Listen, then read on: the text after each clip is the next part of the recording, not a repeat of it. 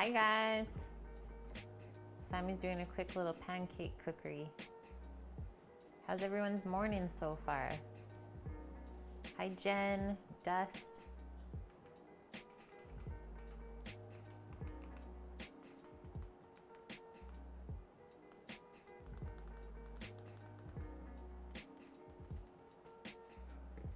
Hi Titan and Bonkman and White Dove. Welcome back guys. As well as Suzanne. Everyone's just ready to go. You're being lazy today, Dust? Yeah, I don't think stream is gonna take super long. I'm gonna try and make it less than 4 hours today for all of us. And then I'm gonna be lazy too. Hi Kosik. Oh, what are you using for a scene right now? I'm using the stove and... Oh, I see what he was doing. I was like, those are not the goals that we have. I'm like, St. Jude is over. What day is it? Where are we? Bonkman, you'll be lazy today? Yeah, until I make dinner later. That's like, that should be the only thing that you have to do on a Sunday, in my mind. I feel like that's what happened. Yeah. Oh, the other thing, I should have added extra flour because I didn't have a duck egg, which was 1.5 eggs. So I had an extra egg. What are you making for dinner, Bonkman? Yeah, Sammy asked me last night before we went to bed. He's like, can you please make some pancake batter? Because I want pancakes. I said I'd cook it for her. Yeah, and he'll cook it. I said, sure. I have to redeem myself, though, because this batter was not very good. We need more.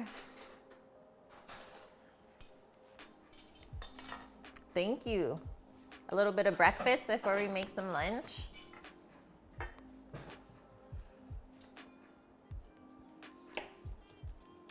Guys, we switched up my stream setup a little bit. So now I know it looks like I'm looking like way over top, but I got a bigger monitor and it's like mounted on the wall. So I have a completely clear work area now. No monitor stand on the countertop. Oh, chicken marsala with linguine, baby bella mushrooms and broccoli. Sounds lovely for a Sunday dinner. I hope that you're able to share that with somebody as well.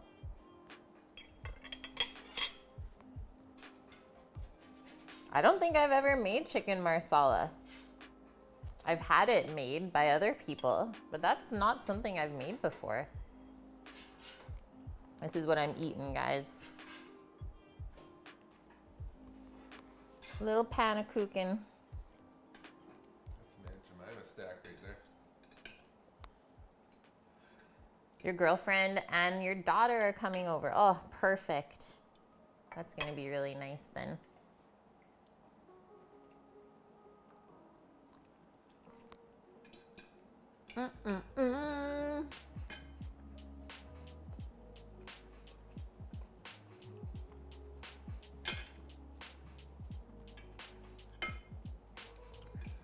I think we're cooking kind of like a date day lunch today, or like a date night meal with the prime rib and the broccoli and cheese sauce.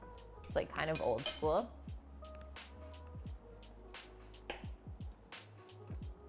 It's still tasty.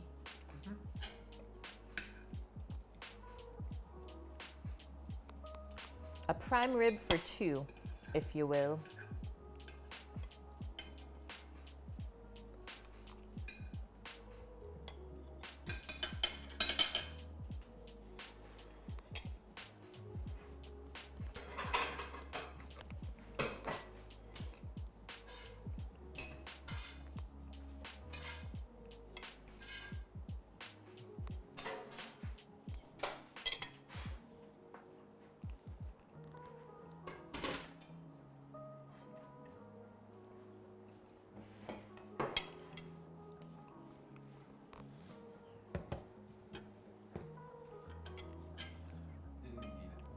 Didn't need it.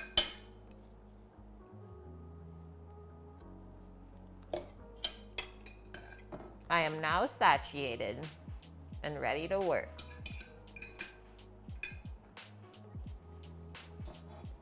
Thanks, Sammy.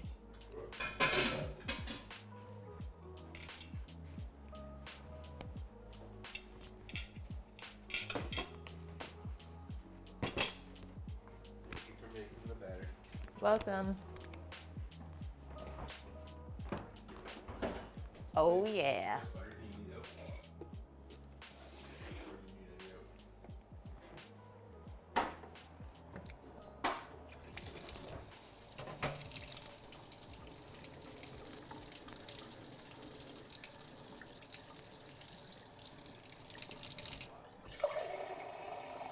What's up, Sama?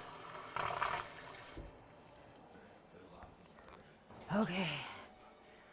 Let's do this, guys.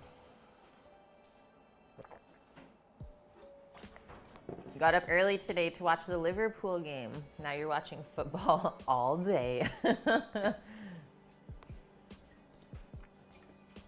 Ooh.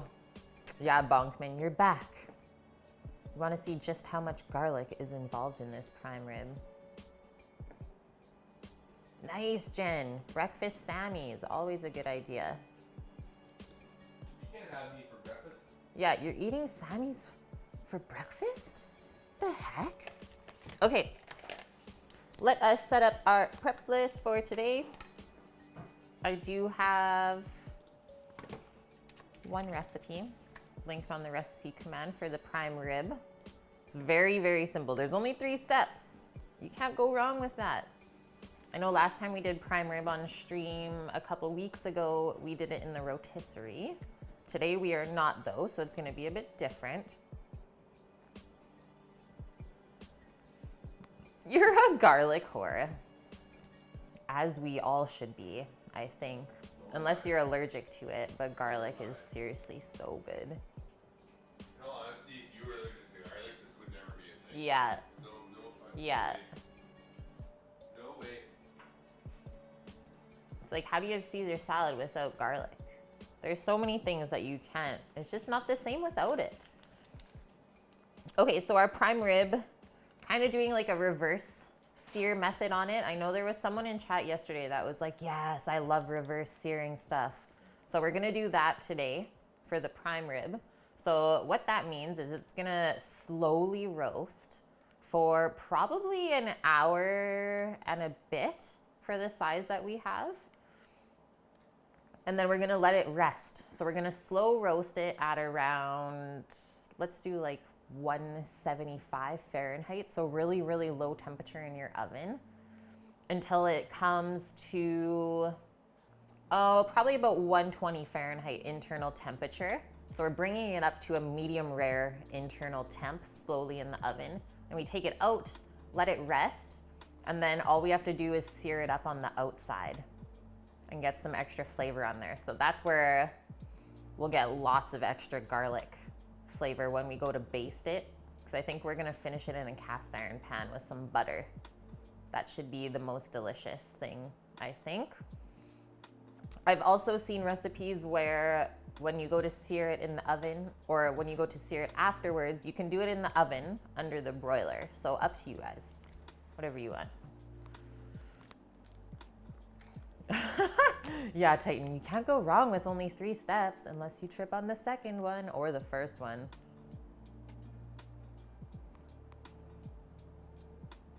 Yeah, it's almost like a reverse sear. I think we're gonna do a sort of rub on it dust. I'm not too sure yet. I think we are gonna do like a little mustard, garlic, and herb rub with salt and pepper so that we can get it cooking with the flavor. And then when we go to sear it in the cast iron afterwards, then we'll do the fresh herbs and garlic in the butter to like get that nice kind of finish and aromatic on it.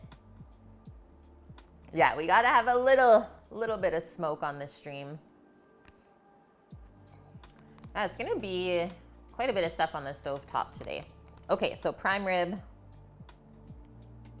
that should be the first thing that we deal with today, whether you're making this for dinner or lunch. So oven to 175F. So you can preheat that so that while it's preheating, you can dress the prime rib. So we'll put rub and then roast.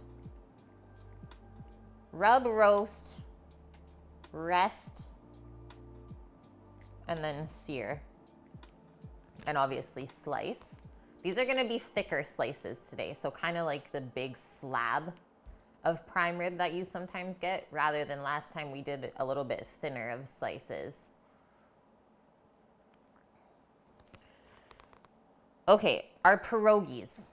So this is us using some stuff up out of the freezer. Yeah, I am a lefty. The devil. Okay, so we made the pierogies last weekend, and then we froze some. So they're just vacuum sealed right now. So all we have to do is boil them. And then I want to get a different texture on them because all of our other sides are kind of soft. So I thought we would fry them up. So this is how this looks right now. They're still frozen. And we're gonna boil them, I think, from like frozen or semi-frozen.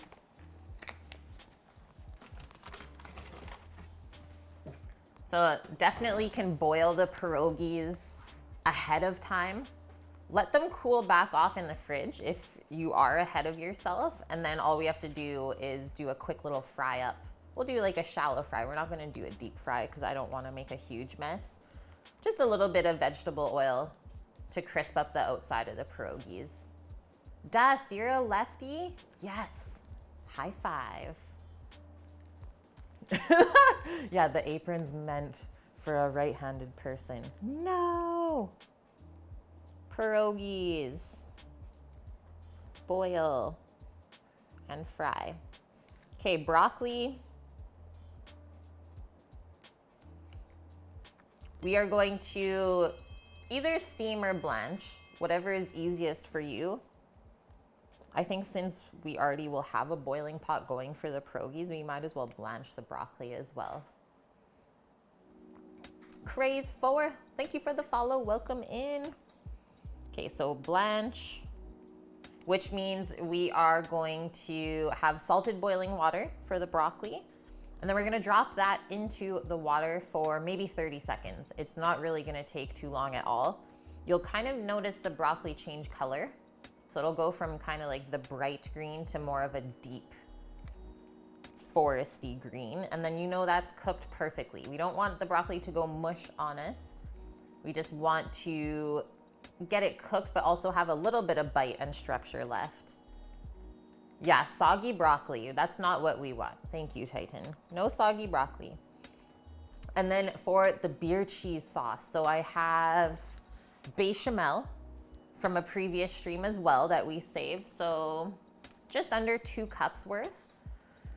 And then all we have to do is mix a little bit of beer into that. If you want a stronger beer flavor, you can cook your beer down a little bit, like reduce it. And then mix that into the bechamel. And then to finish off the cheese sauce is you just whisk your cheese in at the end. Very, very simple.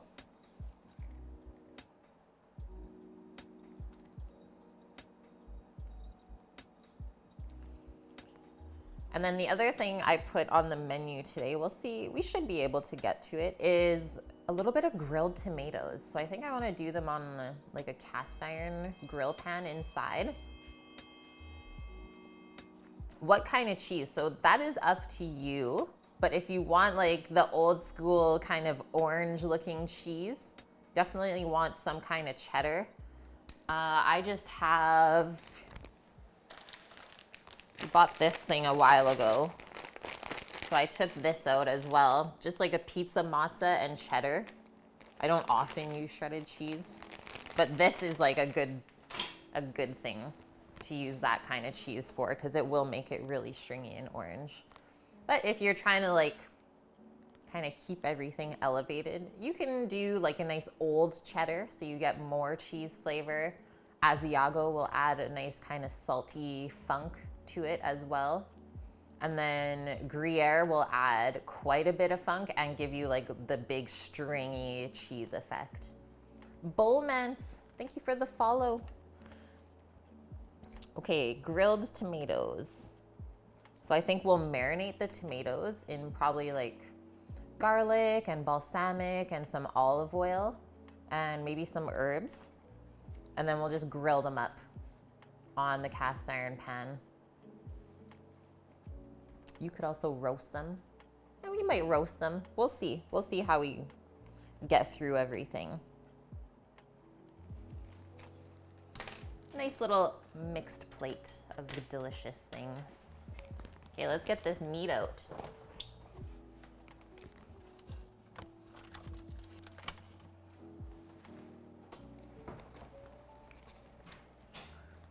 The meat. So that's the piece that we trimmed off of the big prime rib that we did a couple weeks ago. There's two bones.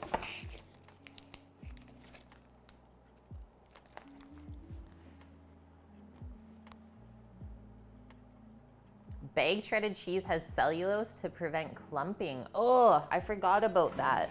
See, I don't even use it anymore. It could make it gritty. No. Okay, well, we'll see.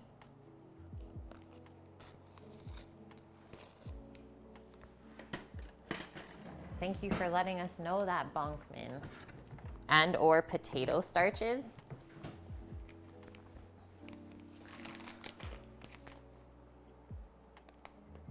Yeah, this one has cellulose.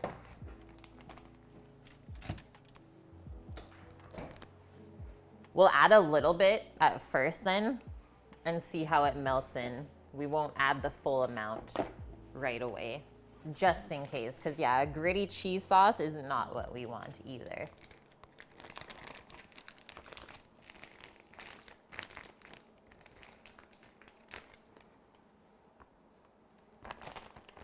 Yum.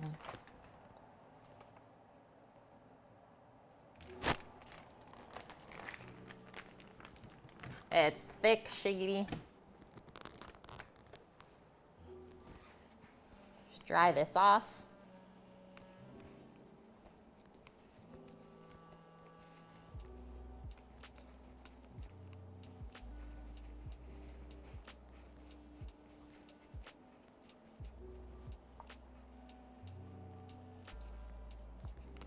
That'll cook up really nice, I think.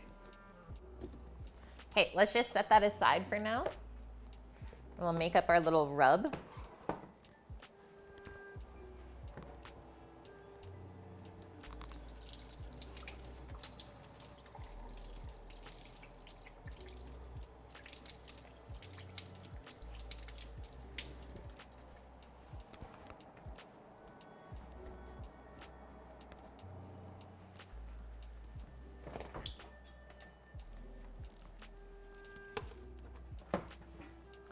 Okay, Dijon mustard.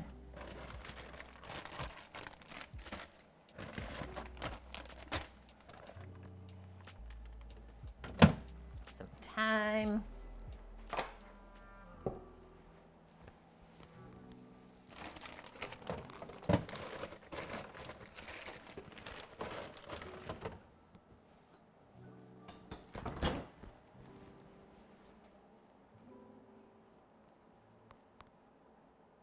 Oh, yeah, that'd be so sad. You're making mac and cheese and you're like, why is it so gritty? I'm with you, Palooza. Yeah, just don't buy it. We don't usually buy it, I will be honest, that was bought quite a while ago.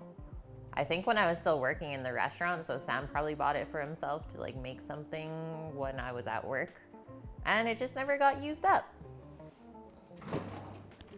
So I was like, I want to get this out of here.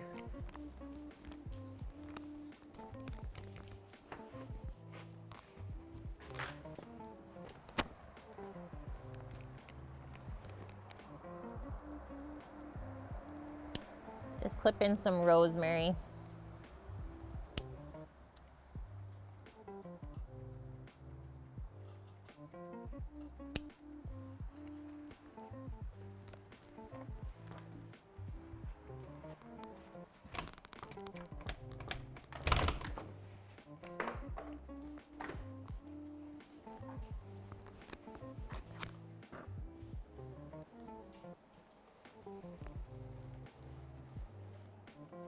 Boom. Did we finish off the tamales? No. No, I cooked up the second tray and we're gonna have them for lunch during the week, I think.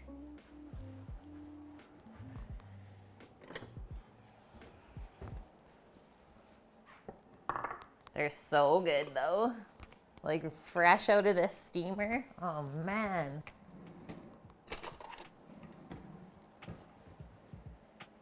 How many did Sammy eat? I don't know. I don't even know where he is right now. I can't even ask him. Okay, so like a teaspoon of mustard, that's all we need. You don't have to go super crazy. He ate 6. I think I ate like 6 yesterday. I think I had like 12 or 13. Sam says 12 or 13. He loves them. Yeah, my parents, they've gone to Mexico quite a few times. And they said those were the best that they've ever had, even the ones in Mexico. So that is awesome. Okay, let's leave this sprig of rosemary for later when we go to finish searing the roast. So let's kind of just commingle those herbs so that we're ready to go.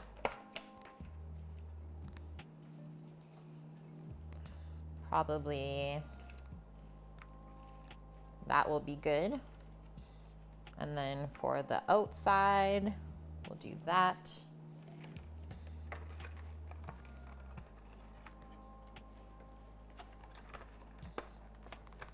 Yeah, they are the leftover pierogies.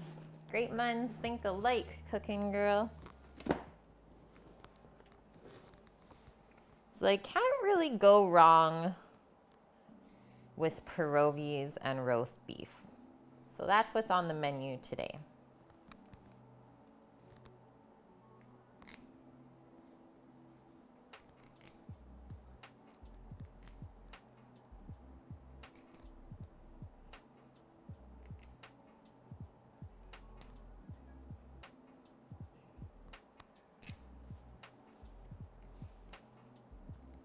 Just picking our herbs off of the stem.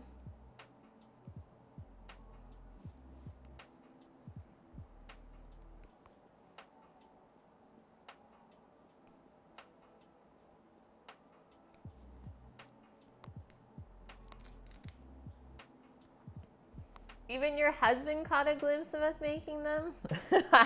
Oh, hell yeah. Those are some pierogies. You've never made pierogies yet. Honestly, the recipe that I used last week for the dough made it just so easy to work with. Let me find it for you, because I think you for sure could make them. I'm gonna post it in chat for you. And it was from the masterclass website. I don't know if you know what that is, but they had a really good article on the pierogies. So there's that. That's what I used. And then for the fillings, I just kind of did it on my own. Just mixed potatoes and cheese until it tasted and looked good.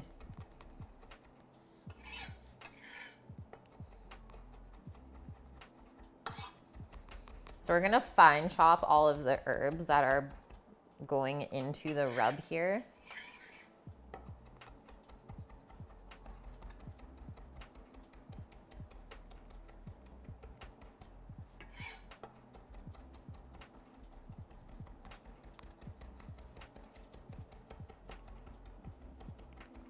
You are very welcome.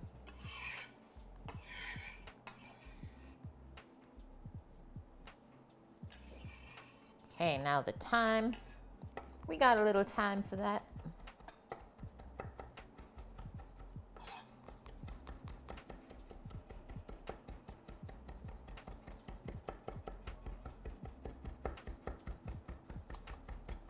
For the most part, all of my herbs in the garden here are kind of just sitting dormant. They've gone to sleep.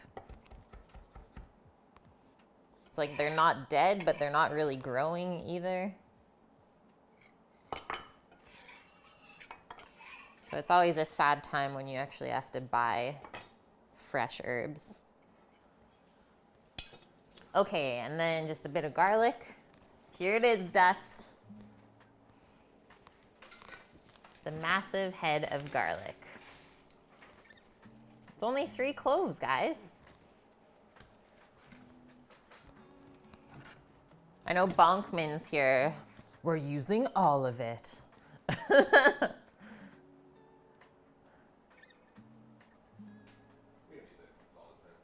Yeah, it is such a good article, Paloozer. I was like, oh, this is awesome. I wouldn't have guessed that Masterclass would have that article for free, if I'm being honest, because there is a lot of useful information there. Aw, thank you, Sir Walk-A-Lot. We do eat well. I try to cook really good for us during the week. It is elephant garlic. You are correct.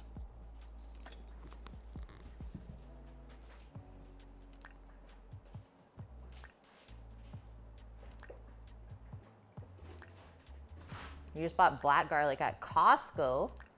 Whoa, I would not think Costco had black garlic. It is amazing. I've wanted to be making it at home, actually. Heard you can do it in a rice cooker, which is something I don't own.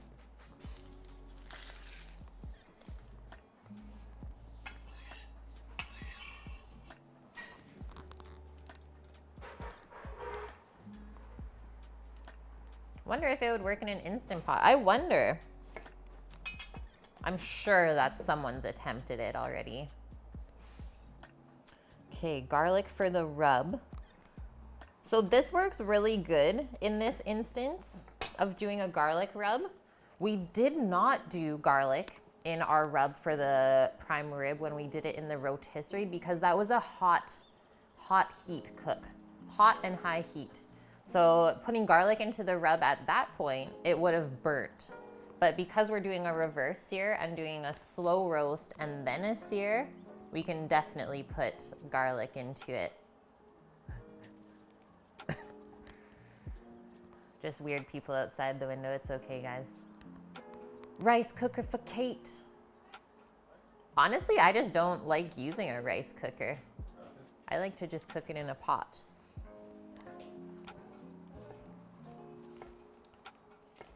So I'm just gonna use a garlic press to mince that down a little bit further.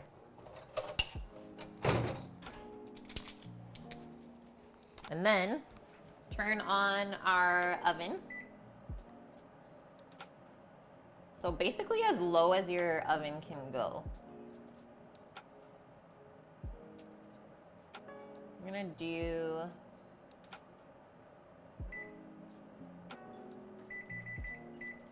200 Fahrenheit. No, it's just my parents. It's just my parents, guys. Yeah, got some weirdos. Who's peeking?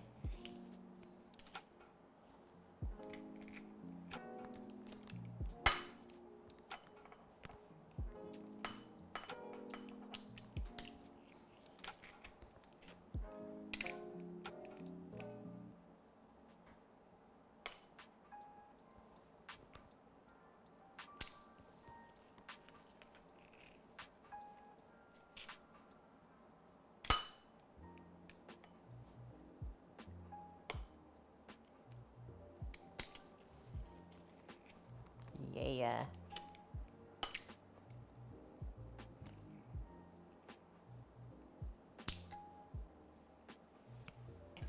Getting messy.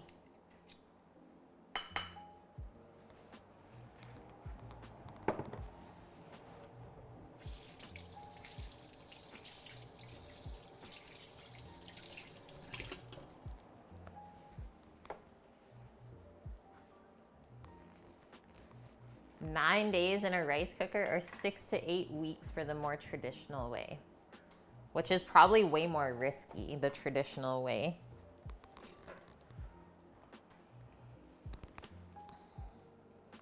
Okay, there's our setup for later. Let's mix this up.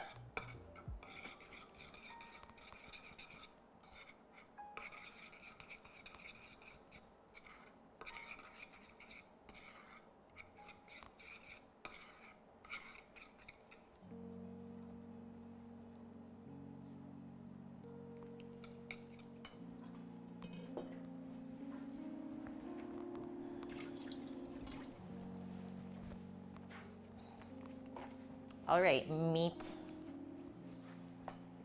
Time to meet your maker.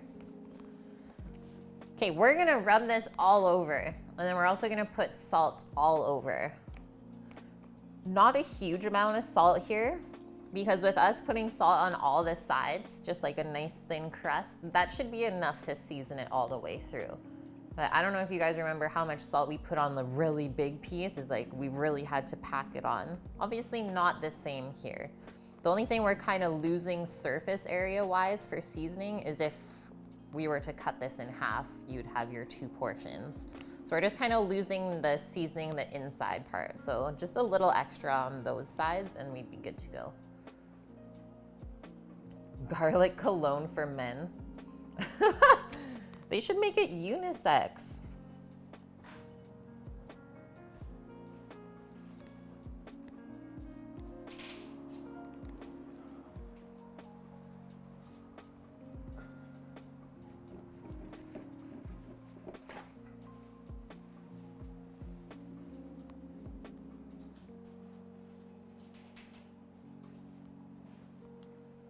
Honestly, I think they should make like more food related scents for people to use.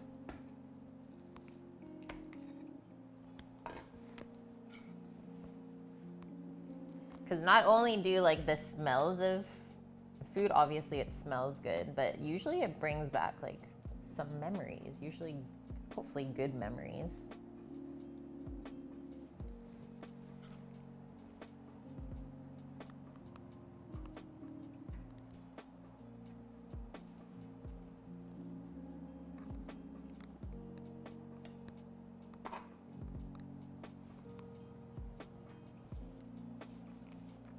We're gonna roast it, I believe, standing up like this, if we can get it to stand up on the wire rack properly.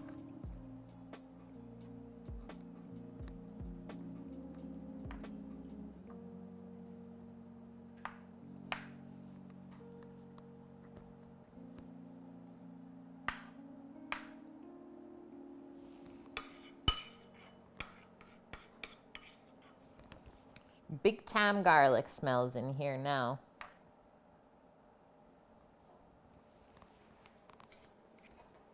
So you just want to cover basically all parts of the prime rib with this rub, and then that's going to help the salt and pepper stick on as well.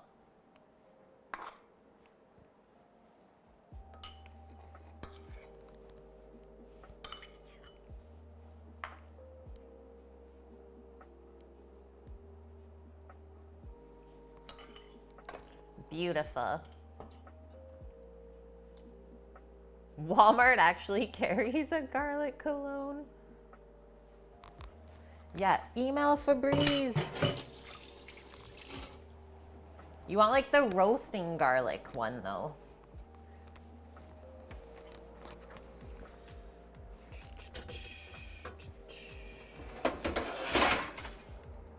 This. Oh, what? Welcome in, Raiders. Just fishing for some pans and racks right now. How is the stream, Christopher? We got some beef going on today. Hi, Coin Collector. Twitch Stewie, Lynn, good to see you today. Hojerific, how you doing, man? Jeff, thank you very much for the follow right off the bat. And Master Temple. Everyone have good holidays? Okay, so we just rubbed our piece of prime rib beef down with some Dijon mustard, thyme, rosemary, and garlic. Hey, Duvetto, nice to see you. And now we are putting it onto a sheet pan with a metal rack. It's almost too heavy for that rack. So that when it is roasting slowly in the oven, the air can go underneath as well. So you get a nice, more even cook by doing it this way. And then all we have to do first before it goes into the oven is just give it a nice season all over. Yeah, holidays have been awesome. Thank you very much for asking. Thank you.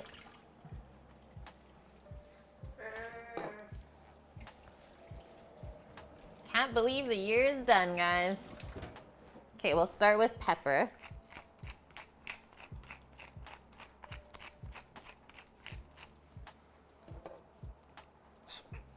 We'll just flip it over. Shouldn't lose too much of the rub that way.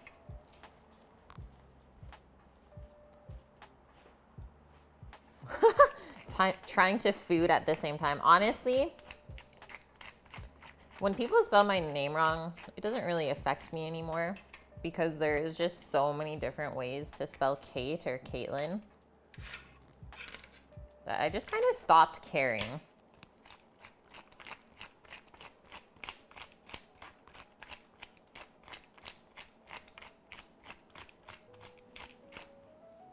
Nice.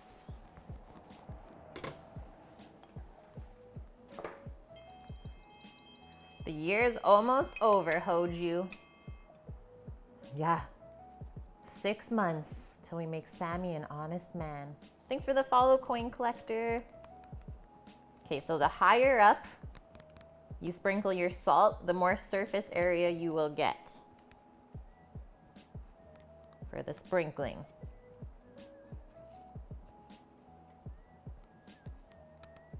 That looks great. Yeah, run! Hi, Vune. Give that a little press. Make sure the salt's stuck.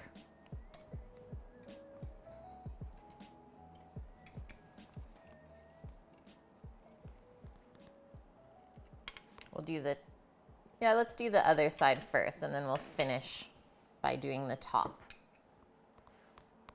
Hey, Crimson. How's everyone doing today?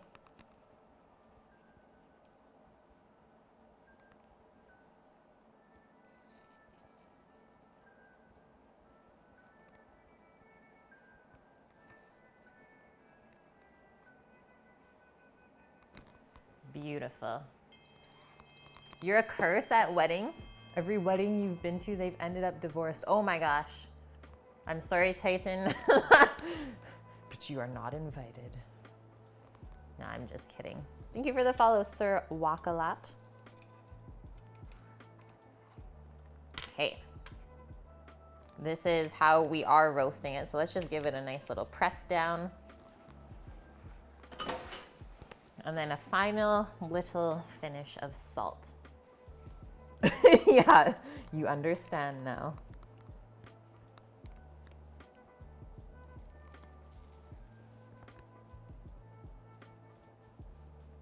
It is looking good. So I would estimate that I probably put on maybe a tablespoon and a half of salt overall from me sprinkling it. Okay, so next step for us, we're doing this reverse sear, which means we're cooking at a really low temperature in the oven to start. So the oven's only at 200 Fahrenheit. And for this size of prime rib, this is actually a very small prime rib. I'm gonna say we should check it within the first hour because we're bringing it up to 120 Fahrenheit internal, which is like a medium rare cook if you were cooking a steak. So we're slow roasting it to medium rare, then we take it out, let it rest, and we're gonna finish searing it right before we serve it. So I think this is an awesome way to cook big pieces of meat, especially for dinner parties, because you do the initial rest first, and then when you do the final sear, you can just go right away and slice it afterwards. So you don't have to wait another time to rest it. Yeah, are we going to Vegas? Where's the bachelor party? Honestly, we don't have a wedding party, so we're not spending money on that. Yeah, an Optimus prime rib. Okay, so that's what's happening. This is gonna go into the oven I'm gonna set an hour timer, and then we know we have an hour to prep some other things while this cooks.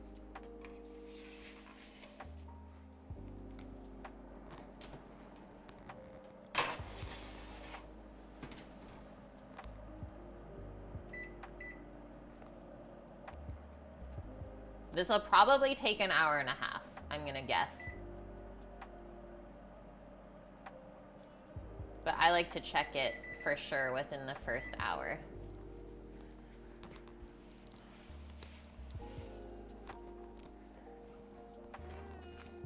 Okay, cross some things off the list.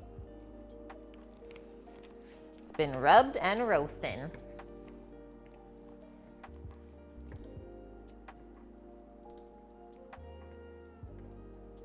Make some weighted dice. Cool. Okay, I'm gonna read a little article before we go any further on prime rib. Because I feel like this is something a lot of people are scared to make for themselves at home. I mean, that is very understandable because it is expensive. Like, it is one of the most expensive cuts of beef. So yeah, if you screw it up, not a good thing.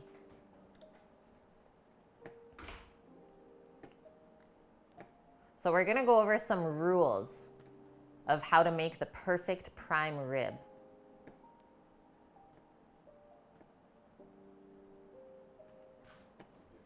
And yes, this is a Serious Eats article as well. So the rules of the roast. Number one, we should be choosing well-marbled meat. So we have gone over this before. Now that the meat's in the oven and it's been rubbed, you can't really see it. But you definitely want to make sure that there's a nice amount of fat all throughout the meat, not just in the eye. So marbling is the streaks of intramuscular fat that run through the meat.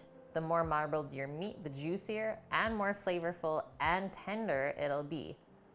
Buying prime graded beef is a good guarantee of this fat content, though it's possible to find ungraded beef with plenty of marbling as well. I don't think there's anywhere in Canada where you can buy ungraded meat. That's not really a thing. If you're not the kind of person who likes fat in their beef, then prime rib is not for you. Let's just be honest here. And you might also not be invited back to the dinner again if you're the person that cuts out all the fat in the prime rib. Hi, Randy. Good to see you. How are you doing today?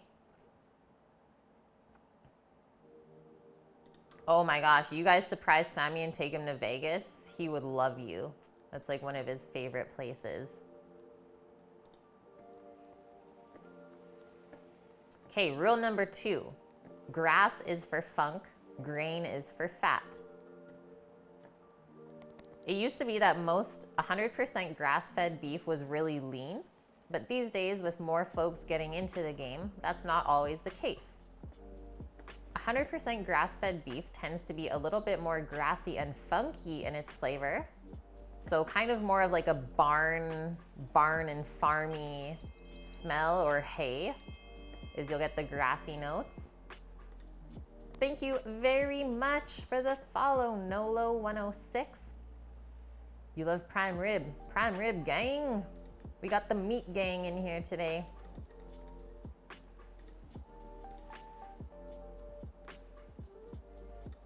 It's amazing how many streamers that there are in Canada compared to US. Really? Because I feel like there's not very many of us at all.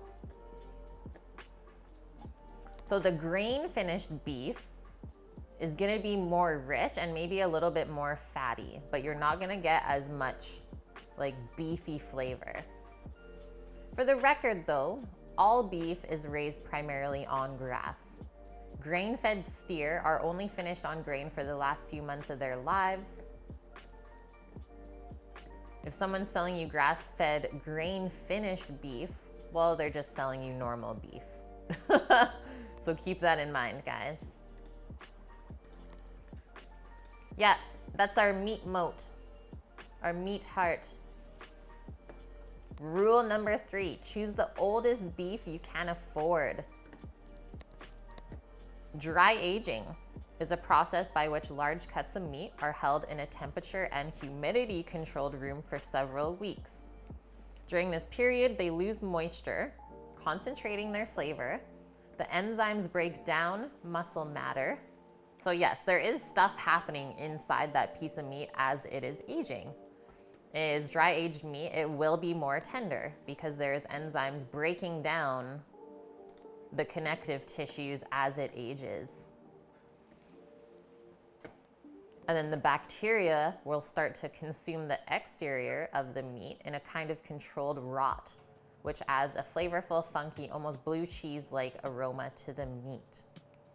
The outer layers are then carved off and discarded before being sold, leaving you with clean, flavorful, ultra-tender meat underneath. The process is not cheap, but in my opinion, the results are well worth the extra cost. So yes, that is why dry-aged meat, especially beef, is so dang expensive, is because when you're dry aging it, well, you already have some loss. Because when it is done aging, you have to cut off the outside, and there's not really a use for it because it is seriously just too funky. And obviously there's some bacteria on the outside, and you just don't want to risk getting sick from it. I would say for the most part, the meat in supermarkets that you're gonna get is wet aged. So they age it in a vacuum sealed bag. Downside of this, I know it's cheaper, but the downside is that the meat is sitting in those juices the entire time. So you're gonna get like more of an irony, kind of bloody flavor from that. So those are the 2 types of aging. You guys can decide what you can afford. I guess that's basically what it comes down to. Dust, you had a dry aged steak. It didn't do much for you. Yeah, I mean, sometimes you try it and you're like, I don't see the point of this, which is fair. Do I have a professional background? Like, is my kitchen fake? Is that what you're saying? No, this is real. Everything is real. I know, I'm excited to make this beer cheese sauce, Randy.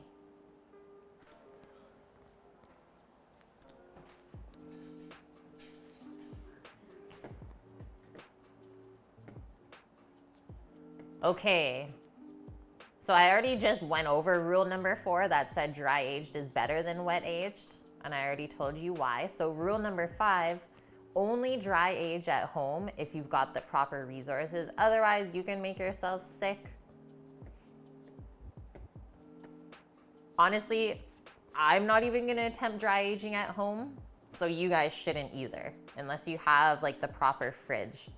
So this is something that we did at the restaurant before, is we had an old like Coca-Cola fridge, like pretty thin one, just with a glass door that opened, that my chef and sous chef converted into, it's called a séchoir, which is like the aging fridge. So they had a dehumidifier in there, as well as a separate kind of temperature control setup, so that the humidity was always controlled and the temperature was always controlled, and that way nothing would go moldy. It was a completely controlled environment that would take out the extra moisture, so it would drip down out into a bucket, so any moisture that comes off of the meat is getting out of there. Because if the moisture gets stuck in there, like say your fridge, like I can't just go and try to dry age a piece of beef in the fridge right now, because it doesn't get rid of moisture the same way, and it is so humid in there that your meat will just mold. So let's just not even attempt that. But you can do it as long as you know what you're doing. What kind of beer? I don't know yet, Randy. We have a couple of like more festive beers that we bought, so I might use one of those, because I know I got a strong one. I'm pretty sure it was like a 7 or 8% beer. And that way you'll get like more beer flavor from it. Yes, so Rook, who is one of my mods, he bought the dry aging bags. but it ended up being too small for what he needed it for, so he hasn't used it yet. Okay, rule number 6 for your prime rib, buy bone-in beef. While no actual flavor exchange takes place between the bones and the meat, there is an advantage to roasting a rib with the bone intact. Insulation. Bones have a higher thermal resistance than meat, meaning the meat around the bones will cook slower than the rest of the roast, leaving those sections extra tender and juicy. To make carving easier, you can remove the bones from the raw beef and tie them back on if you'd like. I wouldn't do that. It's very satisfying when you go to carve the roast to just like cut off the entire strip of bones. And then usually I make like beef and barley soup with it. So you still get another use. Rook makes some bomb food. Yeah, he does. I think he's making stuffed jalapeno poppers today. I didn't even read the rest of your sentence. I am trying to get that recipe from him so we can do a Rook-inspired stream one day. Rule number 7, season well and season in advance. For best results, salt your prime rib on all surfaces with kosher salt at least 45 minutes before you start cooking it. We'll come back to this in a sec because I want to say something about that. And it says even preferably the day before, leaving it in the fridge uncovered overnight. Initially, the salt will draw out some moisture and end up dissolving into it. Over time, the salty liquid will dissolve some meat proteins, loosening its structure and allowing the salty juices to be reabsorbed into the meat. Your meat ends up better seasoned with less salty runoff. So yes, we did not salt our piece of meat the day before, but because we're slow roasting this, instead of doing a hot roast right away, is we kind of bought ourselves a couple hours of it slowly seasoning itself in the oven.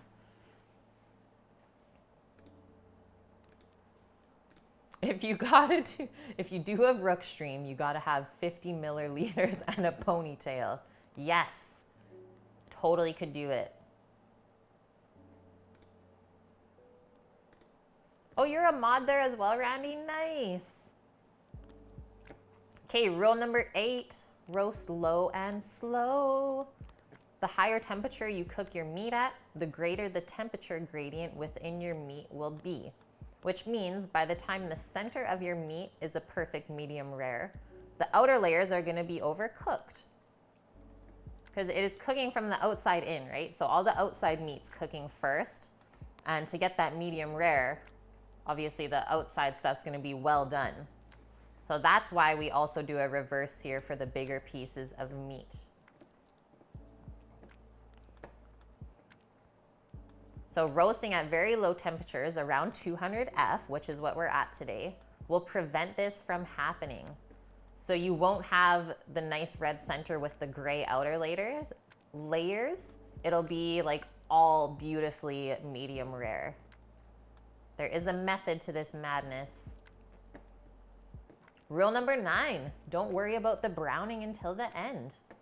Many recipes will have you start your meat in a really hot oven or in a roasting pan on the stovetop to brown it before reducing the temperature to finish it off. In fact, the opposite method works better, which is why I'm sharing that with you guys today. Slow roast first, then brown at the very end. It allows you to brown faster, which means you end up with less overcooked meat in the layers below. The method also allows you to rest your meat prior to browning it, which means that as soon as your guests are ready to eat, you can carve it up.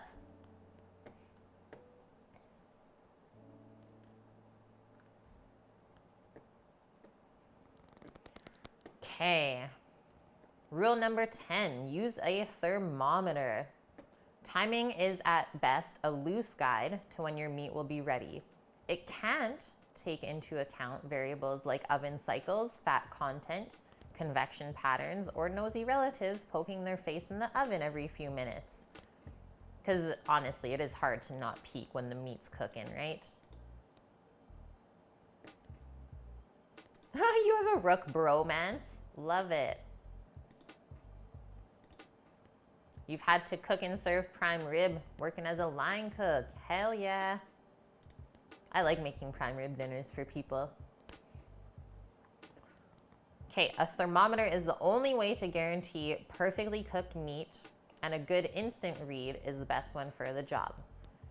Aim for medium rare for the internal temperature, so 115 to 120 Fahrenheit. And remember, the roast will continue to rise by 5 to 10 degrees Fahrenheit as it rests. So make sure to pull it out a little bit earlier to account for that.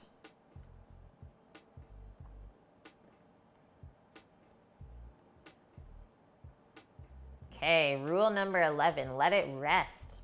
Like all meat, resting is a way to improve juiciness and texture. As the meat cooks, the temperature gradient within the muscle tissue causes an imbalance in the distribution of juices within. Slicing a hot roast open directly out of the oven will result in juices spilling out all over the cutting board from areas in which the juice concentration is too high. Properly rested meat will retain all this juice as it's sliced, delivering it to your mouth, not the trash.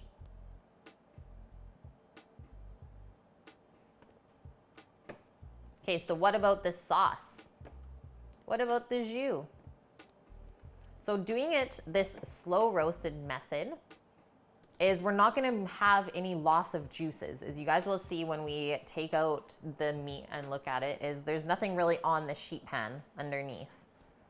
So we're not really going to get a jus from it. So everything's going to stay trapped in the meat, and it's up to you whether you want to like make your own kind of beef gravy or beef jus on this side. So he says the easiest solution for this is just use a little bit of extra beef. So sear off a few hunks of beef like shin or oxtail in a Dutch oven. Deglaze the drippings with wine or stock. Add some veggies, and then you can make your jus that way. For us today though, is I had a liter of beef stock left over from last time we did this. So we're just gonna reduce this and make a nice jus. And then also here's my bechamel to make the beer cheese sauce. Okay, so that is how to make a perfect prime rib, and I think we are now set up to do that. So prime rib is roasting. Let's blanch our broccoli.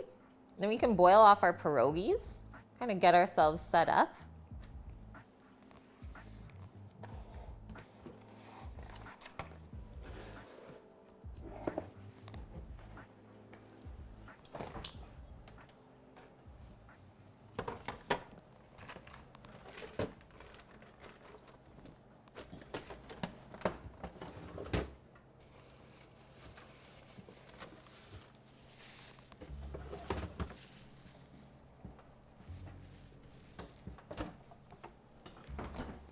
I'm gonna go grab some more broccoli. I wanna do a little bit extra up for us. You don't eat red meat anymore usually, but you like to watch it being made. You're originally only doing it because of dietary reasons, and you realize you're also doing it for the animals. Yeah, I respect that, Randy.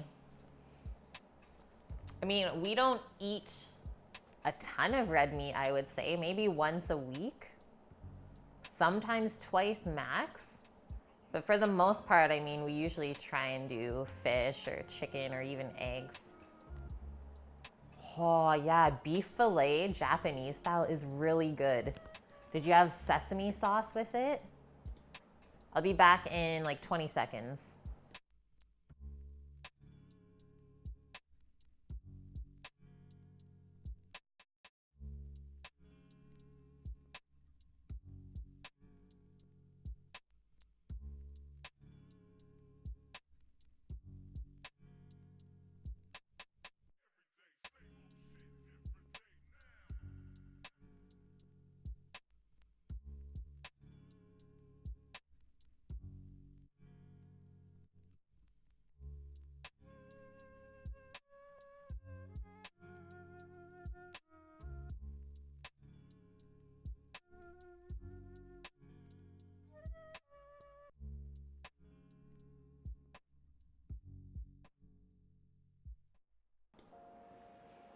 We're back. You love fish now, Randy? Yeah, fish, rice, beans.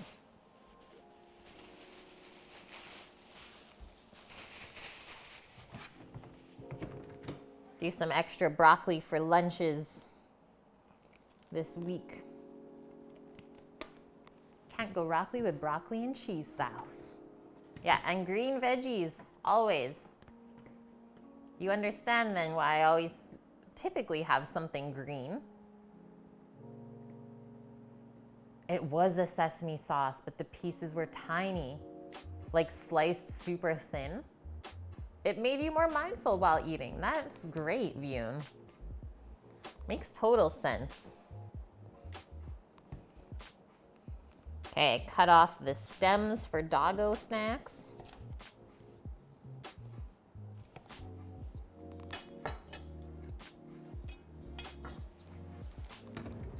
Actually, just pop those into the fridge.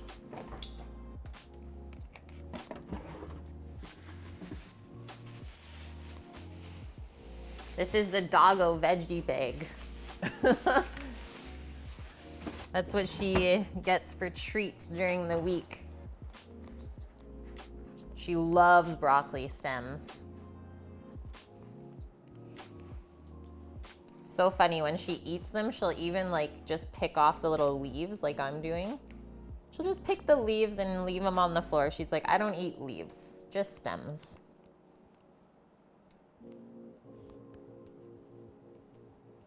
She knows what's good.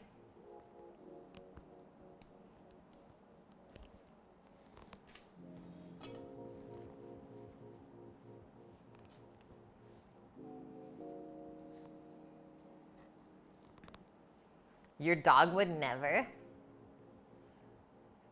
White Dove, you never liked fish, but you're trying, and you can do cod now.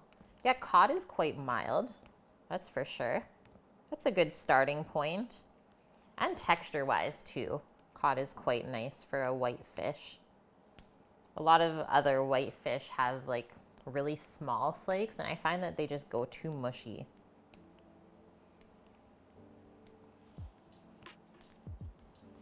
Yeah, raw green beans. That's what we put in Doggo's stocking for Christmas morning. She had to get all the little green bean pieces out of it. Waffles is a diva. Oh, Waffles. We don't judge him. Don't worry, Jen.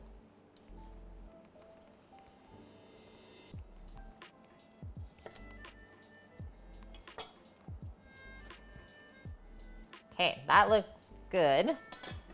So when, oh, that was a wormy. When you're serving broccoli just kind of steamed or blanched, we definitely want to keep it bite-sized. So I like to leave a little bit of stem on. Obviously, you will be eating this with a fork and knife. Just kind of cut them into nice little florets. I'll trim this one a bit more, I think.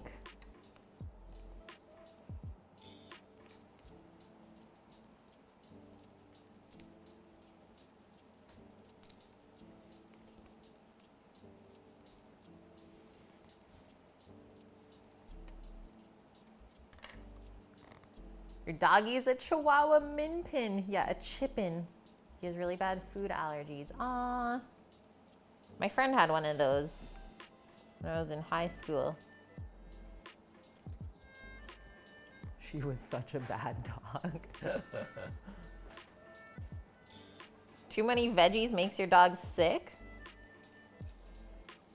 Their systems are just like, what is this? What's the veggies? This isn't meat. What is this? Do you need that grilled? If you want it, you can. Otherwise, I was just gonna blanch it.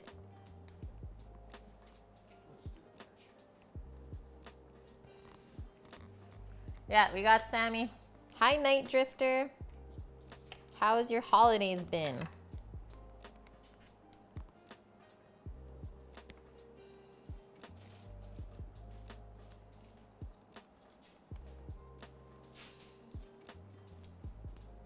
This is really crunchy broccoli. Crunchy broccoli. Broccoli. Broccoli.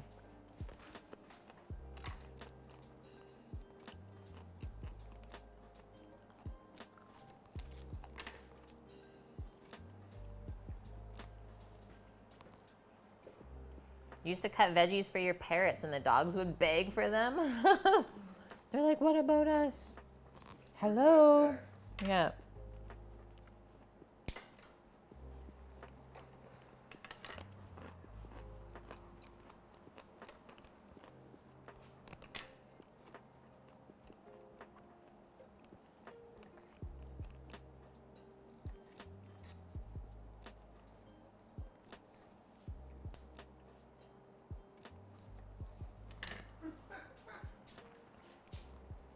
Dust, you didn't even know that dogs liked veggies until you saw Posh. They love crunchy things.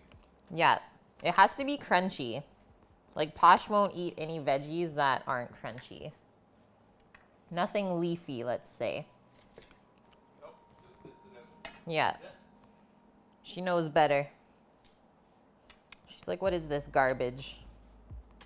What is this trash?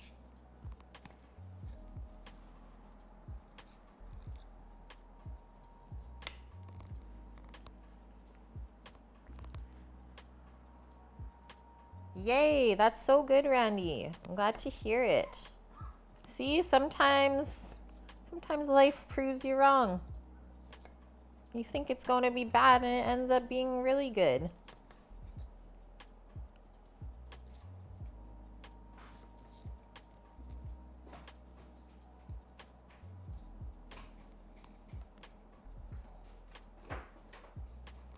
Okay, let's get big old pot of water going for this, because that's quite a bit of brock, but I'm prepping extra so we can have some for lunch during the week. Lots and lots of broccoli.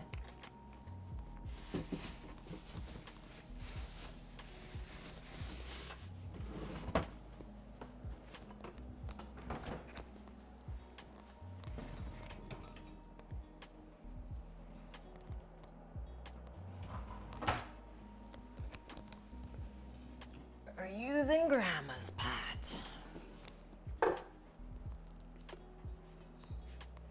You have lots of social anxiety and hate to leave the house. Agoraphobia. You thought you would get in a fight? Oh, man. Yeah, sometimes you have to make yourself do that kind of stuff. Sometimes you get in your own head too dang much.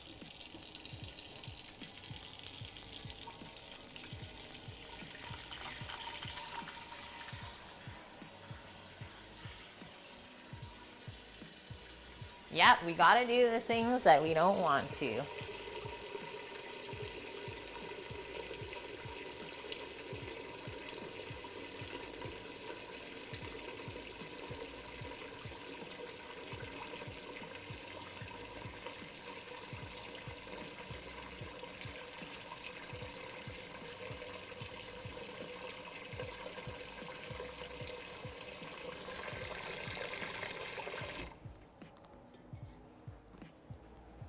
Okay, we'll turn our water on to high heat to get that boiling. And we're gonna put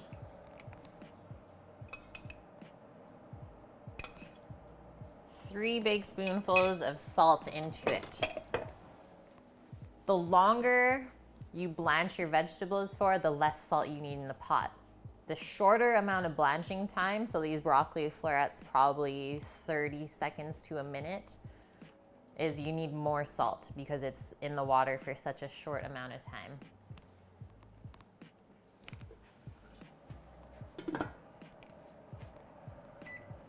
Quick peek at the half an hour mark. Not much is happening in there yet. Okay, while we wait, just gonna smash up the rest of this garlic for the prime rib later.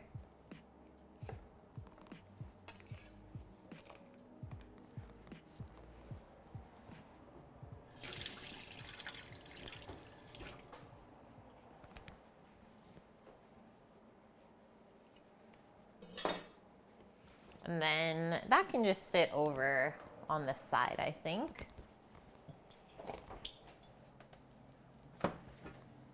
I suppose we can get our beef jus reducing.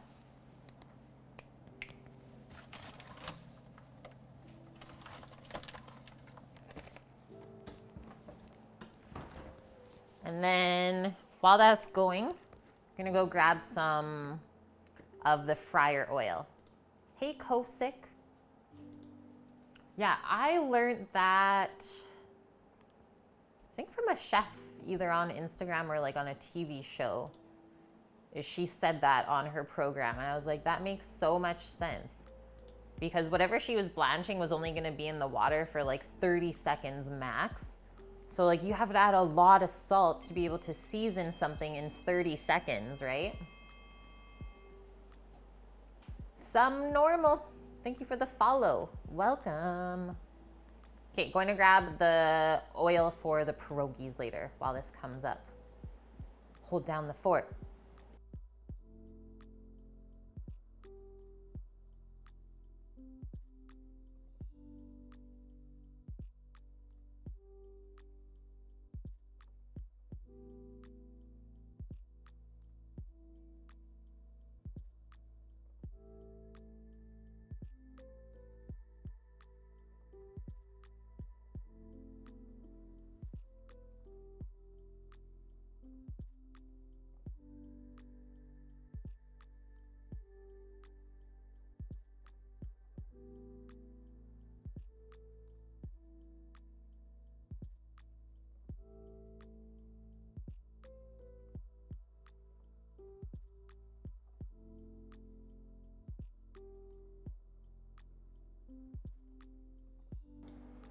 Hi, Mickey.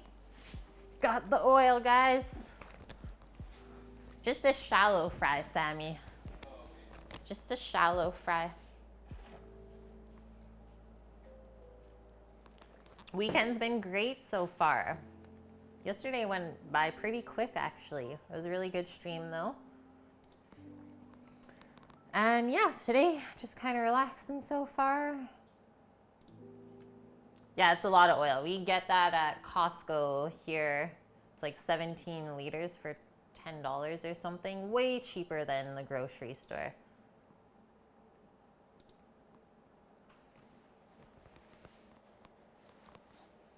That makes sense, Randy.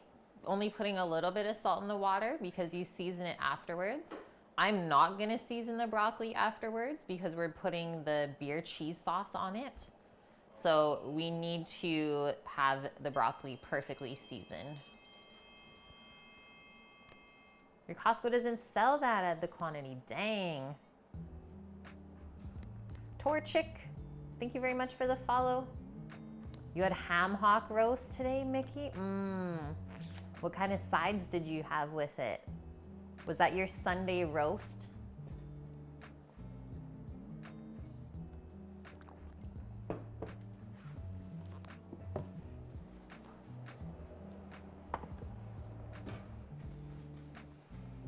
Okay, beef stock, really nice color. That's for our jus later. Just get that into the pot because we can start reducing it now. Probably reduce it by at least half.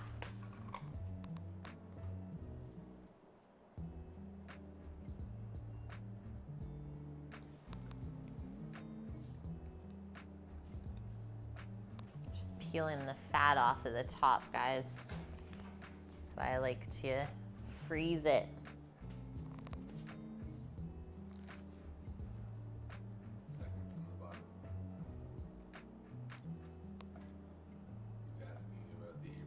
Oh, nice. Sorry, I didn't even see that. That's the apron. Sammy's holding up the apron right now. So for this whole month of December, we've been doing a giveaway for that apron, which is handmade by our friend in Vancouver. And don't worry, it's not too late to enter. We're doing the draw on the 31st. Yeah, the apron. And here is how you can enter. So subscribe tier 1, that's an entry. If you cheer 500 bits, that's an entry. And if you donate $5, that's also an entry. If you gift a sub, that's double entries. So that's 2 times entries. And it's kind of our fun way to build the community while also giving back to you guys.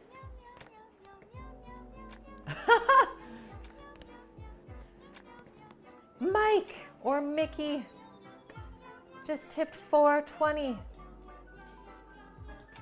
Sam, is that close enough?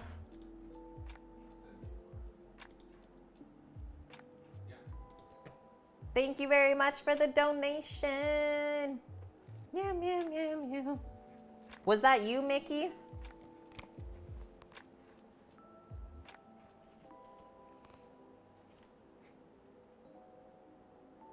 Yeah, sick donation, bro. Okay, and then White Dove, here is also the link. Holy shit. White Dove, there's the link for Search and Rescue Denim. You can see all the different aprons.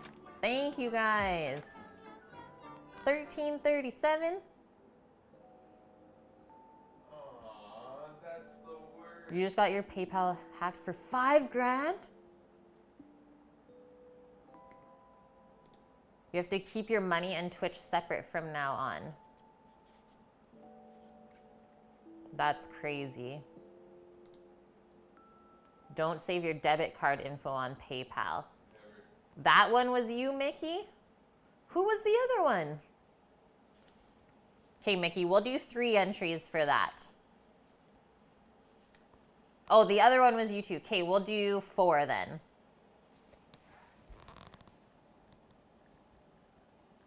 Holy shit. Thank you. Have any of that happening to me. Wow, you guys get lots of stuff hacked. We don't really have that happen too much here in Canada. Mickey, you had a good Christmas with the fam?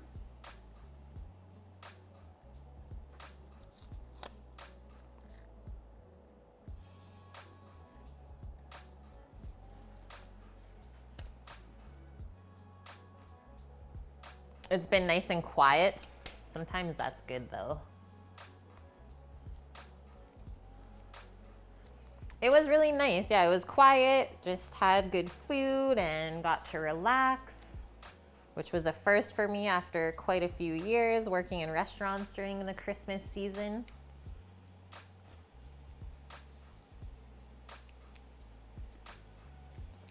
Okay, there is 4.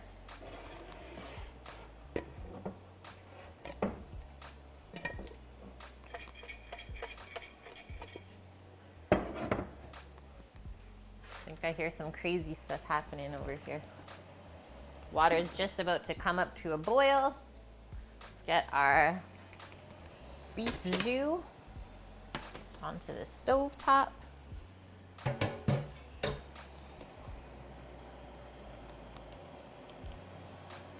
It's still a little frozen anyways. Good food. You got drunk? Yeah, I think I got myself drunk off eggnog by accident. The recipe said it made 12 portions. Sam, my dad, and I each had 3, and then we gave 2 to Zach and his family when they picked up their turkey. So really, there was only 8 portions and 6 cups of rum in it for 8 portions. Not ounces, cups. So yeah, it was a little bit dangerous.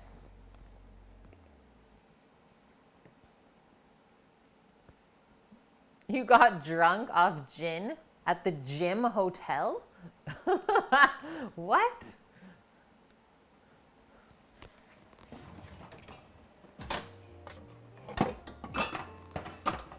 Yeah, gin's dangerous for me.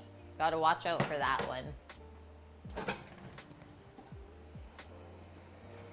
Got me good once.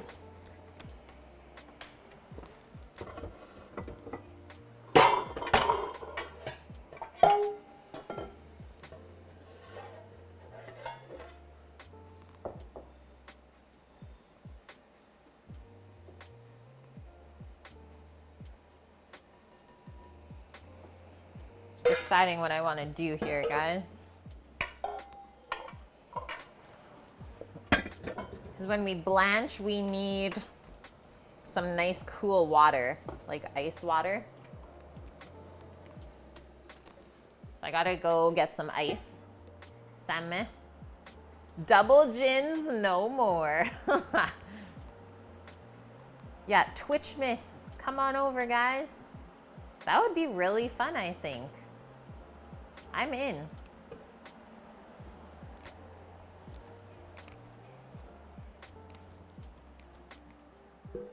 Need some ice, please.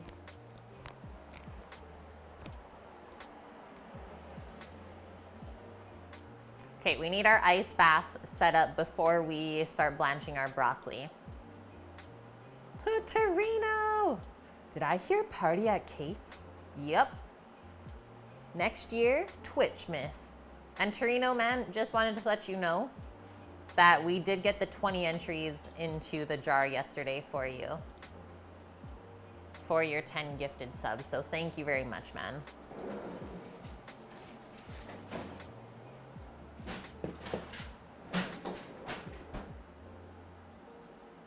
That's what you're doing?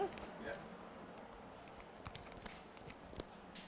Sammy's giving me ice packs. This might actually be a good thing.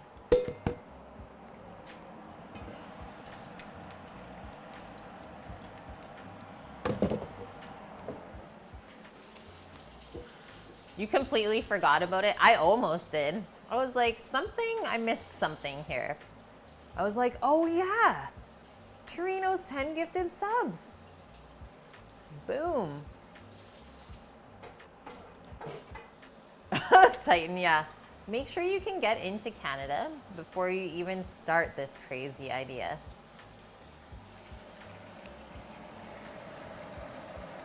Yeah. We're ready.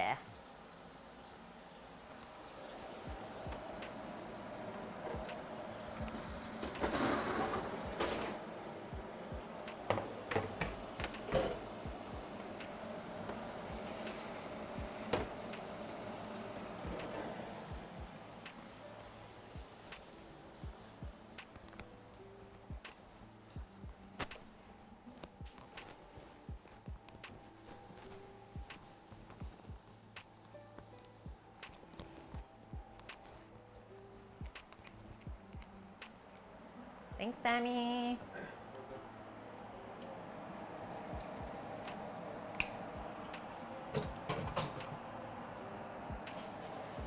Okay, so set up here, I have a sheet pan. I'm just putting a couple towels over it. And this is where the broccoli is gonna go once it's done blanching.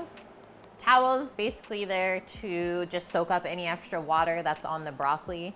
If you have too much leftover water on your blanched or steamed vegetables, is whatever sauce you're gonna put on it, it's not gonna wanna stick with the water on there. So I'm gonna draw the extra water out from there. And then later on, when we are ready to plate up, the broccoli's already cooked. So all we have to do is like a quick reheat, which I thought we could just quickly do that in the oven, which is why we're gonna put it on the sheet pan. Very simple. Trino, you wouldn't have minded if we completely forgot. No, I mind. I mind. Gotta be consistent.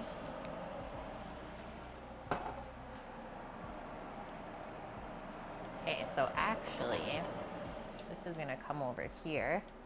So you want your ice bath. So nice cold water with either ice or an ice pack right beside your blanching pot so that when the broccoli is done blanching, it goes right into there to cool off. Otherwise, it will keep cooking. Oh, Mickey, surviving on 10 minutes of sleep. Oh my gosh, you need to get some rest then, dude. Thank you very much for your donation today.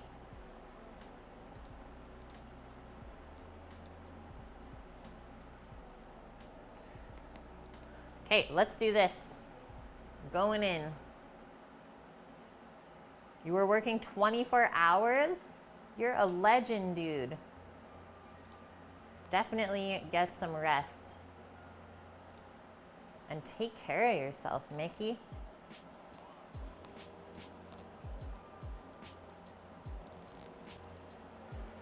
Okay, so look at the broccoli color now compared to when it's done blanching. We'll do it in two separate steps.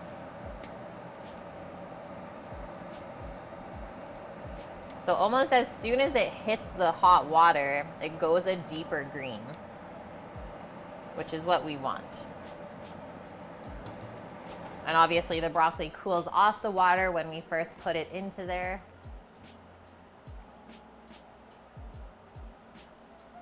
Oh, you've been delivering food to hotels. Very cool.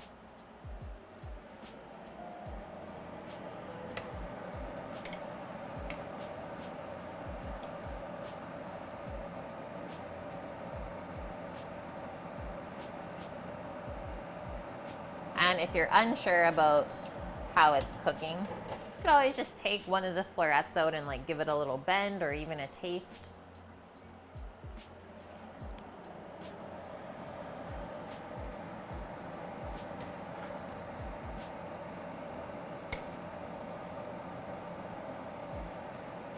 Couple more seconds.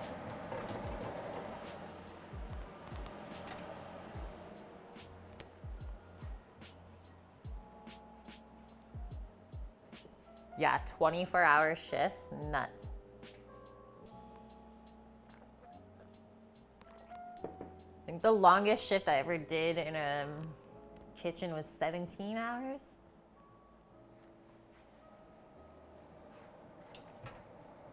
Oh man, guys, 13 minutes left on our prime rib timer. Okay, now let's give this little bend test. Nope, still a bit longer.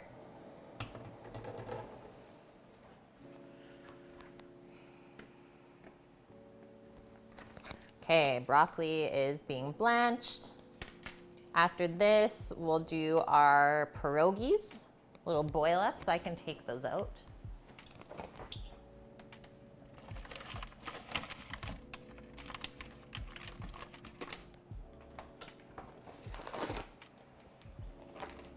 Dun, dun, dun, dun. It's not chimo, it's homemade.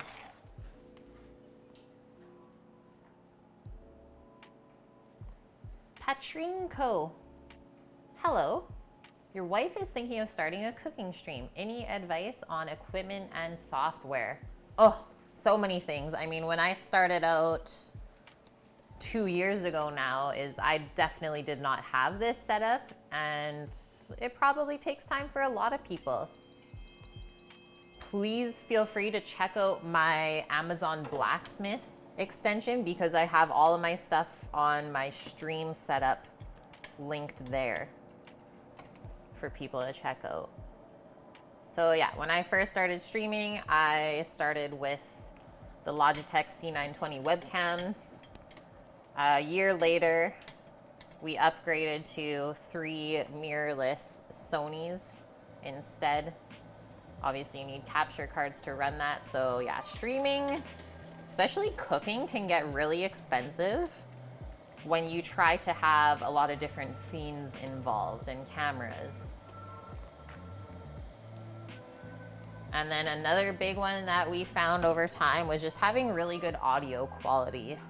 So I started off with a Blue Yeti mic, and now I have a Sennheiser wireless.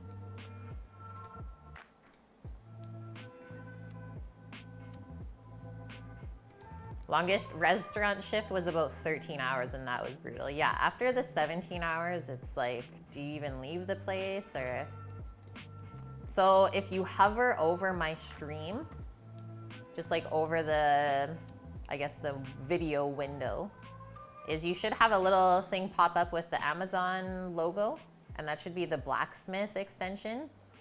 You should be able to find like the cookbooks I use, the streaming equipment, a bunch of kitchen equipment. Okay, just waiting for our water to come back up to a boil.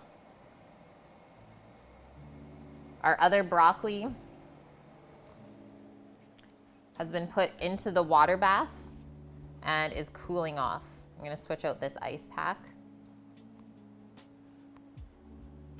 Oh, you're very welcome.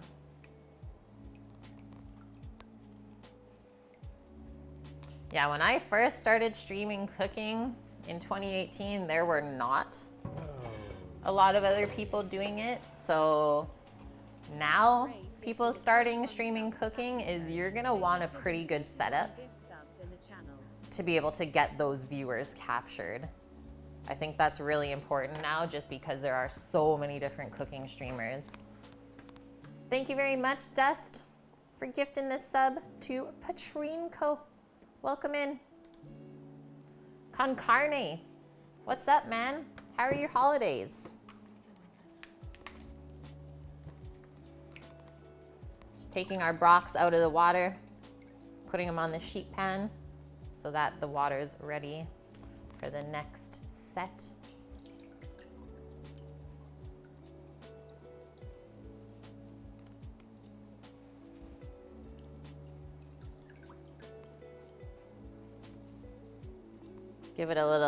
Give this floret a little taste, see how our seasoning is.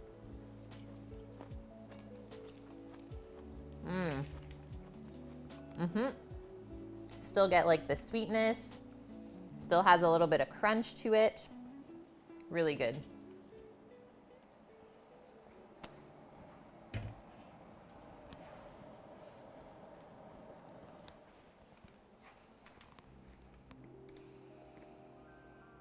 Let's go water. I think it's there. Okay, next set of broccolis. And then we should be checking our prime rib quite quickly here.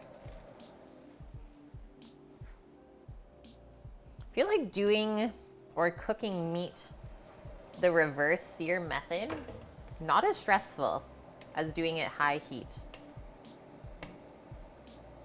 Kind of like cooking sous vide in my mind. You don't really have to babysit it, and you know nothing's gonna like get overcooked.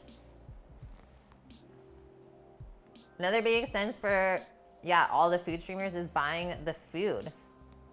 Totally. I mean, when I first started out streaming, that's what most of my goals would be every week, is just food for groceries.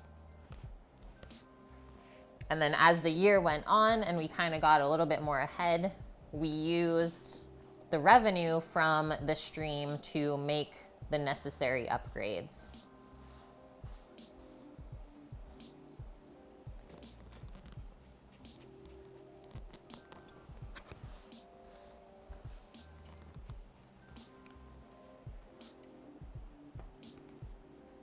Aw, dang, Torchic. I'm sorry. And if you wanted to actually see the pierogies get made, they were made last week on stream. So if you go back 2 VODs, you'll be able to see me making the pierogies. So we're just kind of using up the leftovers today.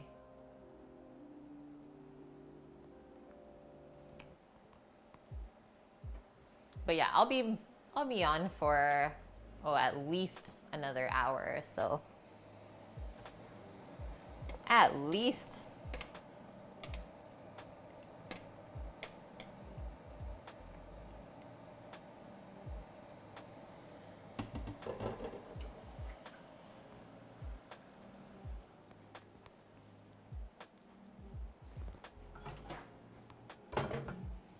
Hey, Dust. Does this mean you need an entry into the giveaway? ×2. Dust Pirate.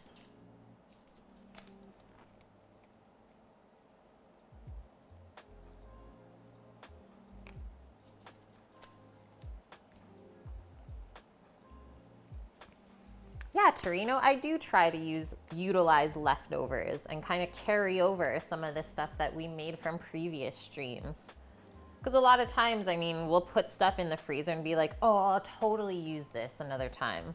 And then it just sits there and nothing happens. So this is a good way for me to even be more mindful of stuff that I'm cooking.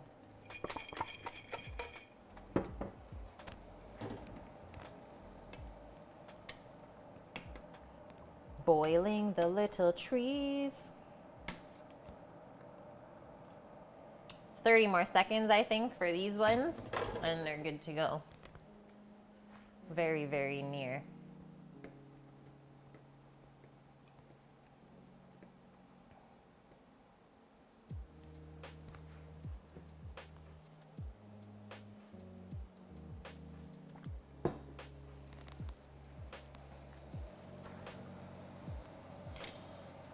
And then we're gonna, I might actually be able to just strain out all the little broccoli floret pieces and boil the pierogies in the same water.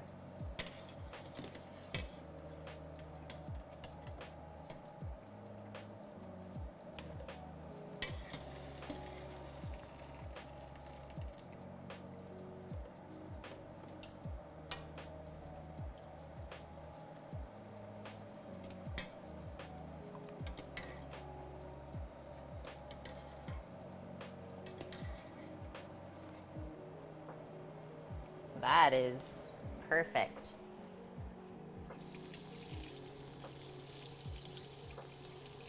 I'm gonna guesstimate that the pierogies are gonna boil for probably 3 minutes because they are still a little bit frozen.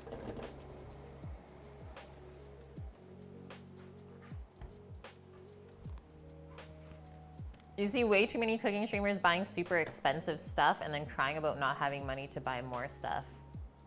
Yep.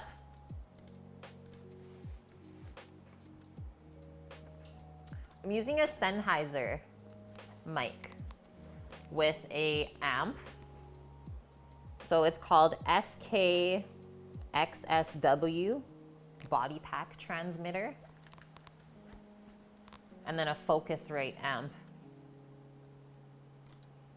That was actually a gift from my grandparents for the stream this year because they said they were getting sick of me kind of losing my audio every time I turned around and went to the stove because we were using a Yeti before, and then you wouldn't be able to hear what I'm saying. So they're like, we need to fix this. Pretty awesome. Torino, what's wrong with boiling in the same water? I hate wasting water. Like, that's another thing as a chef is like so much water is wasted. It's nuts.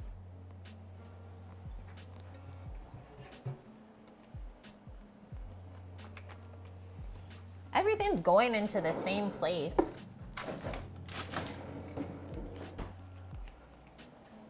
I know Baba's probably like, the heck are you doing? Will it change it though? Oh, yeah. Yeah, more nutrients. Titan_Uranus gifted a tier 1 sub to DJ Concan. Thank you very much, Titan, In the channel. for gifting the sub to DJ Concarne. That's 2 for you, Titan. Just neck and neck with Dust, hey? Welcome back, Concarne. We've missed ya. Yeah, just close your eyes, Torino. It's okay.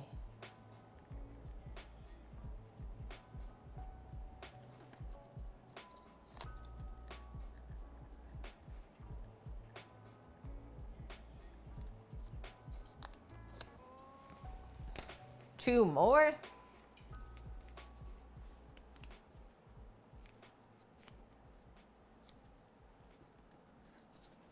Yeah, that's the other thing we do, guys, to make obviously your money go farther too, is we rarely buy anything for the stream full price. Is we'll always wait for a sale. And that way the money goes even farther. All right. Let us remove the rest of our broccoli from the water bath. They're nice and cooled off now and they've stopped cooking. Sam's a really good shopper that way. Even a lot of the groceries we buy though, is we kind of plan out the menu according to what's on sale for the week. Just a couple of things, being more mindful that way is make your life easier and better. Have more money. That's some bright green broccoli.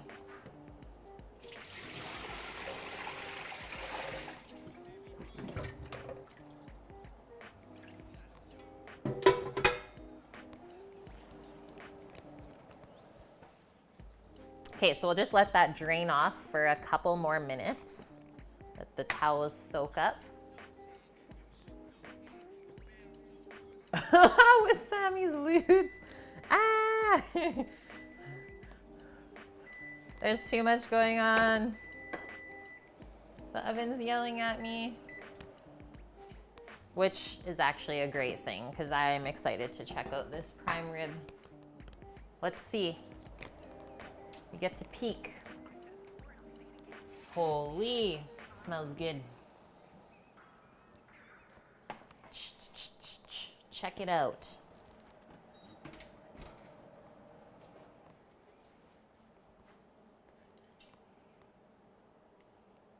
You like the trivet? That was actually something I found somebody selling here. I scooped it up. It's like a little cast iron fish. Okay, so we want basically the most center we can get on this. I mean, I would hate to poke this through the one side. So let's go this way.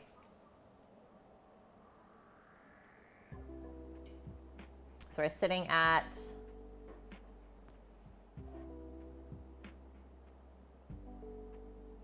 64. So we're actually only about halfway. But a lot of the initial time of the first hour is just bringing the piece of meat up to temp. So now that it's that temp internally, it should cook a little bit quicker because we are wanting to bring it up to 120F. So let's put this back in the oven. The oven's set at 200 Fahrenheit. And I'm gonna do checks every 30 minutes now because I really don't want to overcook this. You collect the cast iron ones? Yeah, I would love another trivet for sure.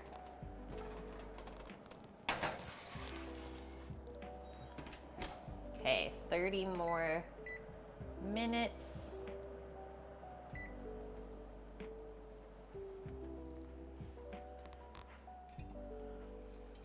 Yeah, these are awesome. I mean, you could also get like, what are they, little wicker ones? I don't know what the material is made out of, but those work good too. Antique ones, nice. The fish design is so cool. Definitely a West Coast thing, hey? Okay, back over here. That water is ready.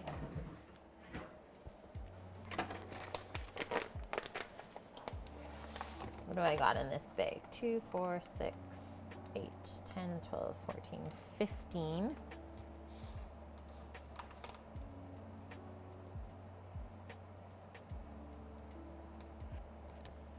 I feel like that's probably enough.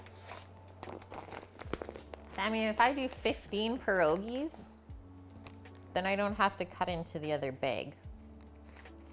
You want me to just take a couple out of the other bag? Okay, because we still have tamales. Cupids, flowers, roosters? Yeah, the internal temp of the roast, when we checked it, was 64 Fahrenheit. And we want it to come up to 120. So we're about halfway there. There's our pierogies from last Sunday when we made them on stream.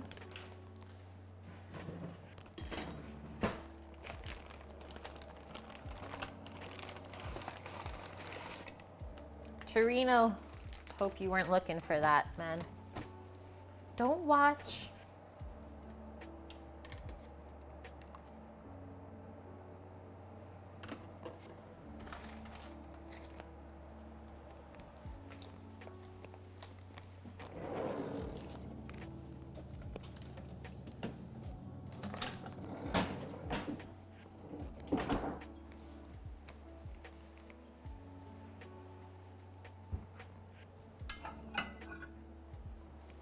We'll just put those onto a plate when they come out.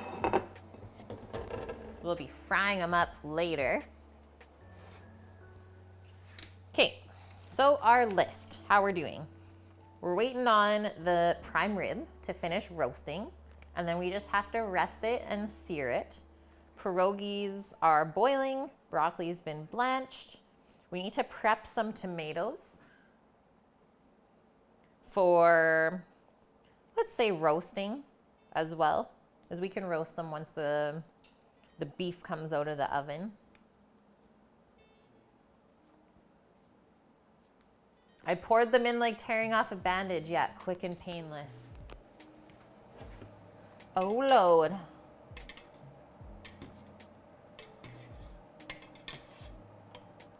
I want this water to come back up to a boil. Just making sure these aren't sticking on the bottom.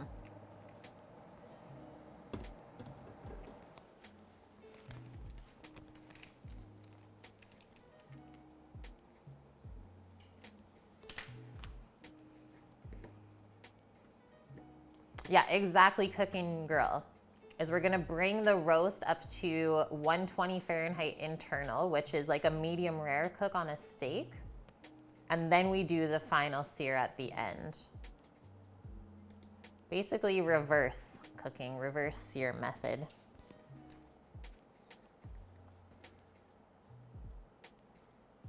And you should end up with a much juicier and tender prime rib that way.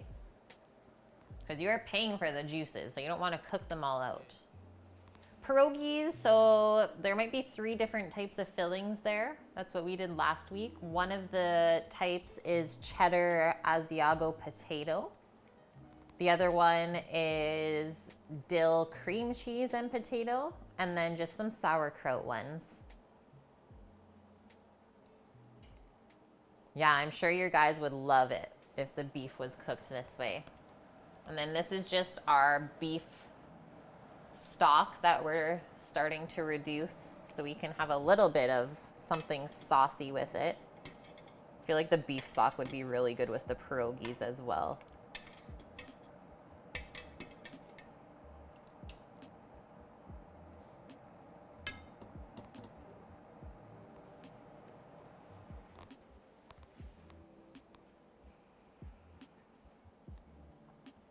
So 120 is medium rare.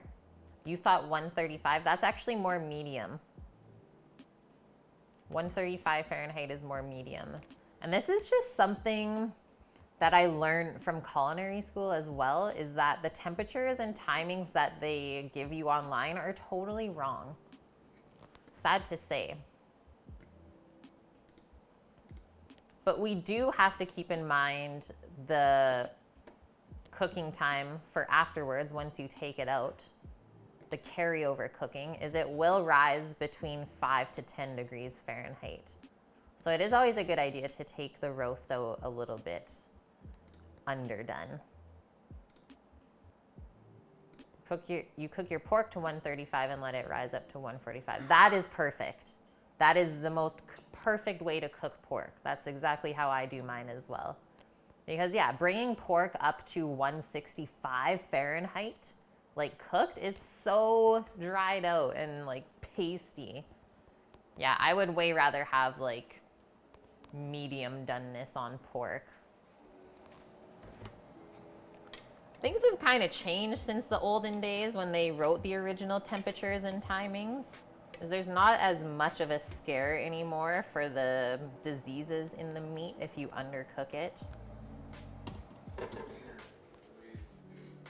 Yeah. You raised pork for 15 years? Amazing. Yeah, you should get in the habit of cooking it how you like it. Yeah, the olden days, Torino. Okay, we're just waiting for these pierogies to come up to a float.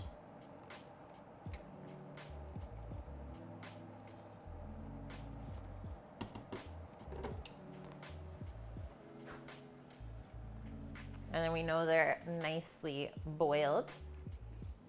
And then why don't we work on our beer cheese sauce? Why don't we open a beer up and start working on our sauce? Because then that's good to go. We can set up our fryer for the pierogies. And then really, we just have to focus on the beef and the tomatoes. Yeah, beer time. I like beer. The Crown pork roast Costco has been bringing in for the holiday season the last 10 years is the best. Really? What? Costco pork is good, but in the last little bit here, like the last year, is our Costco meat has gone down so much in quality that we just don't get it there anymore. Like we got it 3 times in a row and it was like such terrible quality meat. So you just go to the butcher shop now. And I don't think we even get the crown pork roast like you do. I don't think I've ever seen that. Okay, we're floating, guys. These little rogies can come out.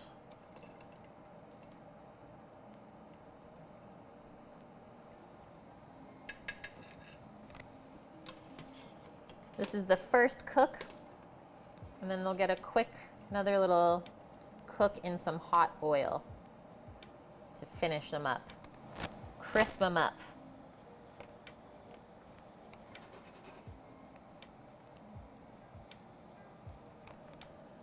I think that's all of them. No pierogies hiding. Oh, there was one. How did I know?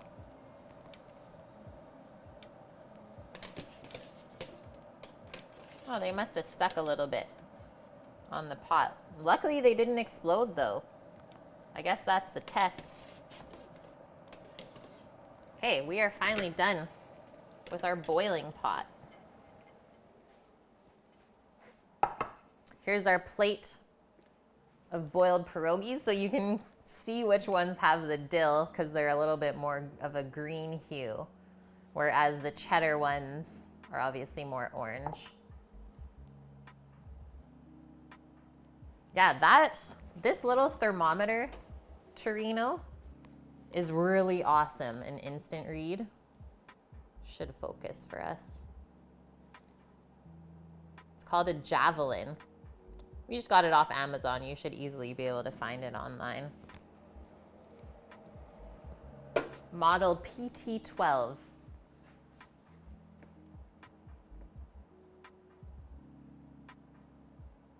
They simmered about 6 to 8 minutes. Yeah. Yeah, it was quite a while. But they were partly frozen still. We are gonna fry them. Hey, Blue Milk. Yeah, we got our pierogies going. We're just gonna do a shallow fry, like not a crazy deep fry. Oh, you just bought a new thermometer. It's working good. A Kaizen. Okay, you got some options then, Torino. Yeah, what is actually the proper way to spell pierogi? Does anyone know? Bueller?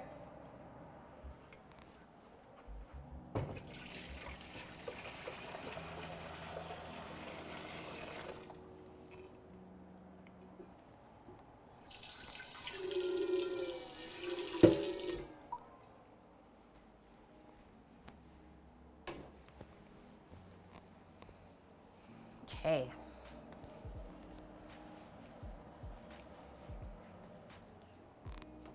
We got our broccolis, we got our pierogies.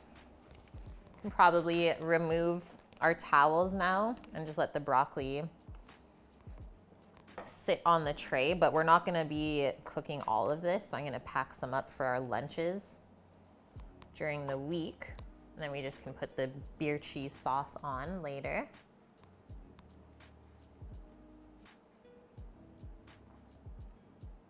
I've even seen some spelling of pierogi with an H in it, though.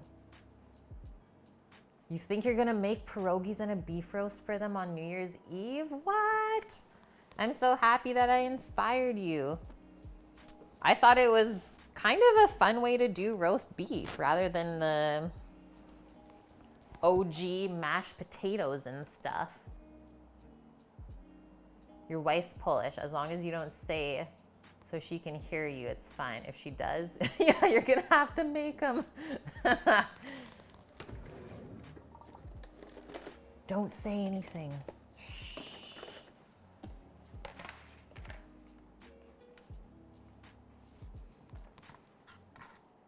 Pedahe. Isn't that how you say it? Pedahe.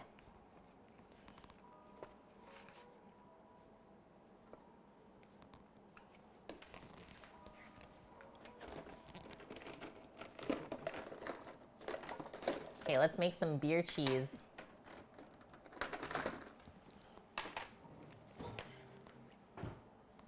I think the G is silent. In Polish, you do say the G. Oh my gosh. Stressful, guys. Boom. 2 containers of broccoli. The Polish people, yeah, wouldn't waste a perfectly good letter.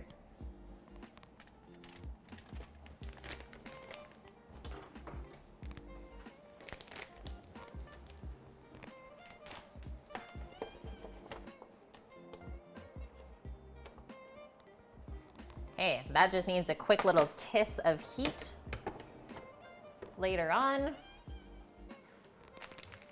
Got our base.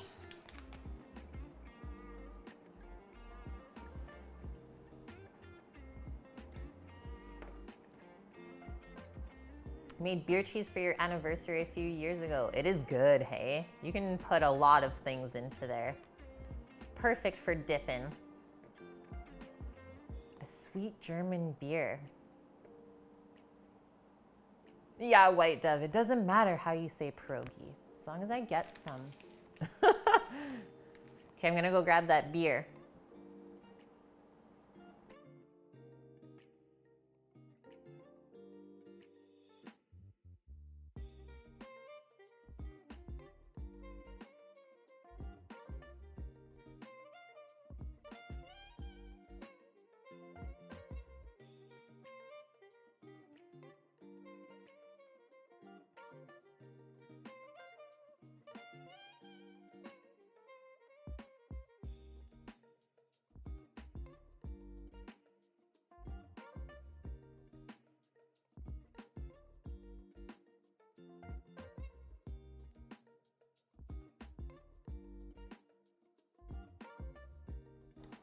I chose the fancy one, guys.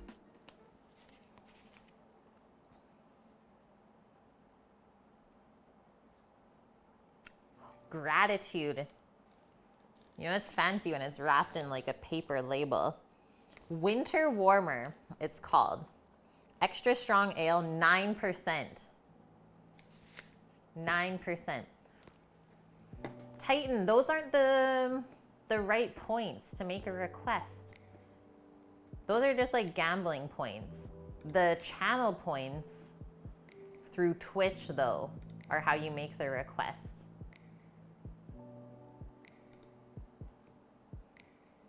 Kentuckian beer cheese.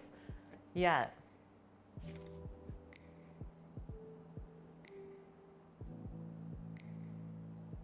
Yeah, in that case, okay, what does this say? With this unique offering, we wish to express our heartfelt gratitude to all you fine folks. From our table to yours, the best of the season. Thank you from Hoyne Brewery.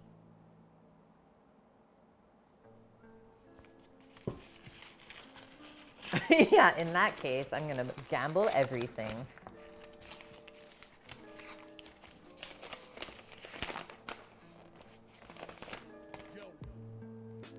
This is the actual label. There's all sorts of stuff written on here. For people who burn from within. For good neighbors, good Samaritans, strangers who show kindness. For people who listen with empathy. Where's this food one? For people who grow, produce, and sell our food. For keeping us nourished and alive every day. I like that one. What, you don't burn from within? Hey, SPZ. How is it going?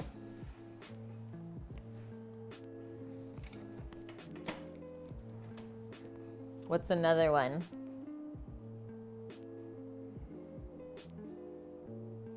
For people who, like Clark Kent, disguise their inner greatness.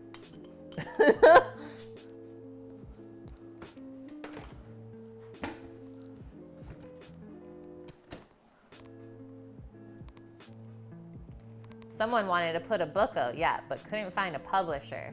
So they made a beer and printed it on the label. There's many ways to get something done. Okay, 9% strong ale. Gratitude.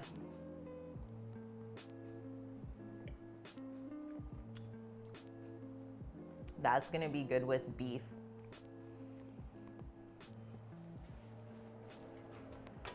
Pour a little tasting glass. It is a big bottle. So the craft breweries here, they're not allowed to bottle their beer unless it's in a 750. Otherwise, they're just cans.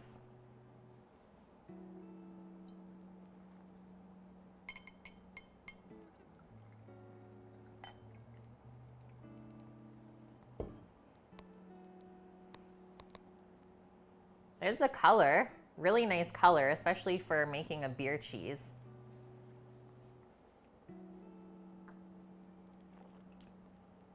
Yum. Good amount of alcohol too. You can taste it, which is going to be nice with the creamy beer cheese because it'll kind of cut all of the richness. It's not hoppy at all. Can't find anything maybe on here. Where's our paper for IBU?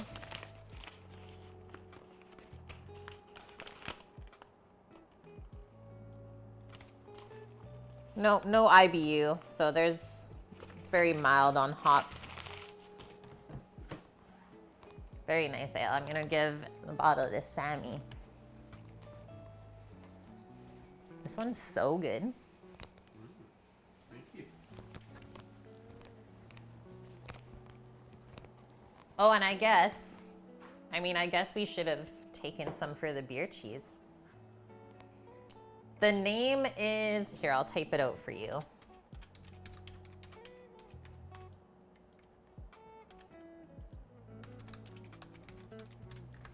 There you go.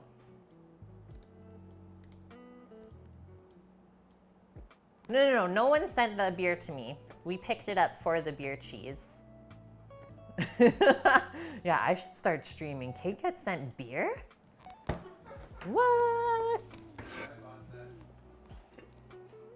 Yeah, Sammy and I bought that for the holidays. Okay, so starting our beer cheese, I already skipped a step today because we already have the bechamel made. But if you want to make your own bechamel, what you're gonna do, you're gonna start with equal parts by weight of butter and flour. You're gonna melt the butter in your pan. Once the butter is melted and liquefied, you're gonna sprinkle your flour in and whisk it in and make a nice smooth paste with the flour and butter. Then we're gonna slowly add some milk to that. We're gonna keep whisking as we add the milk so that we don't get any lumps. And then we have to bring up our bechamel to a simmer or a boil to make sure that we cook the flour out properly so we don't get it like a pasty kind of flour flavor to it. So that's the most important thing for a bechamel, is cooking it long enough. And that is it. So bechamel is a mother sauce. What we're gonna make today is actually called a mornay, which is a cheese sauce.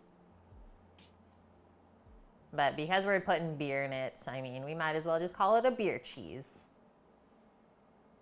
When you were 18, your beer choices were Club, Canadian Blue, and Labatt's 50. Yeah, now there's so many. Oh, and Molson Export. Yes. I mean, yeah, especially on the West Coast out here, craft brewing is huge. I mean, our little town of what, 10,000 people? There's 2 craft breweries here that do great. 2 craft breweries and 3 dispensaries. Welcome to Vancouver Island.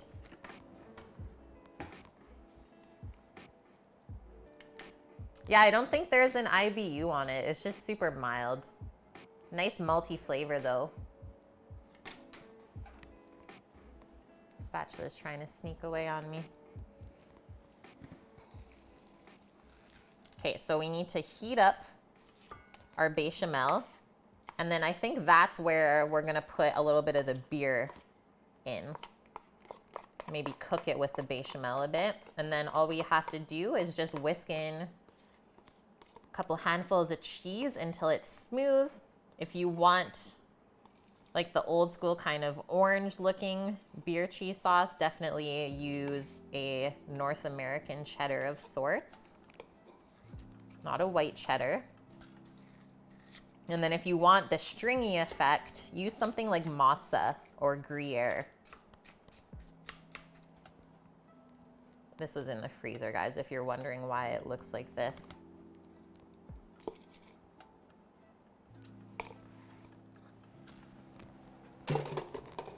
And then we have only 6 minutes left on our second timer for the prime rib. So things are coming together here. Our beef jus is slowly reducing.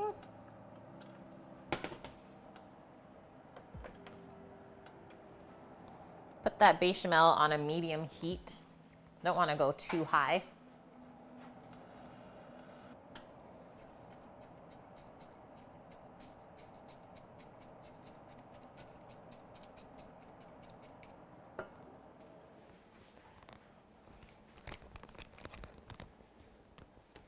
I have a beer, please, so I can pour a little bit in. Oh, yeah. Need some beer in the beer cheese sauce, guys. Yeah, say what? Molson is looked down upon in Canada. Your sister did 1 year of high school in Canada and she had a cat and named it Molson. I mean, upon the beer snobs, Molson is looked down upon for sure.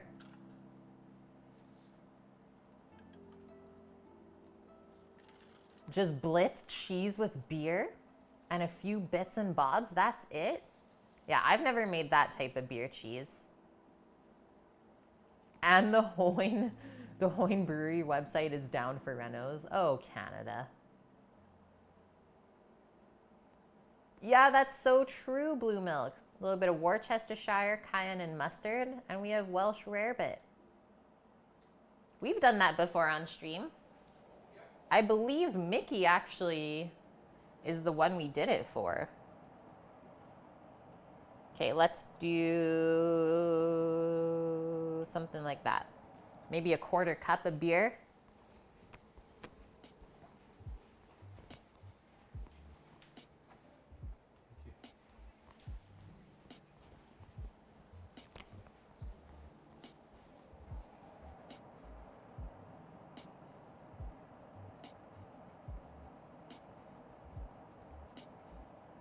Yeah. That mixed in really nicely.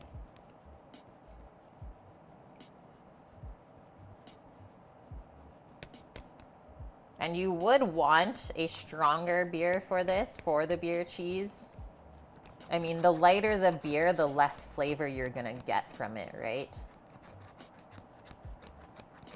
So maybe, yeah, splurge a little bit, spend a little bit extra on the beer for the beer cheese sauce.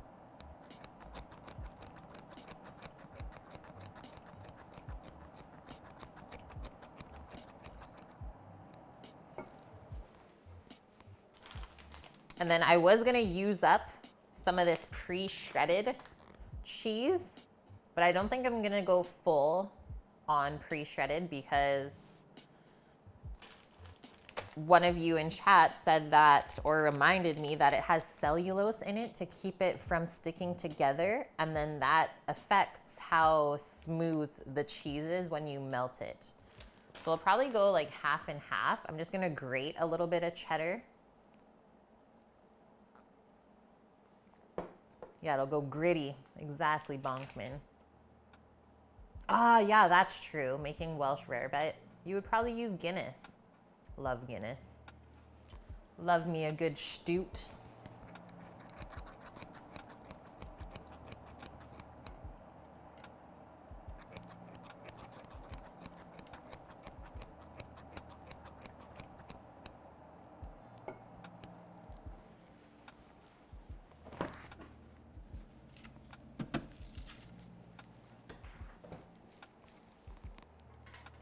probably even just do a couple slices of this and it'll melt in.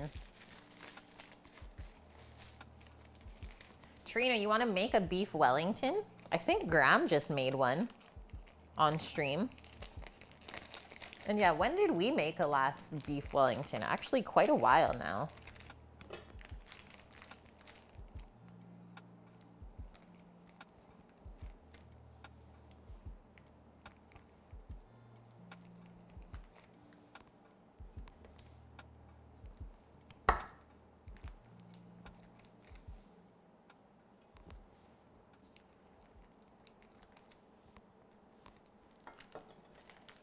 Graham made a really nice one. Yes.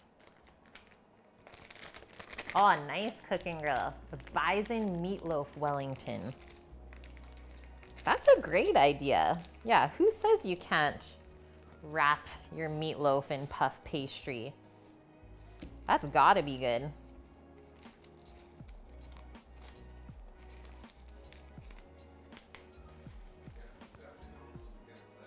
Yeah, it's your poor man Wellington. I love that. Bonkman, a vanilla maple bourbon barrel-aged imperial stout. That's a name, and it sounds delicious. How strong was that? Usually bourbon barrel-aged stouts are quite strong.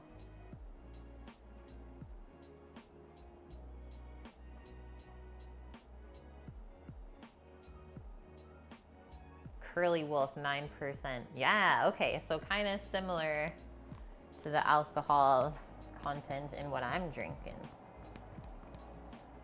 Okay, our bechamel looking really nice and smooth.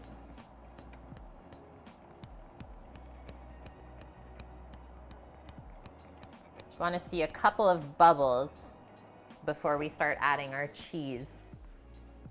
And I guess while we're waiting, let's set up our fryer for the pierogies.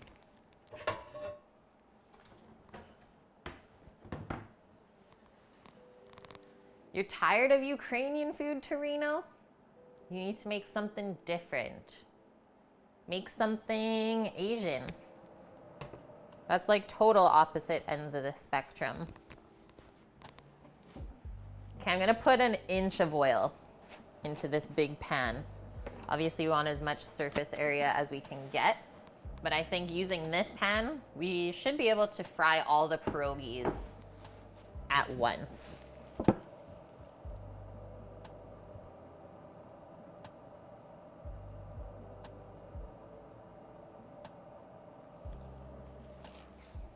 And this is just canola oil.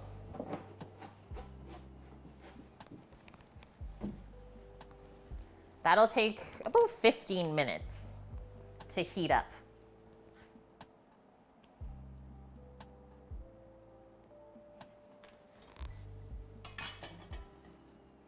Costco-sized oil, you know it. Last year's version of that beer was 10.6. Amazing. What we had? No, on what Bonkman had. Let me scroll up.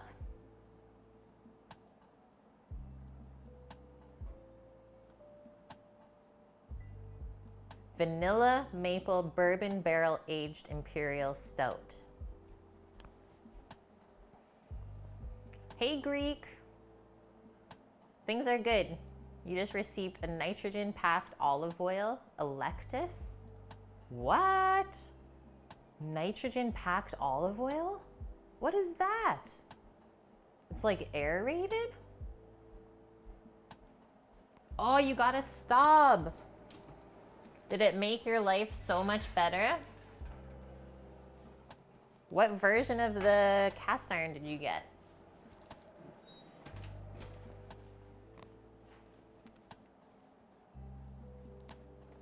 Yeah, Torino's going Thai.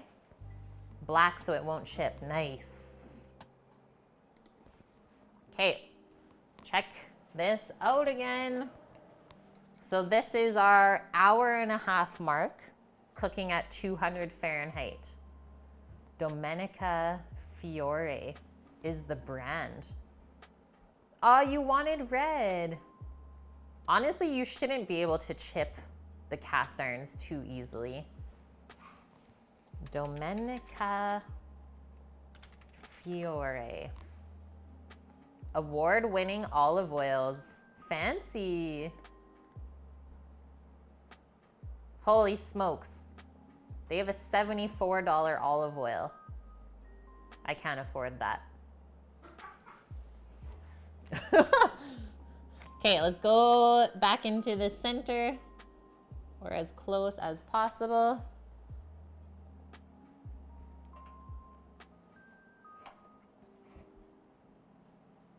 Okay, we're at 88 now, or 87. We're getting closer.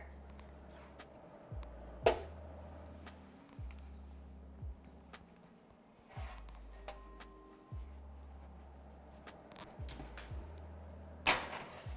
gonna turn the oven up to 225 and do another 30 minutes. And then that should be the last of the cooking. And then just a quick rest because that piece of meat is not huge. And then we'll just sear it up and we get to eat. Con carne, you found enameled Dutch ovens on a Kickstarter. Very cool. Is the Kickstarter still going? Stay for it. Yeah, Bonkman. I'm sure it is like a desserty beer.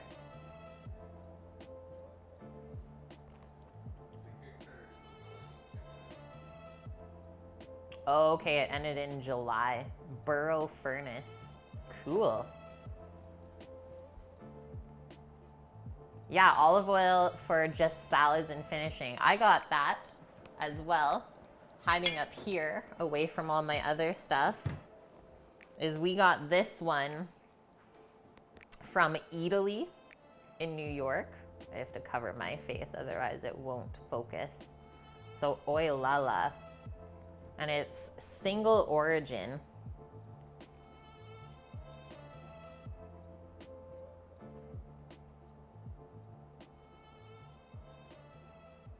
The olive variety is Coratina, and it's extracted under 25 degrees Celsius, so it's like cold extraction. It says this extra virgin olive oil has a huge amount of polyphenols. Olive oil polyphenols contribute to the protection of blood lipids from oxidative stress. So it's actually better for you, cold pressed olive oil. And it's a source of vitamin E. Amazing with raw and cooked veggies, bruschetta, soups, sauces, great with meat, thanks to its exceptional rich flavor. Yum. Yeah, that's where the whiskey is. No, that's my vinegar. That's my vinegar station. Vinegar and a couple of oils.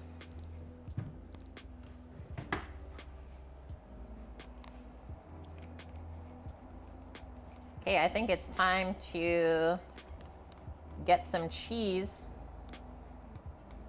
into this bechamel. Finally got some bubbles. That's the stuff you dip your bread in. Yep. Okay, I'm gonna start with a couple slices of real cheddar.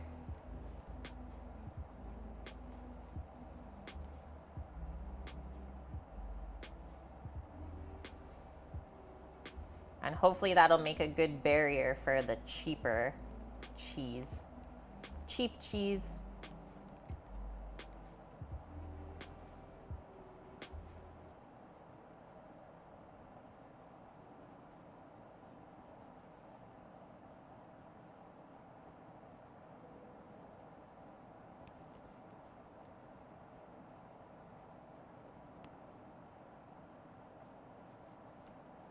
There we go. That's all melted in. Or basically is. And we'll just add this a little bit at a time. Your favorite oil is the Spanish Abe de Quiz. Abe de Quiz. I've been running with it for almost 20 years. Holy. Where do you get that from?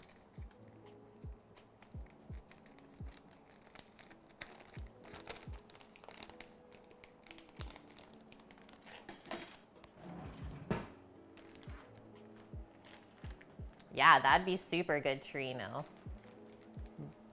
Dipping bread into olive oil and some balsamic.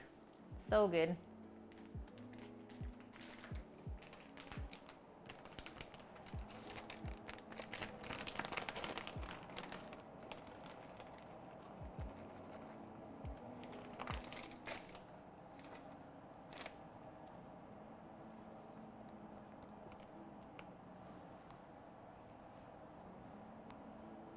Burning cheese onto a glass stovetop, not recommended.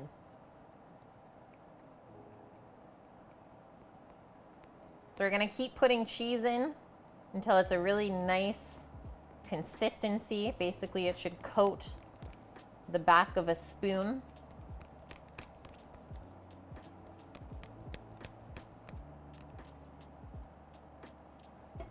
Just like the way we want it to coat the broccoli.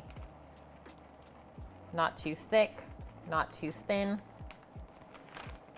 And then we just gotta season this, so just a little bit of salt and pepper. And maybe a touch of hot sauce to bring everything together.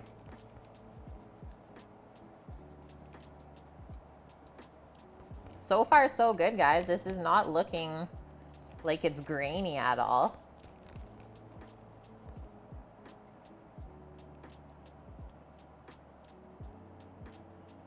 We're getting stringy. I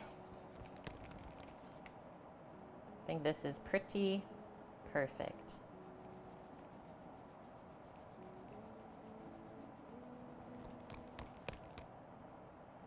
Okay.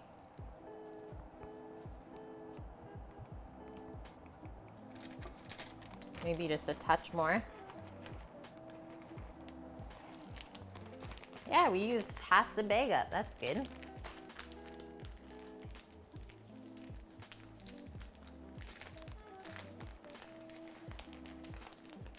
Yeah, I love cheese. Fully acknowledge that it will be the death of me. I'm with ya. What is it called? I'm thinking of it. Sodium citrate? Is that what it's called, blue milk? We used to use it at the brewery when we would make a beer cheese sauce for bagels. Sodium citrate, and it seriously works like magic. That's what they use for making American cheese as well, and making it so smooth. And sodium citrate, what it does is it binds the dairy to the fat, so it never separates. Pretty cool chemical. And yeah, it works great for cheese sauces.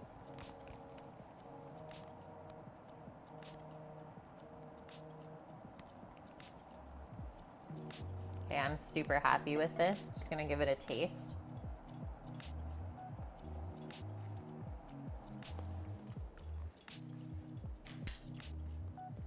Love the flavor. It's like nice light cheese sauce. Definitely need a little bit of salt. I think it would totally benefit from just like a touch of Tabasco or some sort of hot sauce. It will bring out more cheese flavor, I think. And then just a couple cracks of black pepper and we're good to go.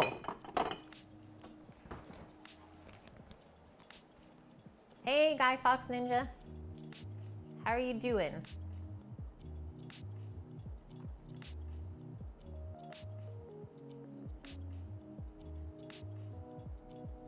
Bye, Greek. Thanks for popping in. I hope you have a wonderful day.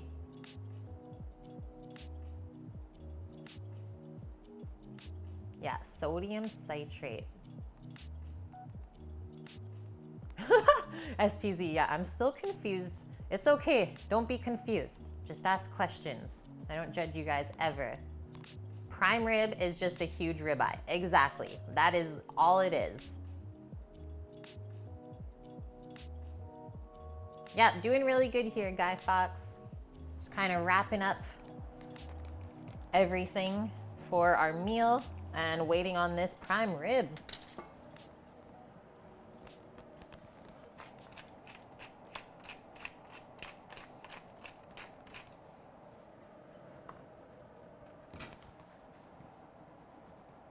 Also, guys, I thought it would be fitting that we make our cheese sauce in the orange enameled pan. But now this is kind of just making me want to make mac and cheese.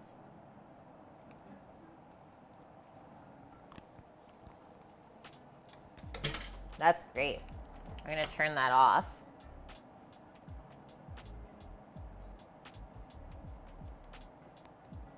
And let's just cover it with a lid.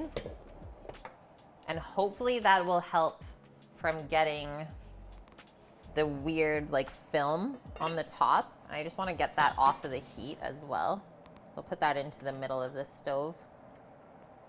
Okay, our beef jus is almost cooked down by half now, which is in this little pot here. And then I think we'll just thicken it up a little bit. Yeah, we're using that for the broccoli, exactly. So we blanch the broccoli, like super old school, blanching or steaming it, and then you just pour your beer cheese sauce over it. So excited.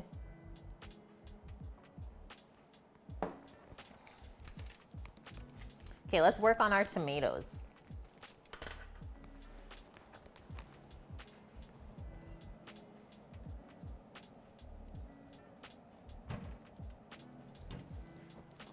Do 3 tomatoes up.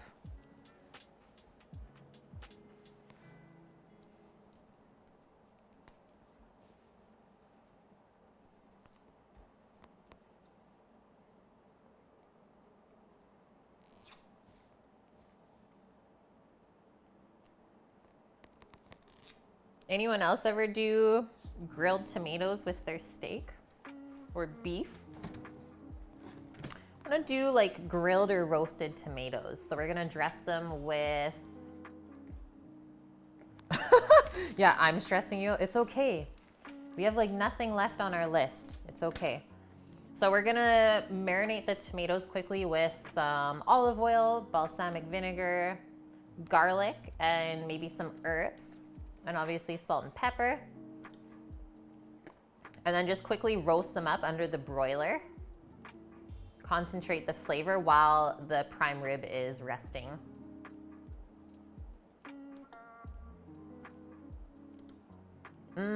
Garden pear tomatoes. Pear tomatoes are amazing. Yeah, great acid complement to beef. Hey, Scrump.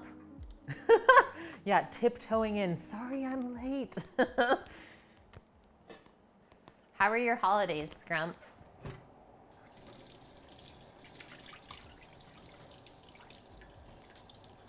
Just washing the cheese off of the knife.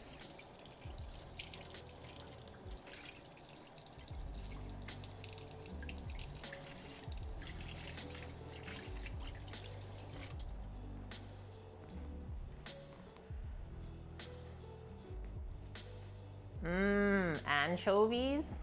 That would be lovely.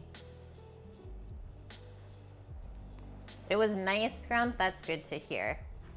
That is really good to hear. Glad everyone had good holidays. All right, so when cooking tomatoes this way, I like to do just nice little wedges, little bite-sized pieces. You can like have a little piece of beef, have a little piece of tomato.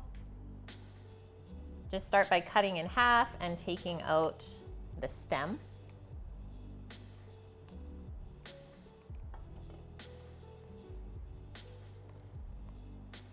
Yes, very happy new year. And we'll actually be streaming on New Year's.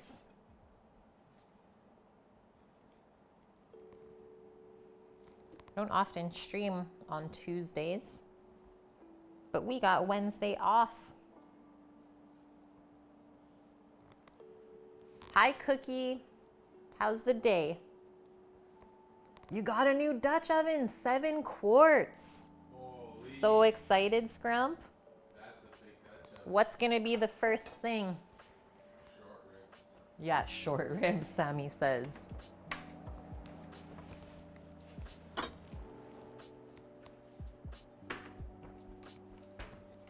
Cookie, you just got back from a professional shave and haircut.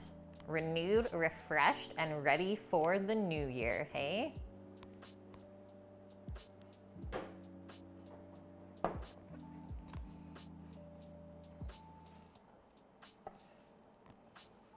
find doing the tomatoes in wedges kind of helps keep all the juices inside when we go to roast it.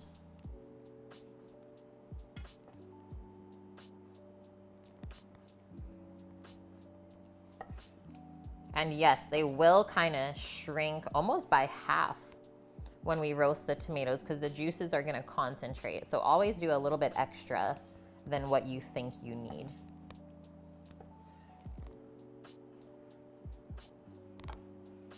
The year of the Sammy. What's going on, Uki? You were a beautician and a barber. Used to do old school shaves with a straight edge. That is very cool. If I wasn't a chef, I think I would be a barber as well. I really enjoy doing that stuff. Cuts my hair all the time. Yeah, I'm Sam's personal barber. 100%.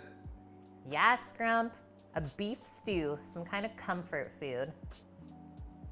The close shave is supposed to help with ingrown hairs.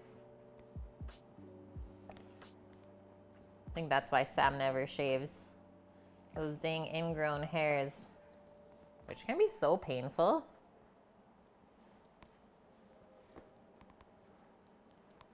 Yeah, super duper hot towels. Open up the pores. Nice. Okay, let's dress these up.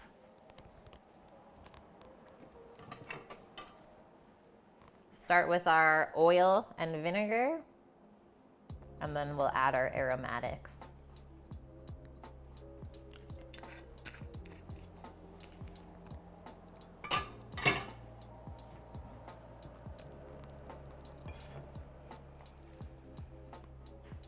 That's what we got.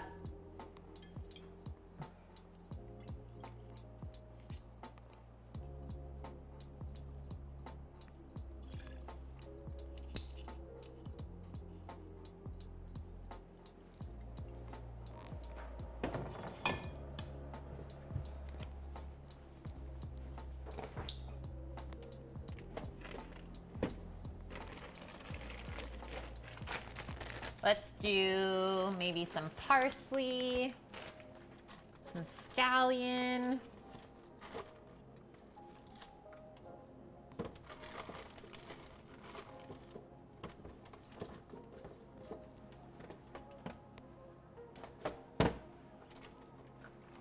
Maybe a little bit more thyme.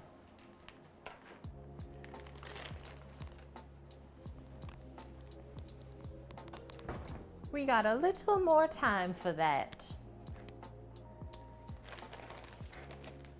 Yeah, balsamic. I've not used that like since summertime.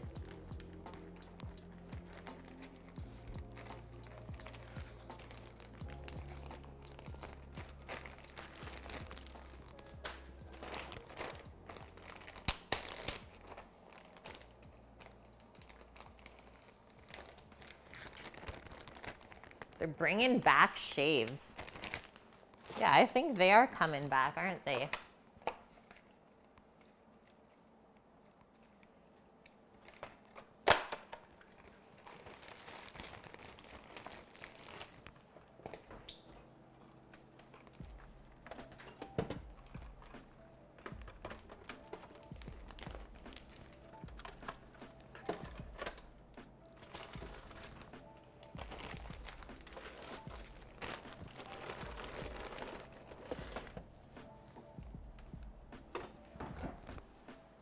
Okay, let's get chopping.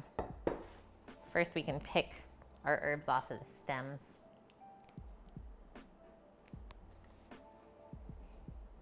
I think Sam's had one straight blade or straight razor shave. Yeah.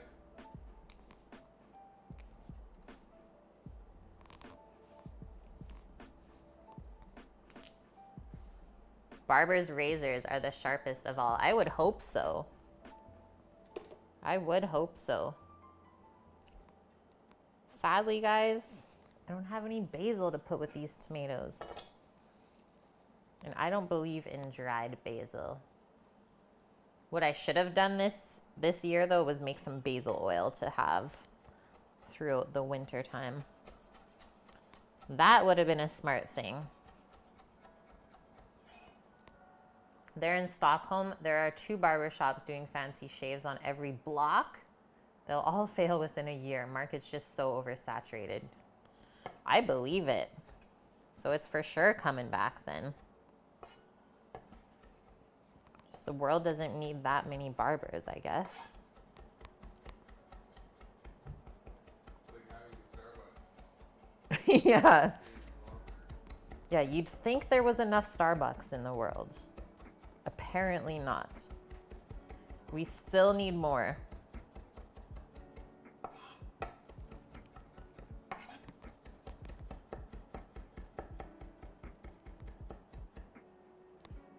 Is there any herb that's better when it's dried? You know, that's a good one, SPZ. I don't think so.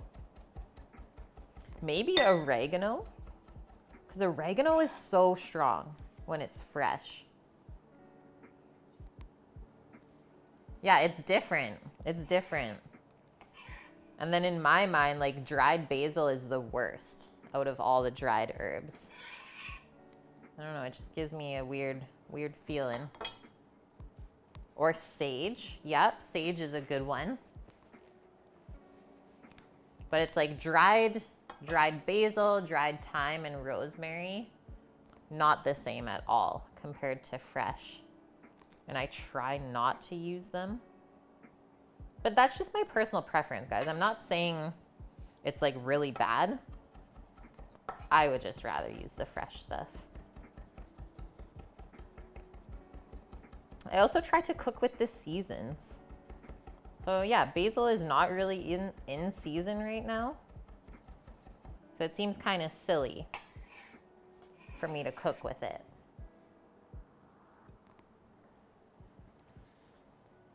Dried sage is good for sausages. That's true.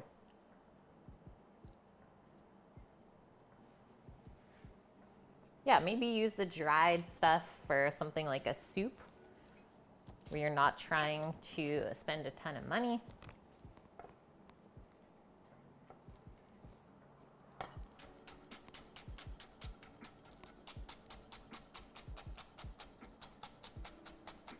Just gonna thinly slice this scallion.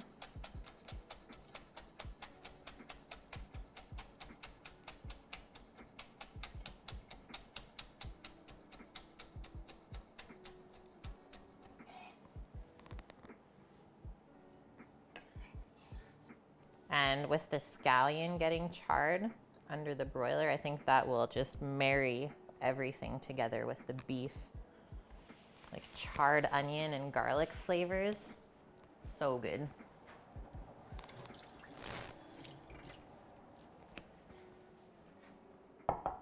Bowl of happiness. Yes, SPZ. You try every year to grow your own herbs and you fail. 2020 New Year's resolution.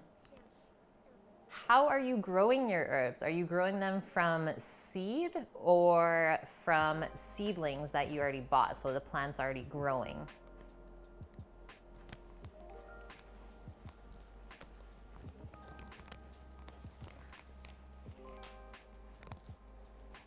Need to top up my glass?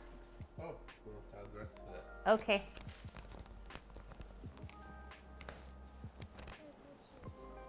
We need to top up our glass. We'll just finish it off.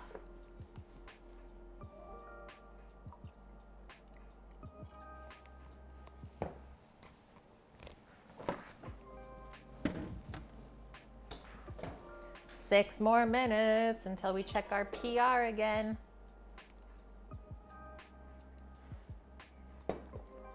Yeah, about half sun. Lightly water them. You tried both, you tried it all. Rosemary is the only one that seems to withstand your abuse. That's weird. Like rosemary, sage, and thyme should be some of the easiest because they're really strong. But yeah, dill, basil, parsley, you have to replant every year. Just gonna take a quick break. I'll be back in about 30 seconds, guys.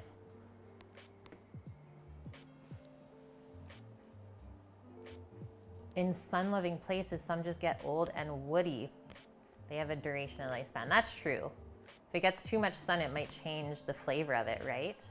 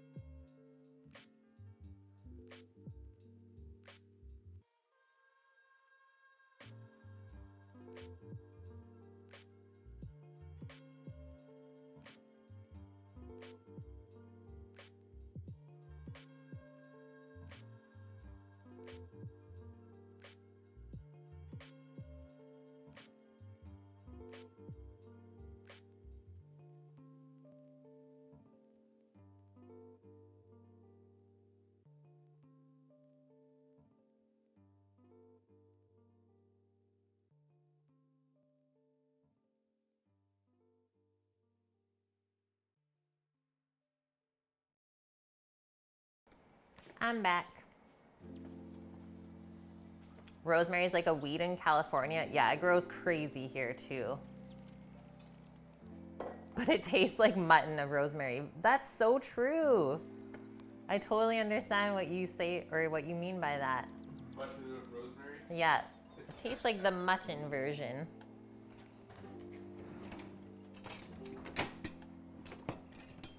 All right, tomatoes. You need some salt and pepper. Like lavendery.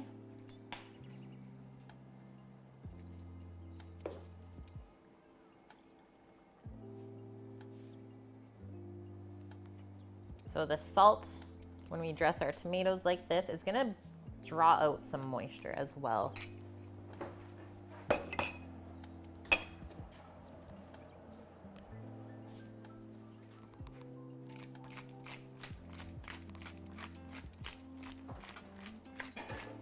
You had a basil plant growing for 3 years and it just died this fall after you repotted it. No. My little, oh, I haven't actually checked. I had a little red sorrel plant growing inside here. And for some reason it got some bugs on it, like little aphids. So I decided to put it outside. Haven't checked on it since I repotted it, but hopefully it's happier outside. Might have just been too warm inside for it.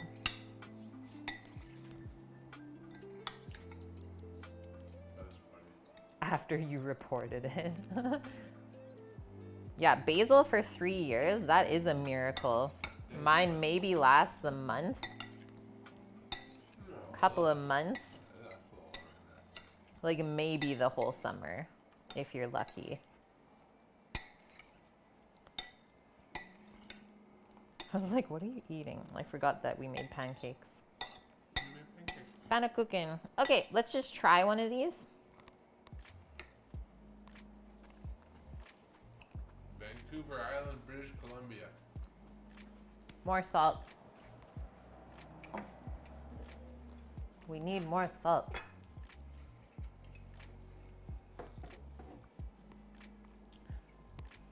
It's funny you ask, Cookie, because I've been doing a little bit of reflecting on this past year. And part of that process was like going through my photos on my phone just to see kind of the schedule of all the events that happened in the year so I can plan ahead for this upcoming one. It's like garden doesn't really start going, well, we're planting big time in March. So you're kind of starting to think about it in February, getting your garden kind of planned and laid out, writing down all of the different seeds or whatever you need to do. And then as soon as March hits, we're planting. And then we're planting probably again in April. And then it really, really ramps up when things start growing. Well, May, June, July are like the busiest months outside for me. And then when we get to August, September, October, it starts to slow down again. Yeah, I'm getting excited for March. Okay, we'll just let these marinate. I'm not gonna pour them into the pan yet that we're roasting in because tomatoes and metal, especially aluminum, don't go well together. So we're gonna leave the acid away from the metal for now. That's the sound that we've been liking to hear. So our third check on the prime rib. This is our 2-hour mark. And I think we should be where we want to be now. Yeah, we are in Vancouver Island, or on Vancouver Island in Canada. In it. We are in it. We're in the island. We are in it. And we live downstairs on the rock. Technically. Okay, this is reading 105. We are so, so close. Couple more minutes. What was the last temperature at a half hour ago? 87. Probably like 15, 20. Yeah, the big island in Canada across the Salish Sea from Seattle. Exactly.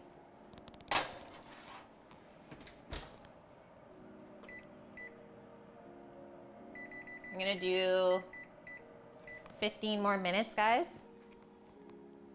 And while we're killing the time, let's finish up our beef jus in our little pot. So because I still want it nice and clear and a little bit more runny, this is where we use a cornstarch slurry. And a cornstarch will give you a more clear style of sauce compared to using a roux with flour and butter, which will give you more of like a creamy looking sauce.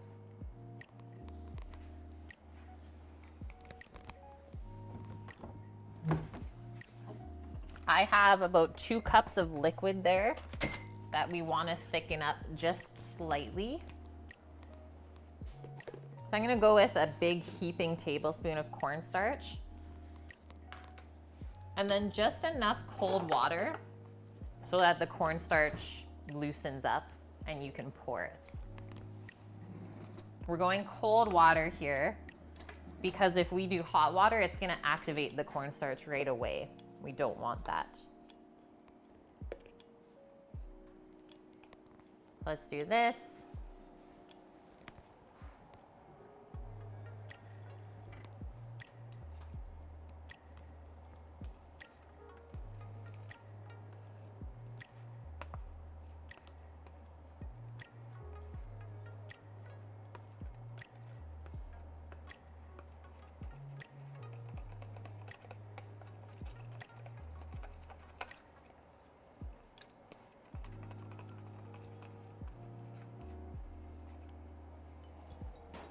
And then we'll pour it into our pot.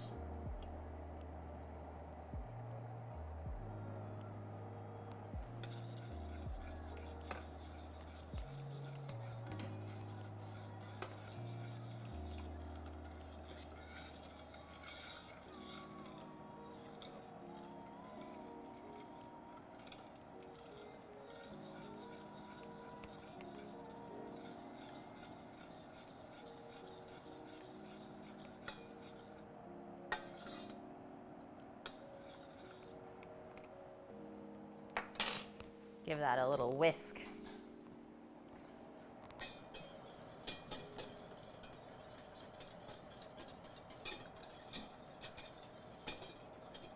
think we'll need just a little bit more still.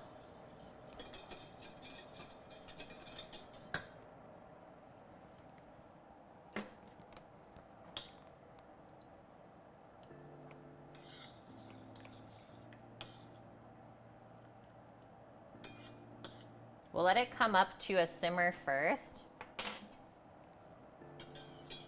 That's when we know the cornstarch has been cooked.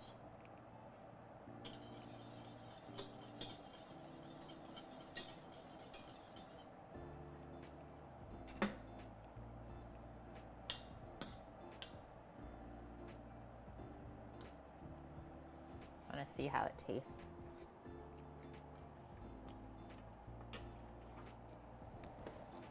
Yeah, just a touch more slurry. There are so many pieces to this meal dust.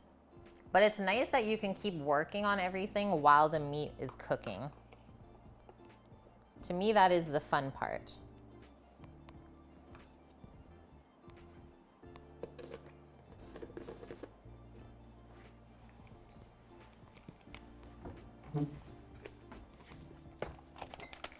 And yes, we are very near to the end. That way at the end,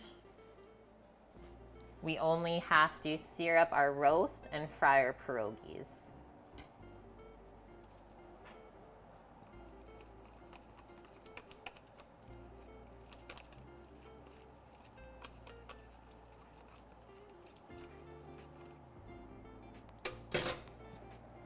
Okay, touch more.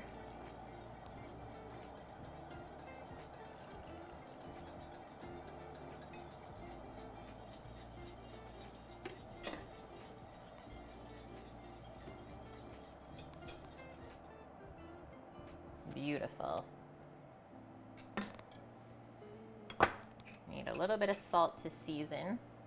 And I just want a touch of red wine in there. Just to add some richness.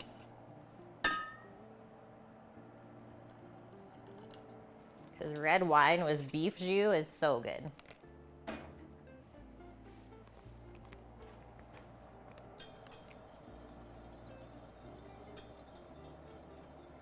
I really want that to complement the beef.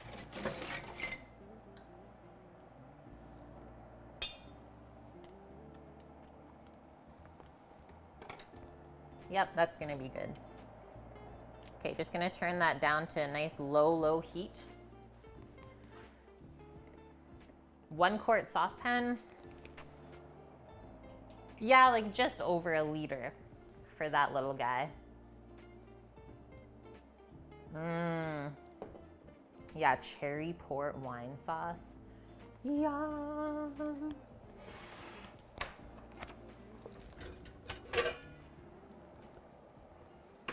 Got our pan out for our tomatoes.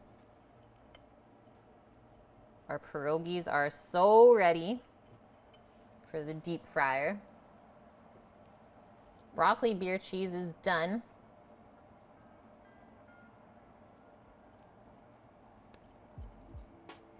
We're just waiting on this dang beef.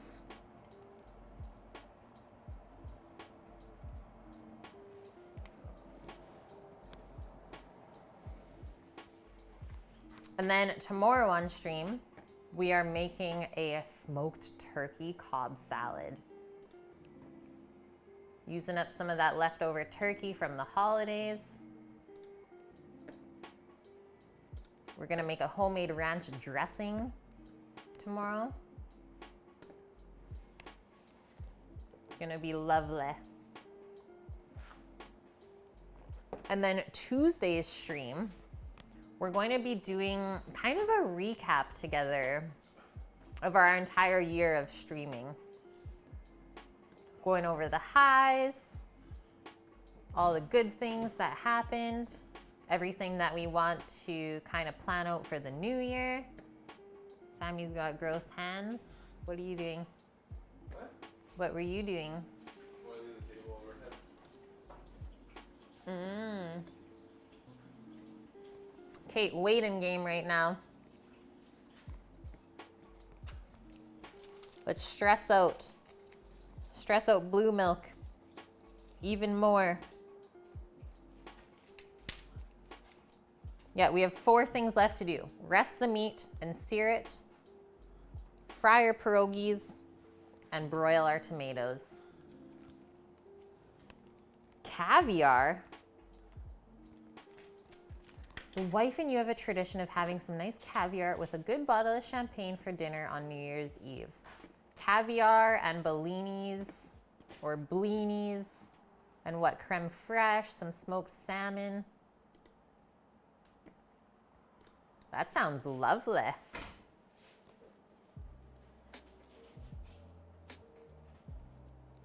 Oh, you're making it all. Do you guys cook it together?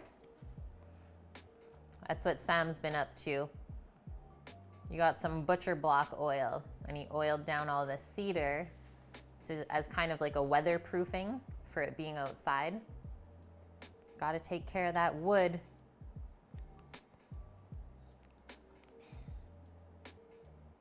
Egg smokers. Yep. We got 3. Because we are starting to kind of cook food for some other people now.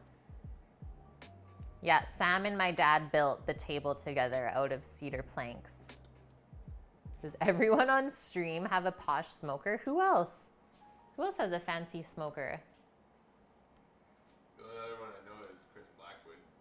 Yeah, maybe Chris Blackwood. What does he have? He has a Yoder. I forgot about those. The Yoders. I haven't seen anybody else with a big green egg. You've seen a bunch? What?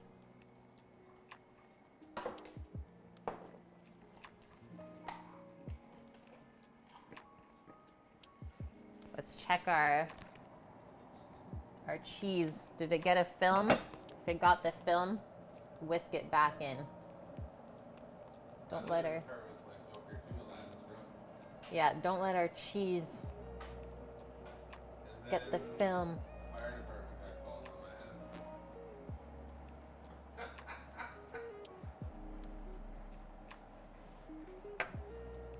my ass. 5 minutes, guys, on this roast. 5 minutes. It's gotta rest. Then it's gotta rest.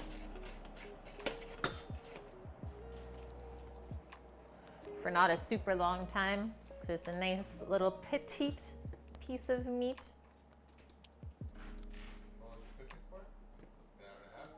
It's actually 2.5. You get at least a half hour. Your sister got a Traeger. You don't know much about it, but she was excited. Traegers are the easiest smoker to use. I mean, in our mind. We have never used one. Sam's parents have one, and they love it. Absolutely love it. I just choose to use fire. And so the Traeger kind of does all the thinking for you, and it makes it really easy, and it's consistent with how it cooks food. Yeah, cooking grill. They are the easiest. Whereas our setup is you're just cooking with wood and charcoal, where there is more room for error and stuff to go wrong. And you have to watch it more, but you'll get better flavor in my mind from the charcoal. And yeah, it's expensive. It's an investment. If you're gonna buy something like that, make sure you get the use out of it. Oh yeah, an inner city boy. You just can't have one. Yeah. So when we first got the big green egg, we were living in Vancouver in an apartment, like 700 square foot apartment with a little balcony. We were starting it up one day because we were making a pulled pork, and we got the fire department called on us for the entire building. So Sam's outside on the balcony, and we hear these alarms, or sirens, which are not like a new thing in Vancouver. You hear sirens all the time. But I always joked with Sam. I was like, whenever we'd hear sirens and he's smoking outside, I'm like, Sam, they're coming to get you. But that time they actually were. So 3 fire trucks show up, block off all of the roads to the building, and Sam just leans over the balcony because we're just on the 2nd floor. He's like, are you guys coming up for me? And they're like, yeah, we are. And I was like, oh no. So someone in the building thought that it lit on fire, or like there was a fire somewhere, and they pulled the alarm. So they ended up actually having to pay a fine for doing a false fire alarm. So the firefighters come into our apartment and they're like checking it out. They're like, there's nothing even going off in here. Like there's no smoke detector going off, nothing. And so they just like take a look around and then they see the pork shoulder on the counter. They're like, that's what you're cooking? We're like, yeah, we're making pulled pork. They're like, we'll be back later to come eat then.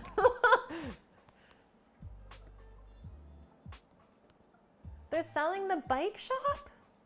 Guys, they're selling the bike shop here. So yeah, nothing happened from that. It was just a pretty hilarious experience all in all. It was a good story.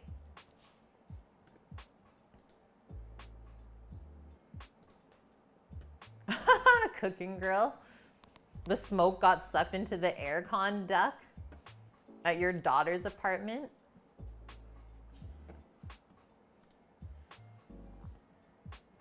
That's the setup now, guys.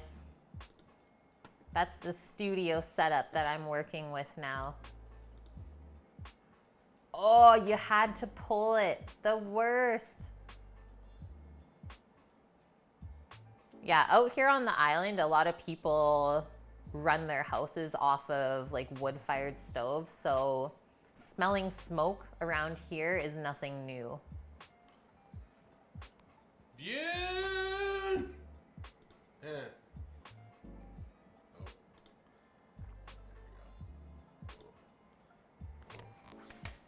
Yeah, nice monitor. Just hide. I'm not even here.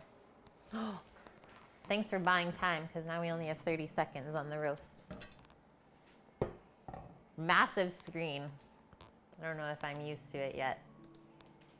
But yeah, I used to have the monitor like mounted on the countertop right in front of me, and it would just take up like so much space. Blocks off me seeing outside, etc. So that was kind of the last thing we changed for this year.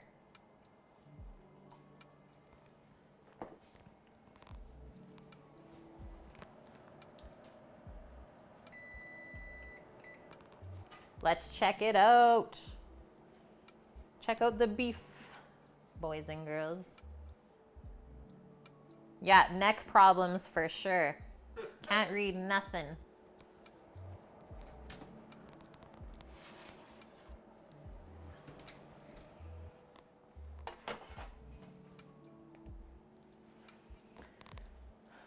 Kind of crossing my fingers because I don't want to put this back into the oven. I'm gonna go from this side. It's starting to feel proper. Just make sure I give it a nice baste and sear in the pan. We're sitting at 110. Still not, Sammy? Nope. 120. Sam says no. It's 120, or you're gonna have raw meat.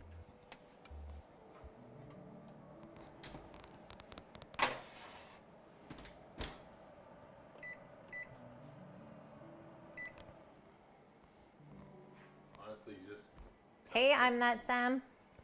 just tell Cookie that thermometer they use, like it's great. It's within like 2 seconds. Hey Sam.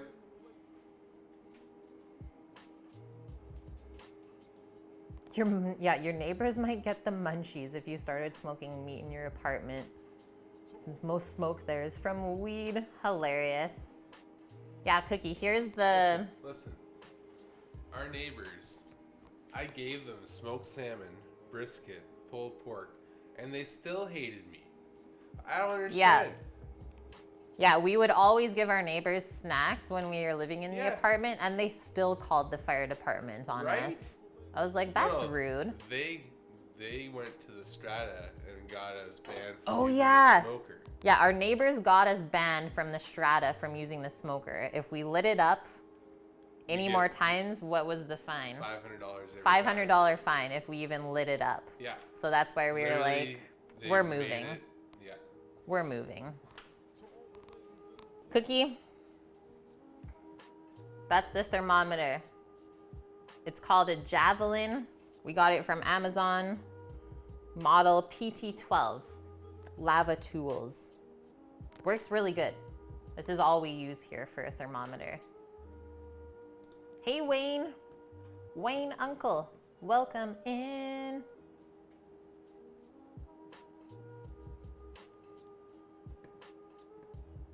You got the best one there in Sweden. Surströmming. Ooh. Yeah, that is the worst food smell. Terrified. Vune, you once bought a dry-aged steak and the outside tasted funky as hell. Talked to someone, they said you should have cut off the rind. You can get it in Chipotle. You hadn't known that, went back to the shop where you bought it and asked the lady about it. She said, no, it's totally fine to eat. Well, I was gonna say, they shouldn't be selling you dry-aged meat and expecting you to trim it for them. I can get it in grape for Caitlin. What? Why don't I have a purple thermometer? What? I'm that Sam. Merry Christmas, man. Thank you very much for the Twitch Prime sub for 4 months in a row. Wasabi. He says, Sammy, I'm still coming to the wedding, right? Yeah, 100%, man. Yep. That's an entry for you. Oh. Cover Caitlin's face. It'll work. Oh. It tasted really, really strong.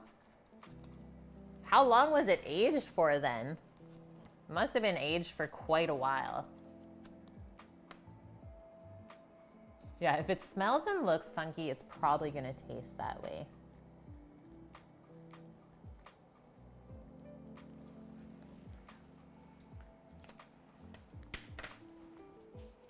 Nice, you just got a new mouse. You're a complete bot on Fortnite now. Winning. Was that a Black Friday thing?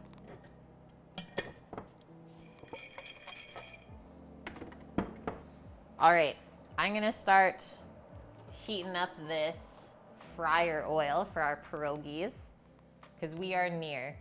I am so ready.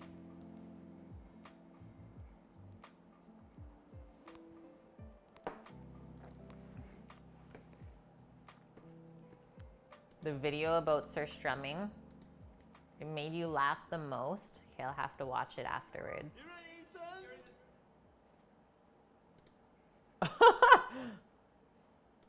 Their faces. Do we smoke much? Meat or other things?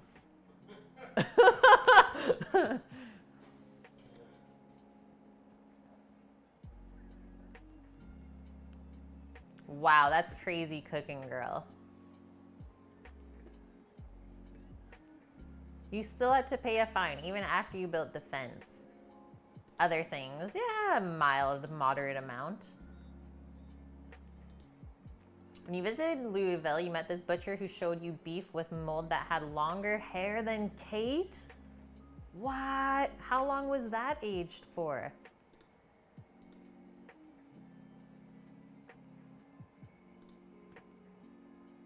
That's some mold. That's gotta be impressive. Yeah, it sounds disgusting. It does, for sure. It would not be appetizing to look at. Oh, you didn't get board approval to build the stupid fence. They did get you. What the heck?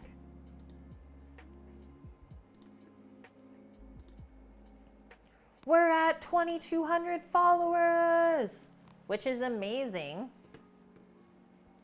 Because for the first year, it took the entire year to get to 1,000. So we're ahead of the game by 200 followers now.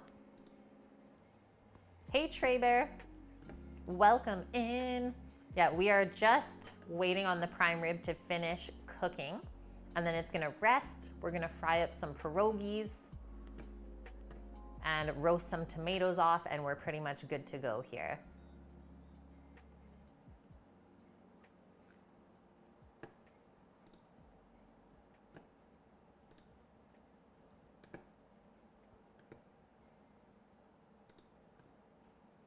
Sam read your mind.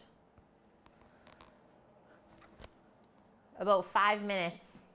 That's all that's left. Yeah, January 15th is the streamiversary stream.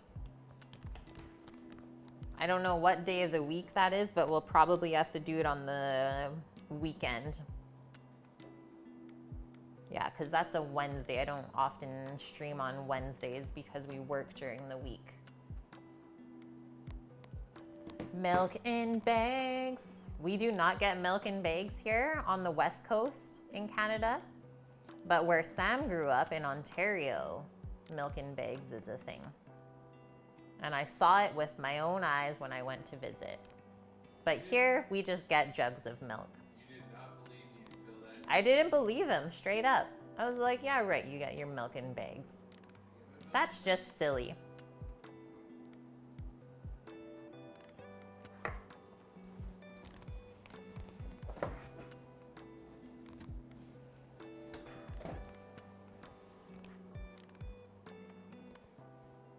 Yeah, milk in bags, don't ask. I don't know much about it.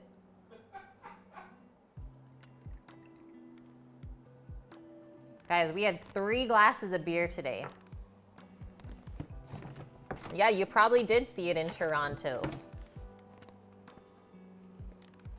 As a job, Sam and I work for my dad, who owns his own handyman company that he contracts out. So we work a lot with like restoration companies for floods and stuff. So basically a flood happens, the house gets cleared out and torn apart. They take out all the stuff that gets wrecked, and then we come in and make it look all pretty again. So we do drywall work, insulation, painting, we do ceilings, all sorts of stuff. So that's what we do Monday to Friday for our job. I stopped chefing in July of this year, so the middle of July. I said, that's it. Honestly, the restoration stuff is hard work, but for me, it's not as hard as cooking and being on my feet for 12 hours a day without getting breaks. The restoration stuff is different because you're only doing one thing at a time at all times, maybe 2 max. Whereas cooking, you're usually doing like 5 or 6 things at once. And yeah, you did miss you missed the beer going into the cheese. We already mixed it all up. It's quite lovely, this ale. When your wife and you buy a house, yeah, come to us for advice. Well, at least my dad.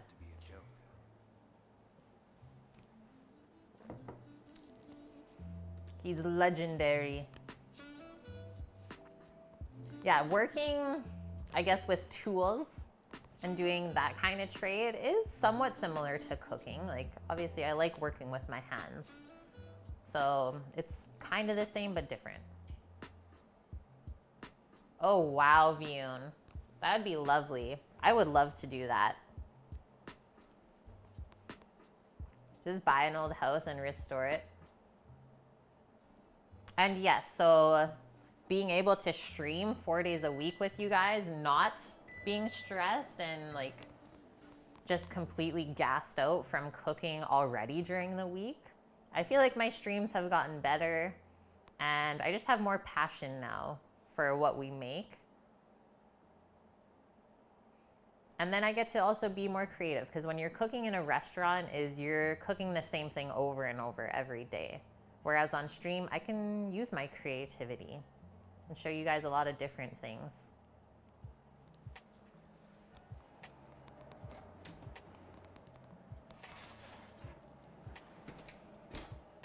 All right, roast. I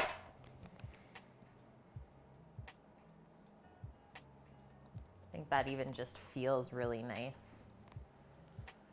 Yeah, windows, doors, and roofs. That's expensive, Yoon.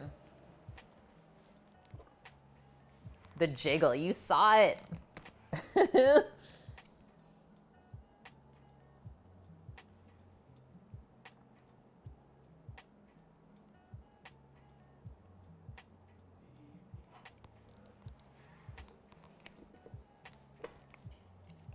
Okay.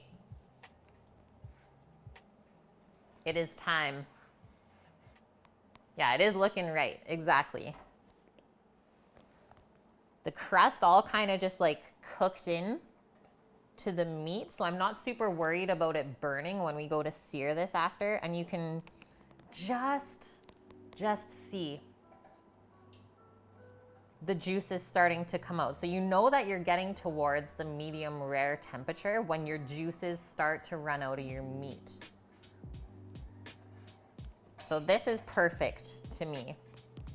We're gonna let this rest for around half an hour, sad to say. And then a sear up in a pan with our herbs and some garlic and butter. So this should be reading 120 Fahrenheit internally, which is, I'm gonna stop this from moving, which is a medium rare cook on a steak or a piece of meat. And so as this rests, it's gonna come up probably this size of roast, probably only 5 degrees. So it's gonna come up to 125 Fahrenheit. And then we're gonna get a sear on it. So it's probably gonna be brought up another 5. So it should end up around 130 Fahrenheit. Thank you, Trey Bear. Yeah, please reserve judgment until we slice. We rubbed this with some Dijon mustard, thyme, rosemary, garlic, and salt and pepper. That's it, really simple. I'm gonna grab some butter out right now. Do a couple cubes up. And then let's crank this oven. Or actually, I'm just gonna turn the broiler on for our tomatoes. We're gonna roast our tomatoes under the broiler while our meat is resting.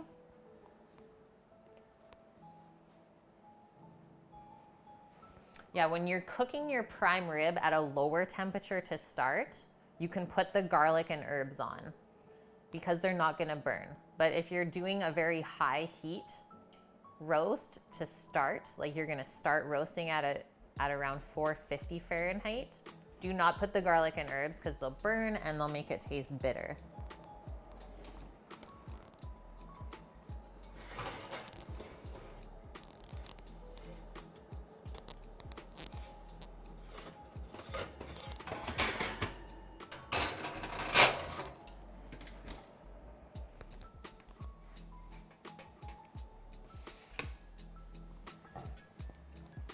Let's set up our tomatoes.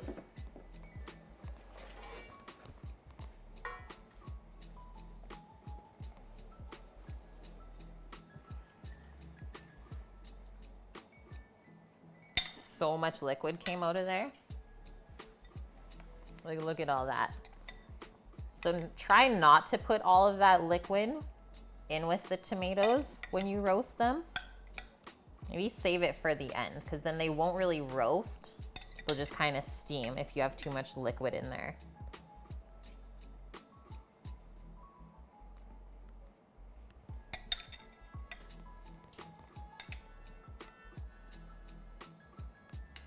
And we just want one even layer of the tomatoes. So choose your pan accordingly. This is a lot of flavor though, so we're gonna save that. Definitely don't throw that out.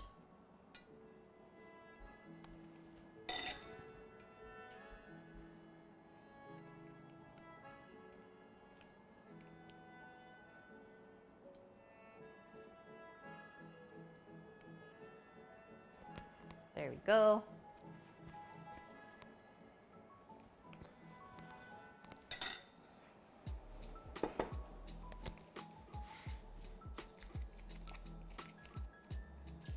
Get our butter cubes off for our roast.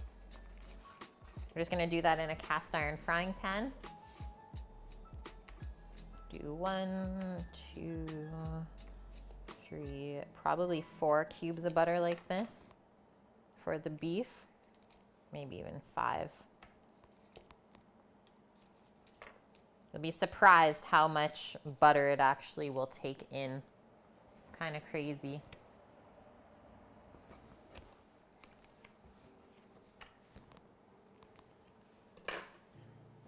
Five is good. Thanks, Dust. Just questioning myself there. How's it going, Uncle Corey? Good to see you today.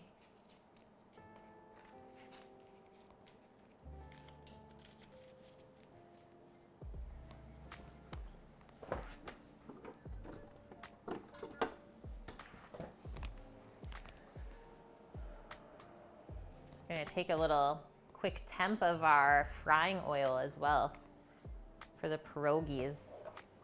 It's smelling like it's close to being hot enough.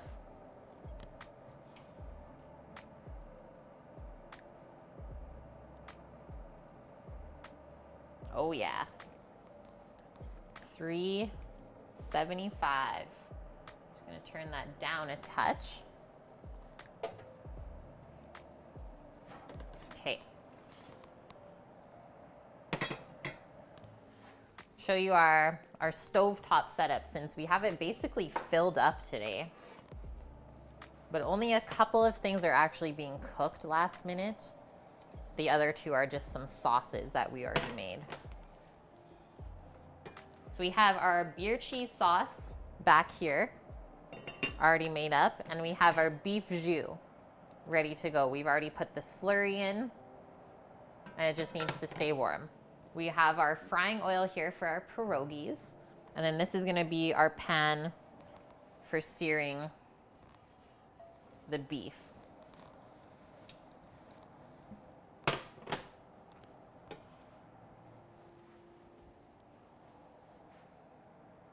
So the beef pan, we just want to be sure that we get it really, really hot before we put the beef in there. And then the butter we'll put in about like halfway through us searing it up. Because butter will brown really quickly compared to a vegetable oil of sorts. So start with vegetable oil and then we'll add our butter afterwards. Thank you for the follow, Trey Bear. So just a little bit of grapeseed to start in here.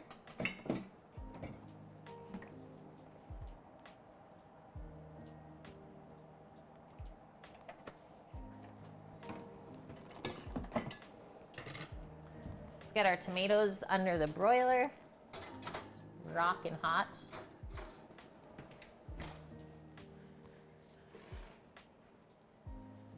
We are nearing the finish line, friends.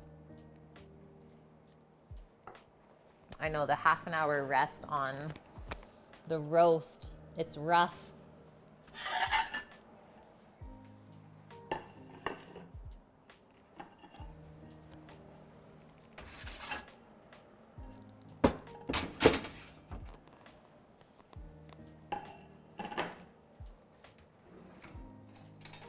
Some tongs, probably tongs times 2.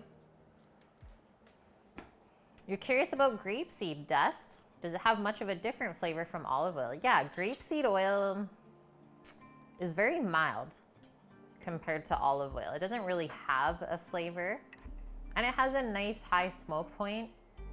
I've also seen or heard a couple things that grapeseed is a little bit easier to digest than canola oil, but I would recommend looking further into that. Yeah, very neutral. Mild or neutral, however you want to say it.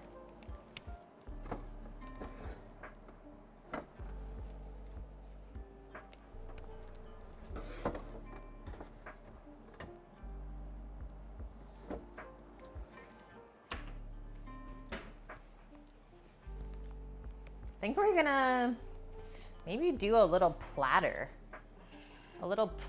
plate up. Prime rib for 2. I think that's what we're gonna do today. Have a little fun with it.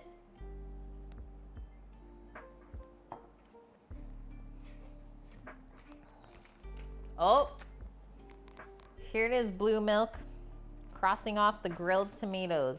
Grilled, broiled, kind of same. Ooh, and we're resting our prime rib.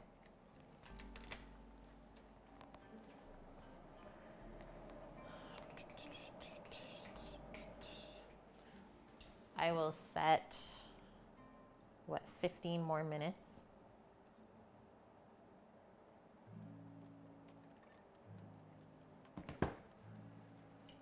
Yeah, keep crossing it off. There's only like 2 things left. Spread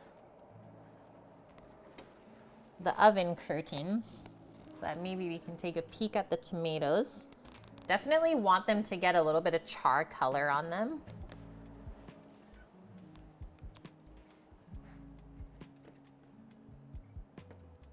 I think that's how we'll get the most flavor as well.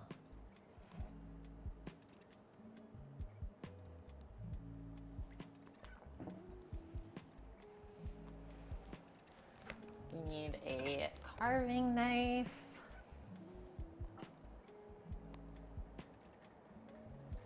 Do we really need sour cream with the pierogies if we have our beer cheese sauce? Like, I thought everything would kind of go together with the beer cheese sauce. You're trying out avocado oil and coconut oil. You're enjoying both. I really like coconut oil. It's very like multi-purpose, coconut oil, as I also like use it for some like beauty things. Like you can rub it on your skin instead of using cream or lotion, and that works, or like on your hair. Coconut oil is awesome. And I love using it for cooking vegetables as well. It gives it a nice nutty flavor.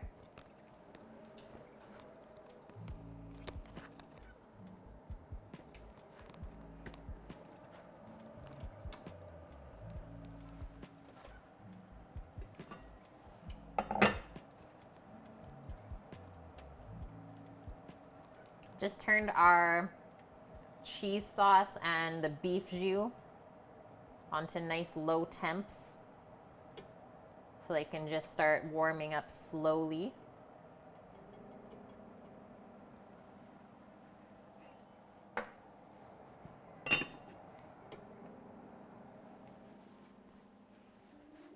Sour cream is best with pierogies. Yeah, it is.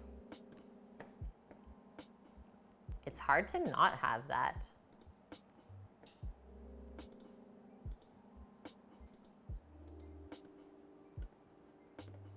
Thank you, White Dove. Yeah, it did turn out really well. Love the color of it. The flavor is awesome. We used a stronger beer to get more flavor into the sauce. Oh, what are pierogies without him Googling it? Pierogies are like an Eastern European, let's call it a dumpling of sorts, made with potatoes. So there is a wrapper that you have either round or square. And then the wrapper can be made with either potatoes or with flour. I did flour this time.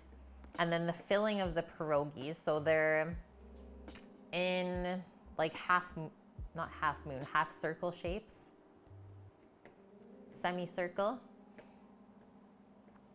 And then you fill them with like a potato and cheesy kind of filling or sauerkraut, etc., and close them up. So they're kind of like little dumplings. Oh, Bonkman, yeah, my stove is not induction. It's just an electric glass stovetop. And to be honest, I thought that when we first moved to this spot that I would absolutely hate the stove, but I do really enjoy it because it's so easy to clean compared to gas.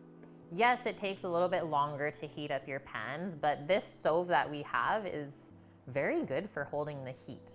I mean, especially if you're using cast iron, that's gonna help you hold the heat better anyways. It's not even like that new. I don't know. What is it, a Whirlpool electric stovetop? Nothing fancy, that's for sure.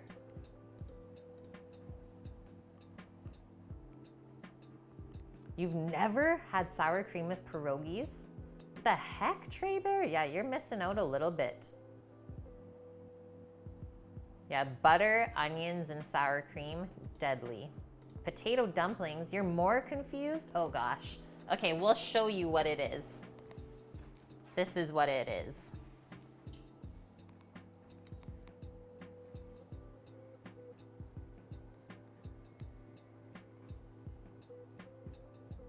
So you have the wrapper, hold the wrapper in your hand, put a little dollop of the filling inside, and then you close it up all the way around.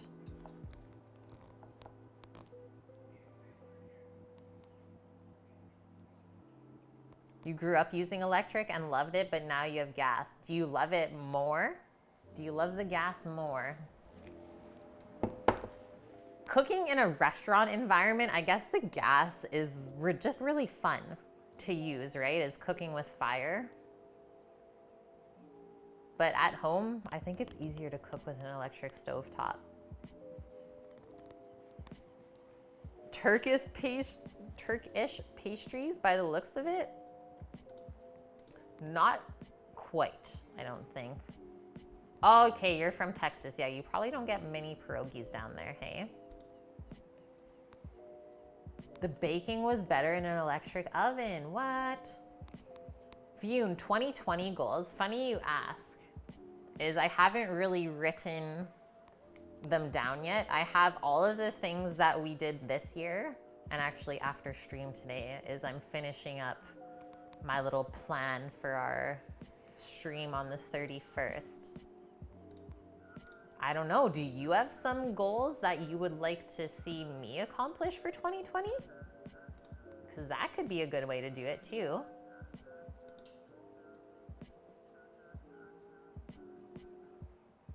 Marry me, oh gosh, well that's not gonna happen. I already have a wedding to attend with the Sammy man. Let's check out these tomatoes.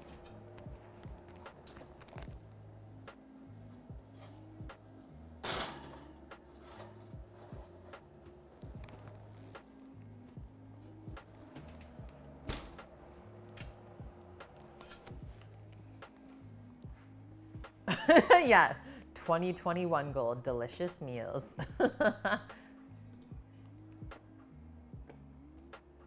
Well, that's good to hear, Vune. If you feel like I'm on track, I feel like we've done a lot in the past 2 years. I'm really excited for this next year, though. I mean, one of the biggest goals for me for 2020 is to get to partnership on Twitch. And just kind of judging by the way that this year is coming to a close is we should be able to do that. This month was for sure the best month of the entire year.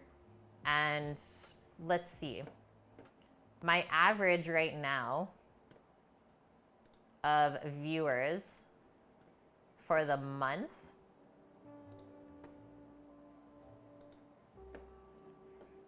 one sec. Because that's the only thing we have to work towards together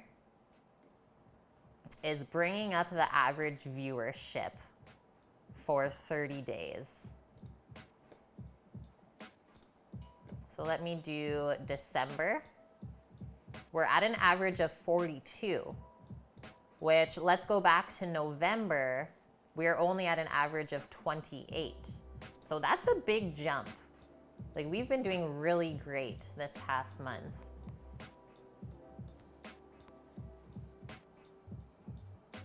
Welcome back, Torino. Oh gosh, we have to start over?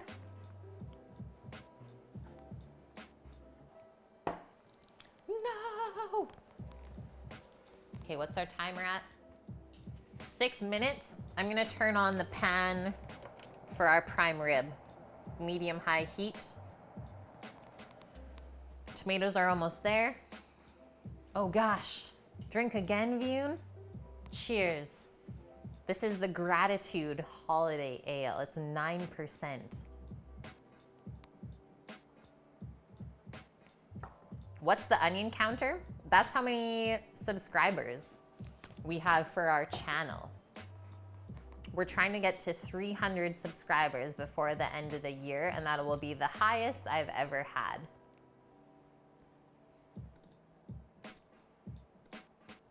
Aw, thank you, White Dove.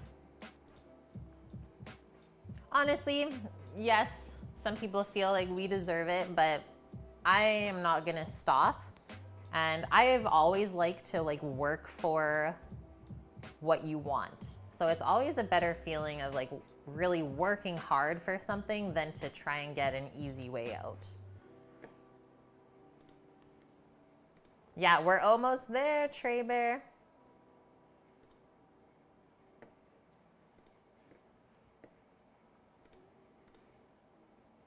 One thing I have read over the past little bit is that the way that Twitch does their partnership is The reason for them having the average of 75 viewers for a 30-day period for partnership is that is what the companies that are running the ads are looking for from the partners.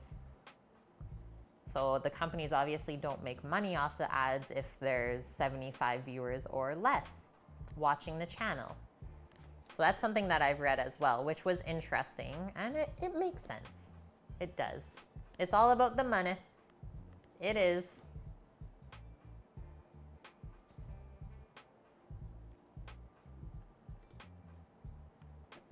Back in the day, you needed 500 plus for a month. That's nuts. But really, in the retrospect of Twitch itself, for us just being an affiliate, I mean, that's awesome, considering how many people actually stream.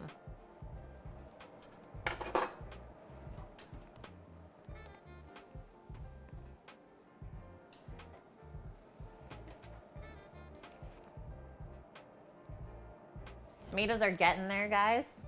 I guess I can show you here too. Oh, yeah. It's like they're just starting to get a char on them. So maybe a minute or two more. Oh, yeah. Cookie! Oh my god! That's 300, Salmon. Oh, yeah. Okay, we're oh-yaing for the next couple minutes, guys. Cookie, thank you so much. 300 subs. We did it, guys. Welcome in, guys. Thank you, Cookie, for everything. That's 40 entries for you into the apron giveaway. If you guys are like, what's the apron giveaway? This is the apron that we're giving away. So same company that makes the aprons I wear on stream. This is a beautiful denim apron, handmade by our friend in Vancouver. Oh, yeah. See, Trey? Yeah, it's because you asked. You planted the seed. Oh, yeah. I'll just be here writing, but we can still keep chatting. Oh, yeah. Yeah, these are your pierogies, Cookie. Oh, yeah. The Real Magic Cookie gifted a tier 1 sub to Craze 4. Oh, yeah. The Real Magic Cookie gifted a tier 1 sub to Mare and Mare. Oh, yeah. The Real Magic Cookie 26, gifted a tier 1 sub to Trevor 77. Oh, yeah. The Real Magic Cookie gifted a tier 1 sub to Monkey Farts. Oh, Still need 4 more out of that stack. The Real Oh, Magic yeah. Cookie gifted a tier 1 sub Oh, to no? oh, yeah. The Real Magic Cookie gifted a tier 1 sub to Nuki Lucille. Oh, yeah. Okay, we got a smoking pan. The Real Magic Cookie gifted Cookie, a tier 1 sub those to are all Cookie. for you. Oh, Turn this baby down, The Real and Magic we're getting our Cookie roast gifted a into tier there. 1 sub to Rolatomo C. We're gonna go fat side down first. The Real Magic Cookie gifted a tier 1 sub to Hi GH Hey DJES. And you're winning bones? What is going on right now? The Real Magic Cookie gifted a tier 1 sub to Cobra Commander _06.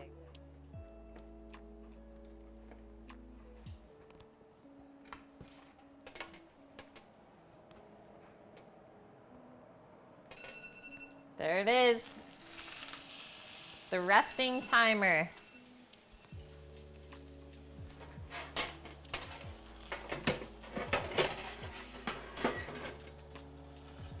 There's the smoke for the stream, guys.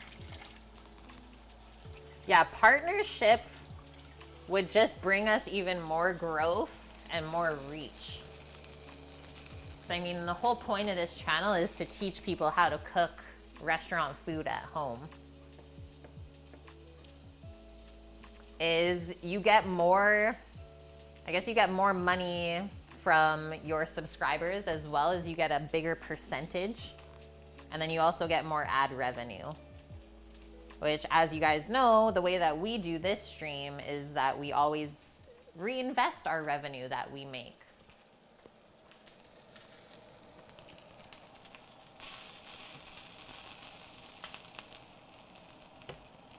So now this is on a medium heat for our prime rib.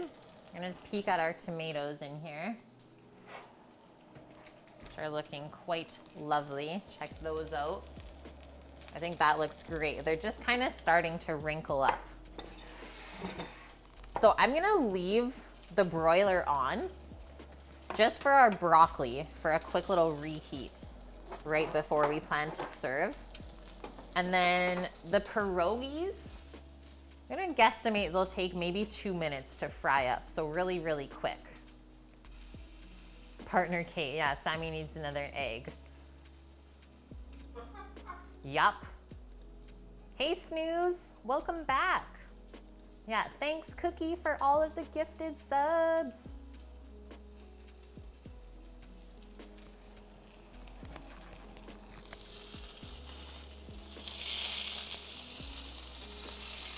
Be careful when we're searing this, guys, because the garlic will burn. So even though we've already cooked it, it can still burn.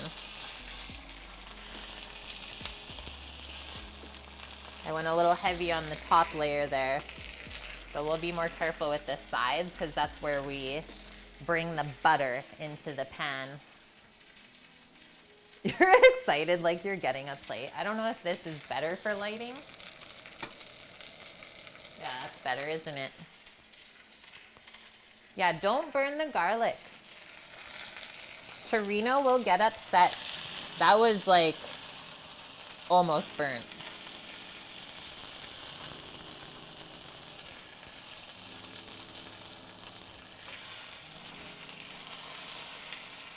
So we literally want to sear every single side of this, except obviously the bone side, because that's really hard to sear.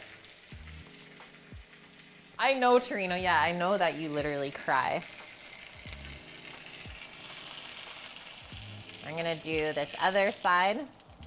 So use the side of your pan as well to like kind of help you sear. Use it to prop up your meat.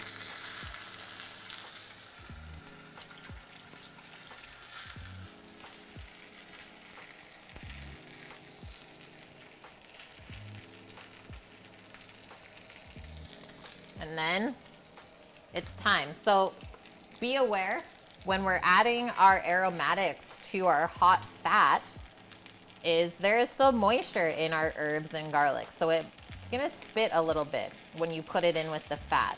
So just be careful to not burn yourself.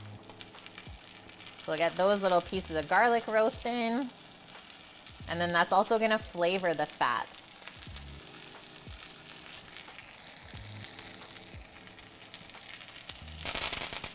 My favorite. We're popping.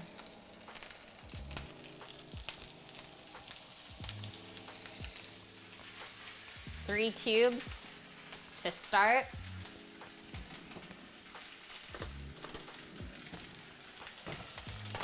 Let that butter melt up a little bit more and get hotter.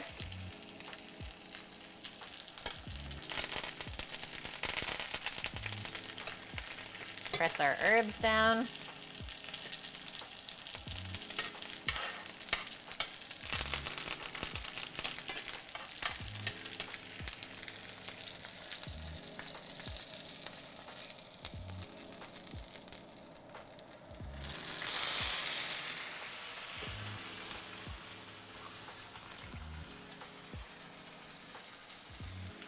Oh, baby.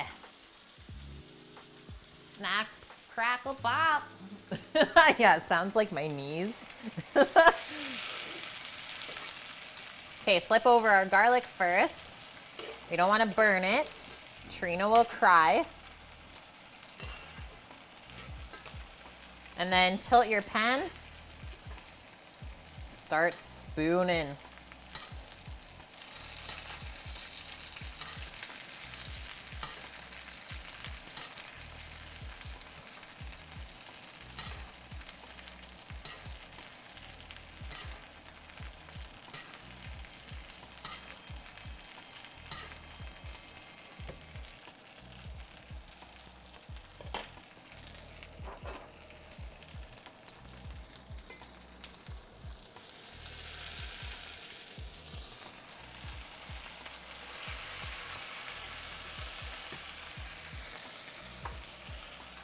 Once again, tip the pan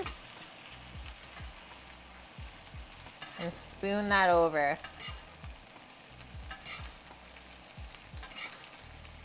This is a crazy good sear on here, guys. And the garlic does help.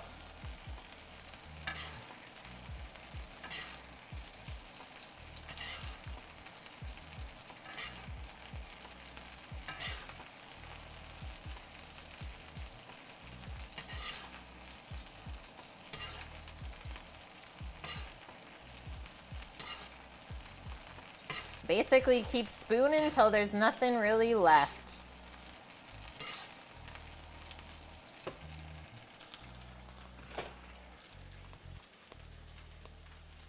Yeah, that chat escalated quickly. Ling Tai, thank you for the follow. Welcome in.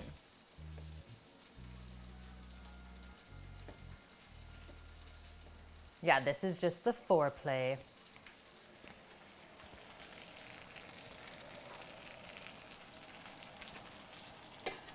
Check our other side.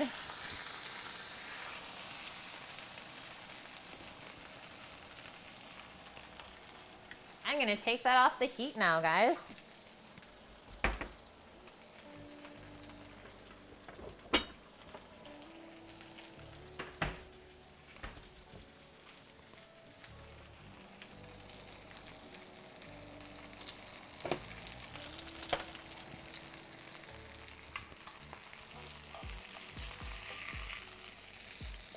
Let that chill out.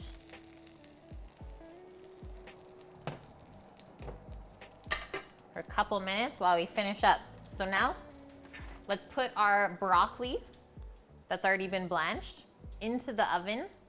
Just a quick little reheat on that.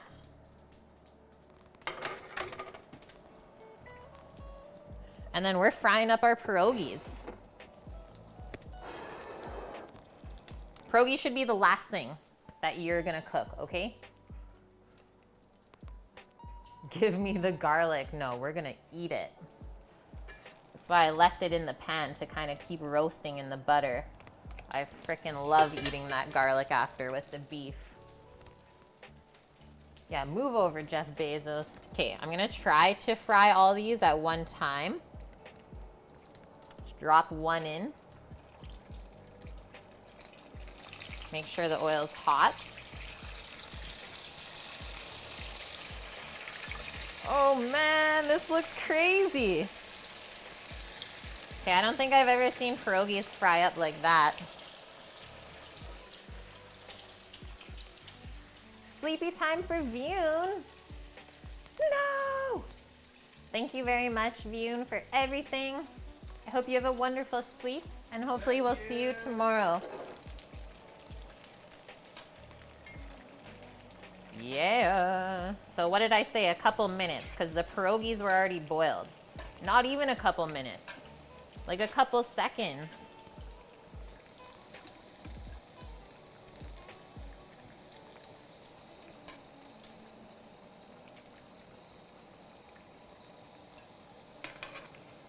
Fry them till they're nice golden brown.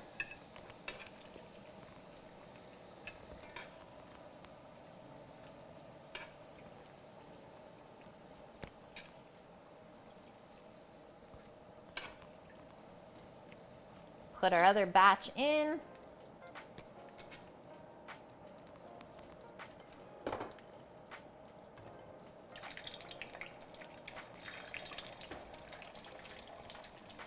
Careful.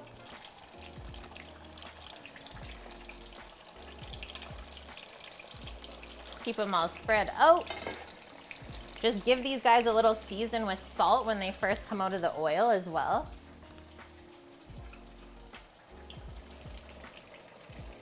Probably need it. Usually deep fried food does need the touch of extra salt.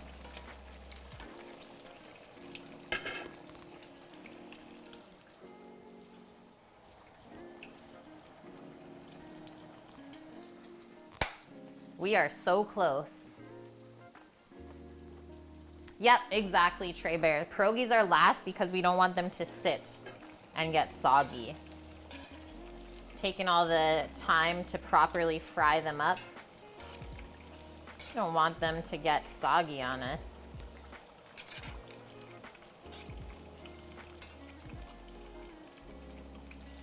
So yes, they are parboiled.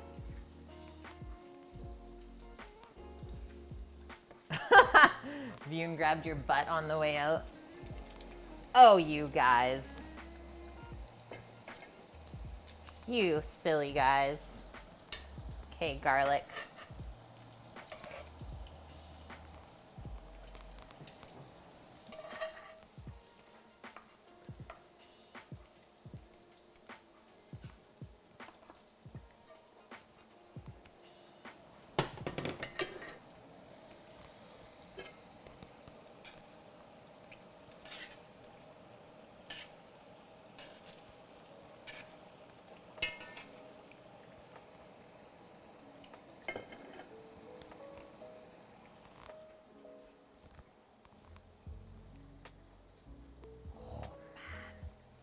This roast. Ghost. How are your holidays? Okay, those are good. Feels good to finally shut all of the burners and the stove off.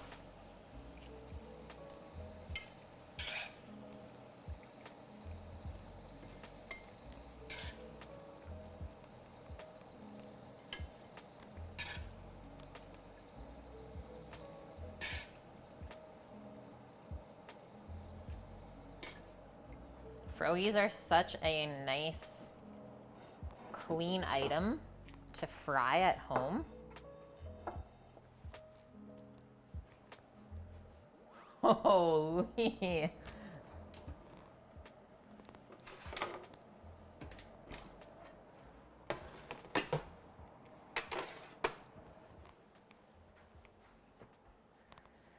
Holy. Look at that. Salt our last couple that just came out. The holidays were crazy. They were okay. How come just okay? See, guys, there's still juices coming out of this thing. Insane. Okay, so there are strings on here. I always recommend cutting the string off before you carve. So just go over onto the bone side of the roast and cut them there. And then we should be able to peel them off. If you're doing a rub, yes, this will peel off a little bit of the rub, sad to say.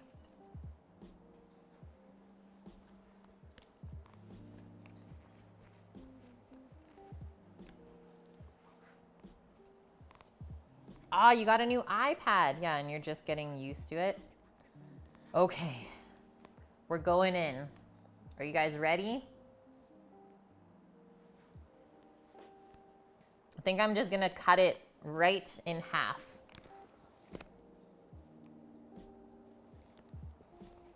Except is it just one bone? Okay, let's do this first. So first step, if you're doing a bone-in roast, bone's right here. Just carve the meat off the bone. So you should feel the bone with your knife. Just keep carving all along that. Oh, Sammy was right. She is a little raw. And I always like to just put the bone side just back into that frying pan. She is mooing. 1970s porn music.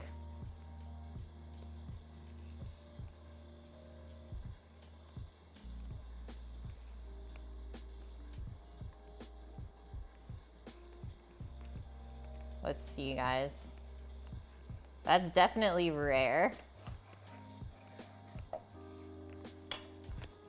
want to see how the texture is. Put it back in the pan, let it roast some more. Texture is actually really good, though.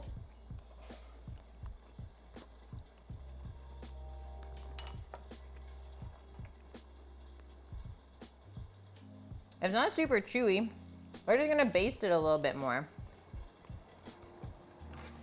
So once again, guys, yes, this is live cooking. This is not a Food Network show. Not everything is always gonna turn out perfect. And another important part about being a good cook is knowing how to fix something if maybe it doesn't turn out the way you want it to. So we're gonna be really delicate with this.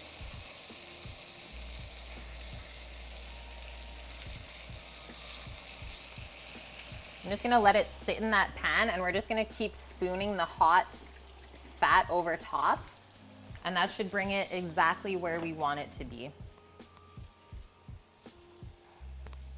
But heck yeah, that is so good to snack on right now. Yeah, some prime ribs you do see look like that, but I think when we get to the center of this one, it might be too chewy.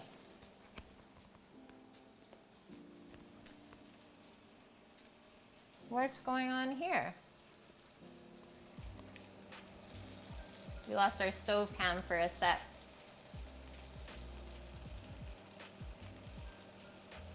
Might have gotten too hot. There we go.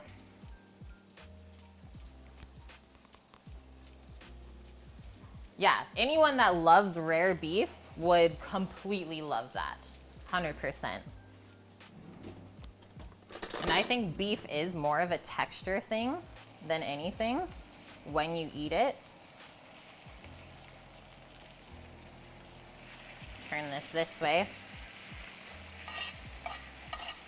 But prime rib can definitely be taken to the more medium cook on it, just because there is quite a good amount of fat in there. So it is more forgiving.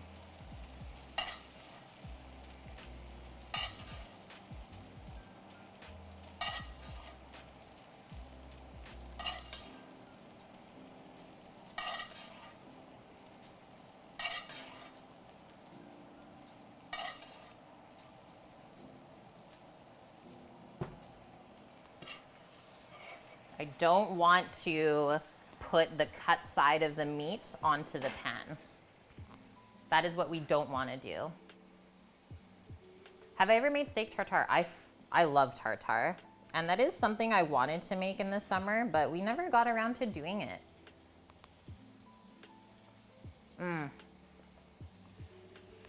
Yeah, that end piece that I carved is absolutely amazing.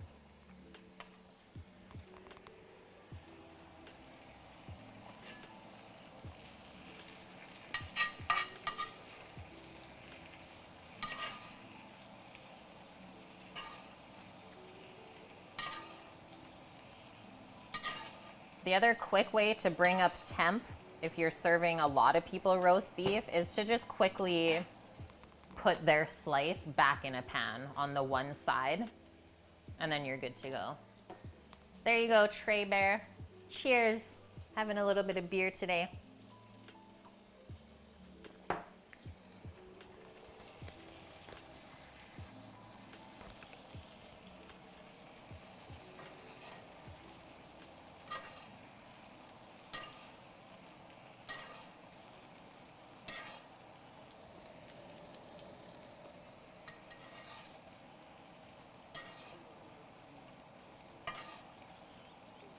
Okay, I am good with that. Coming back.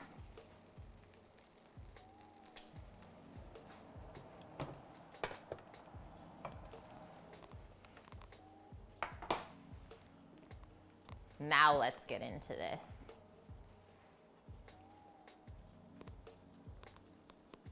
And yeah, one thing to keep in mind when you're slicing a prime rib is the outside cuts are gonna be more well done than the inside pieces.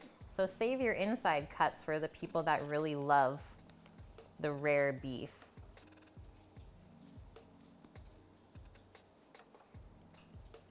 It's just falling apart now.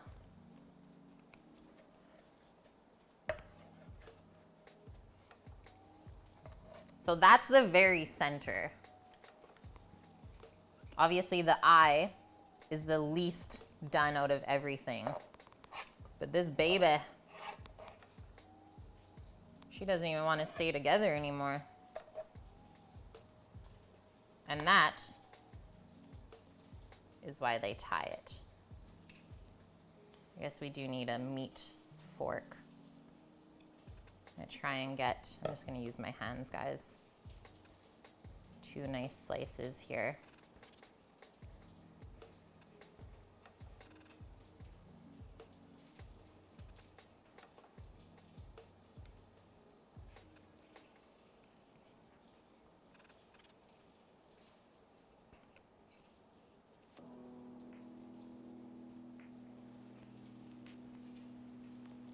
I'm just going slow because I don't want it to completely get destroyed. You'll see as I go to plate it. It'll plate up really nice. So that. And then this piece right here. That's how I would be plating it.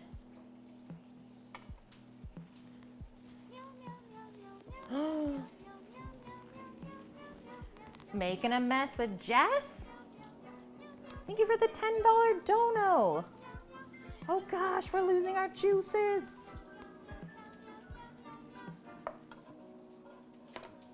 Yeah, she's ready to be eaten.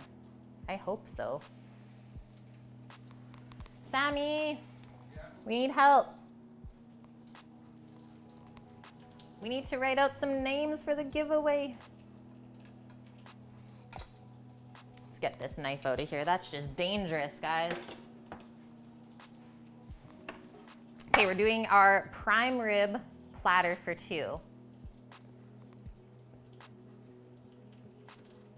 Thank you so much, Jess, for the $10. 2 entries into the giveaway. Yeah, there is a God, and she gave us prime rib. Okay, let's get our slices onto here.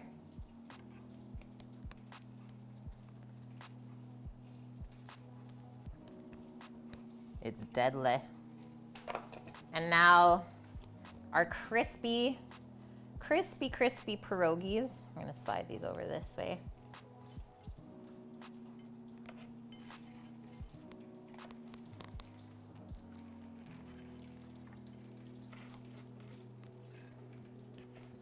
Yeah, the broccoli. There was broccoli?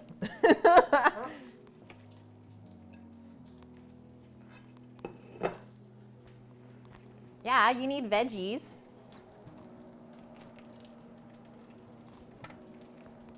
Quick little re-show.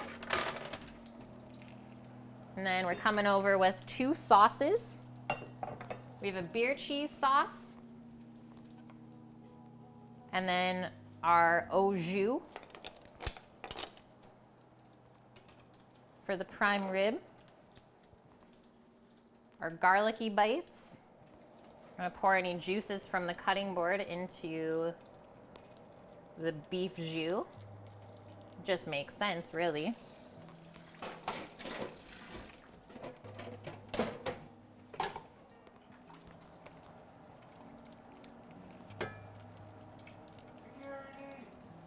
Security. Somebody send help. There's a man in the kitchen stealing all the food.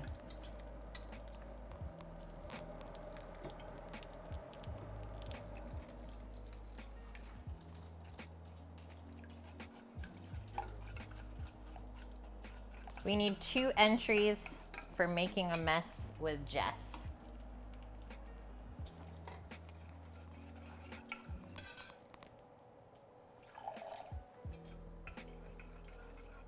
Guys, we had to thin out our jus as it sat there. It got pretty thick from the cornstarch.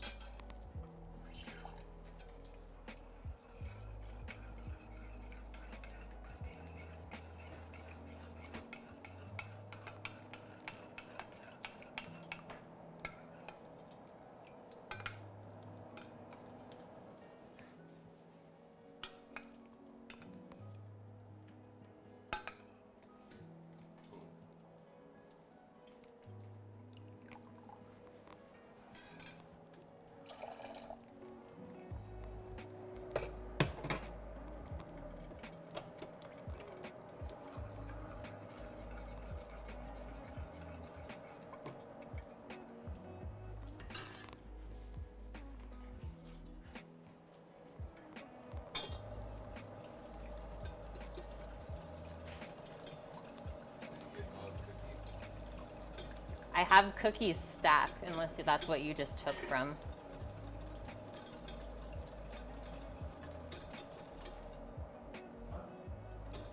I had 40 Post-its counted out. But you probably just took out of there, so it's fine. Okay, guys. Front and center. Somebody sauced this beef already.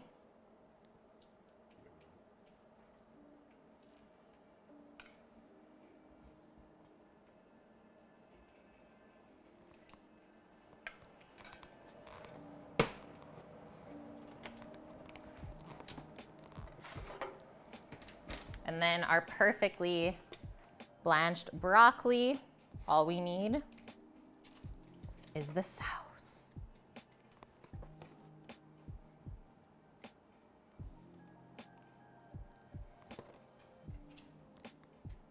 Interesting little ribeye setup for two.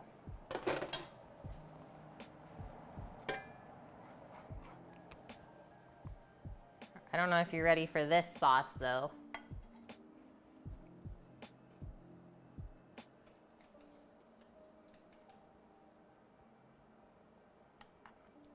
Our homemade beer cheese. That's not old school. I don't know what is. And then just to complement the beef, our roasted tomatoes with herbs. Kind of bring everything together, I would say. Put a couple piles throughout the dish.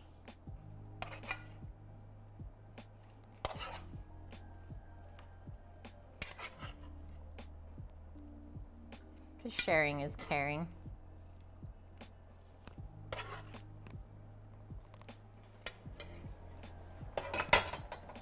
I mean, hey, if I went to a steakhouse and I saw this on the menu, I'd be like, okay, sign me up.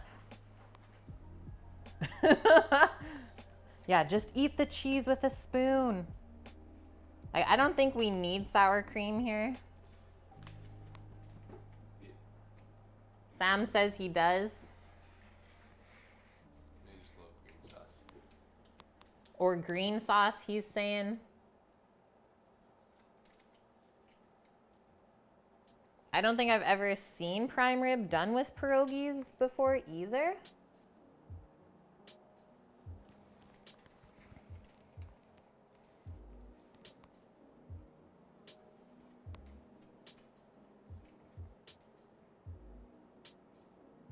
But man, the way that those cameras make the colors pop looks great. Okay, salmon. The moment we've been waiting for. Thank you so much, guys. Thanks for hanging out the past 4 hours and helping me make this wonderful meal. Apple avocado. Thank you for the follow. Yeah, we've played all day with our food, and now we get to eat it. White Dove, just pull a chair right on up in front here. You're good to go. Where should I go? We'll save the rib cap, but we need to get into here. I'm gonna go right for the eye. Right in the middle. Try the meat.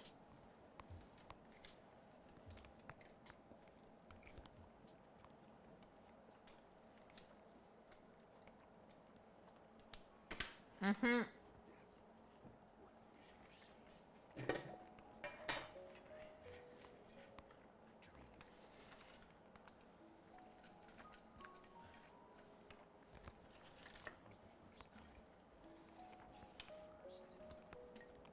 Thanks, Sammy.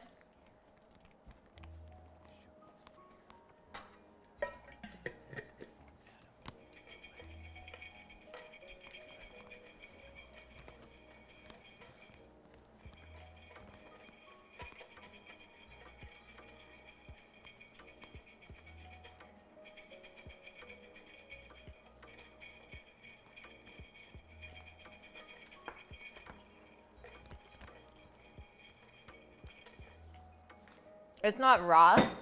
There's just some connective tissue on that eye that I took. And so I wanted to make sure I chewed it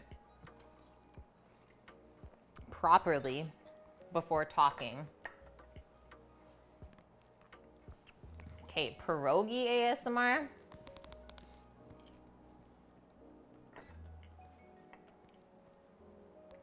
Doesn't even want to focus. Everything's too bright.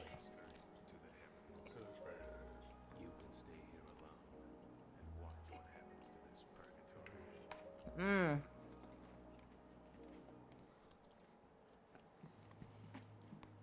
I really like the texture of the pierogies like this, because everything on the plate is kind of soft. You need the crunch. Yeah, even fully cooked, prime rib is going to look raw to a lot of people.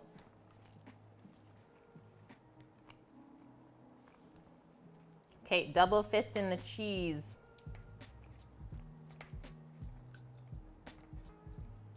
Have some of our broccoli with beer cheese.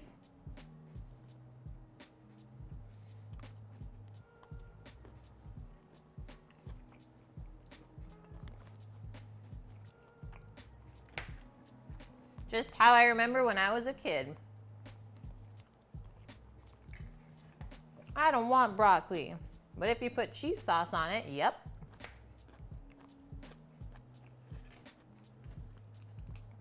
Some tomato. Mmm. The tomato is the palate cleanser.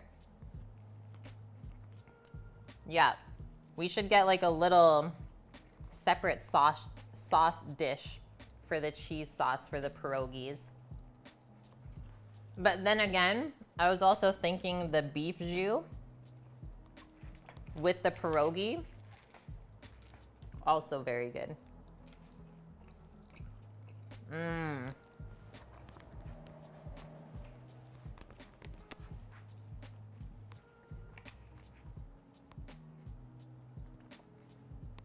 This you would gorge on. This is like just a mess.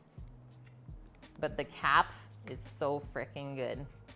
The way that we flavored it is really nice today, guys. I'm glad we did the garlic, mustard, and herb rub.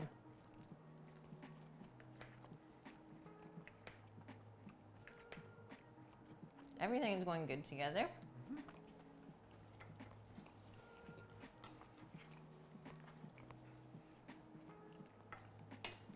You're curious? What are you curious about, Dust?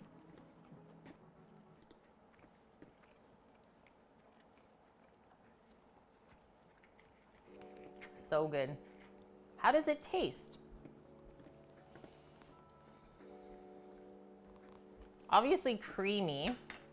It's not super salty. And I will say, like, you don't get a ton of the beer flavor coming through it.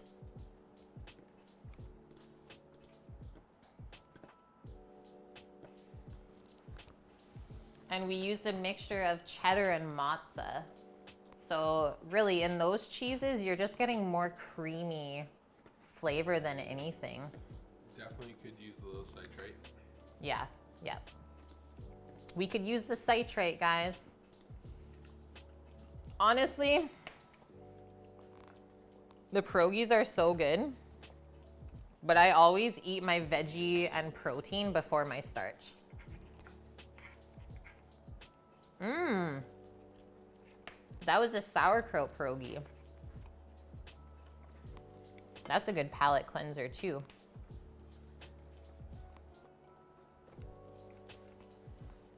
Yeah, Sammy just munching. This is what he waits for, guys. A dip of pierogi into the cheese, though, that's another level.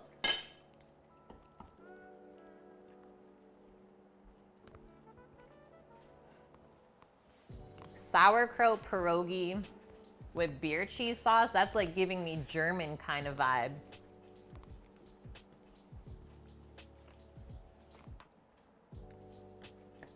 Holy smokes. Sam's eating the rib. That's like the rarest part. Okay, guys. Another successful dinner. And this was a great kind of date night meal. Yeah. Caveman's here.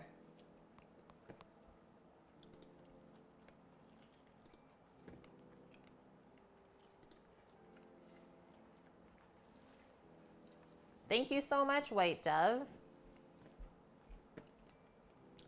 Yeah, we are wrapping it up. But don't worry, guys. We'll be back tomorrow. And the next day. But not the next day after that. Well, we're doing Monday, Tuesday. We're not doing Wednesday. Are we? Oh, yeah, we are doing Wednesday, maybe. Okay, so we rated Sushi Day yesterday. And is this correct? Do I see the hunger service is on? Because I think we should go raid LA. He's making turkey burgers and curly fries. He's back.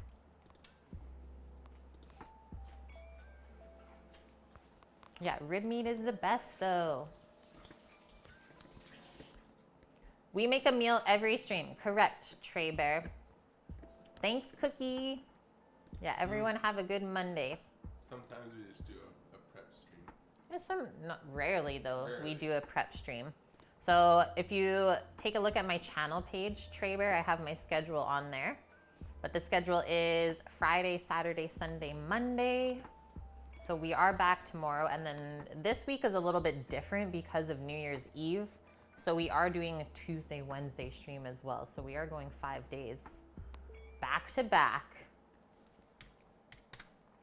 Oh, okay, we're gonna go raid another food and drink streamer by the name of The Hunger Service.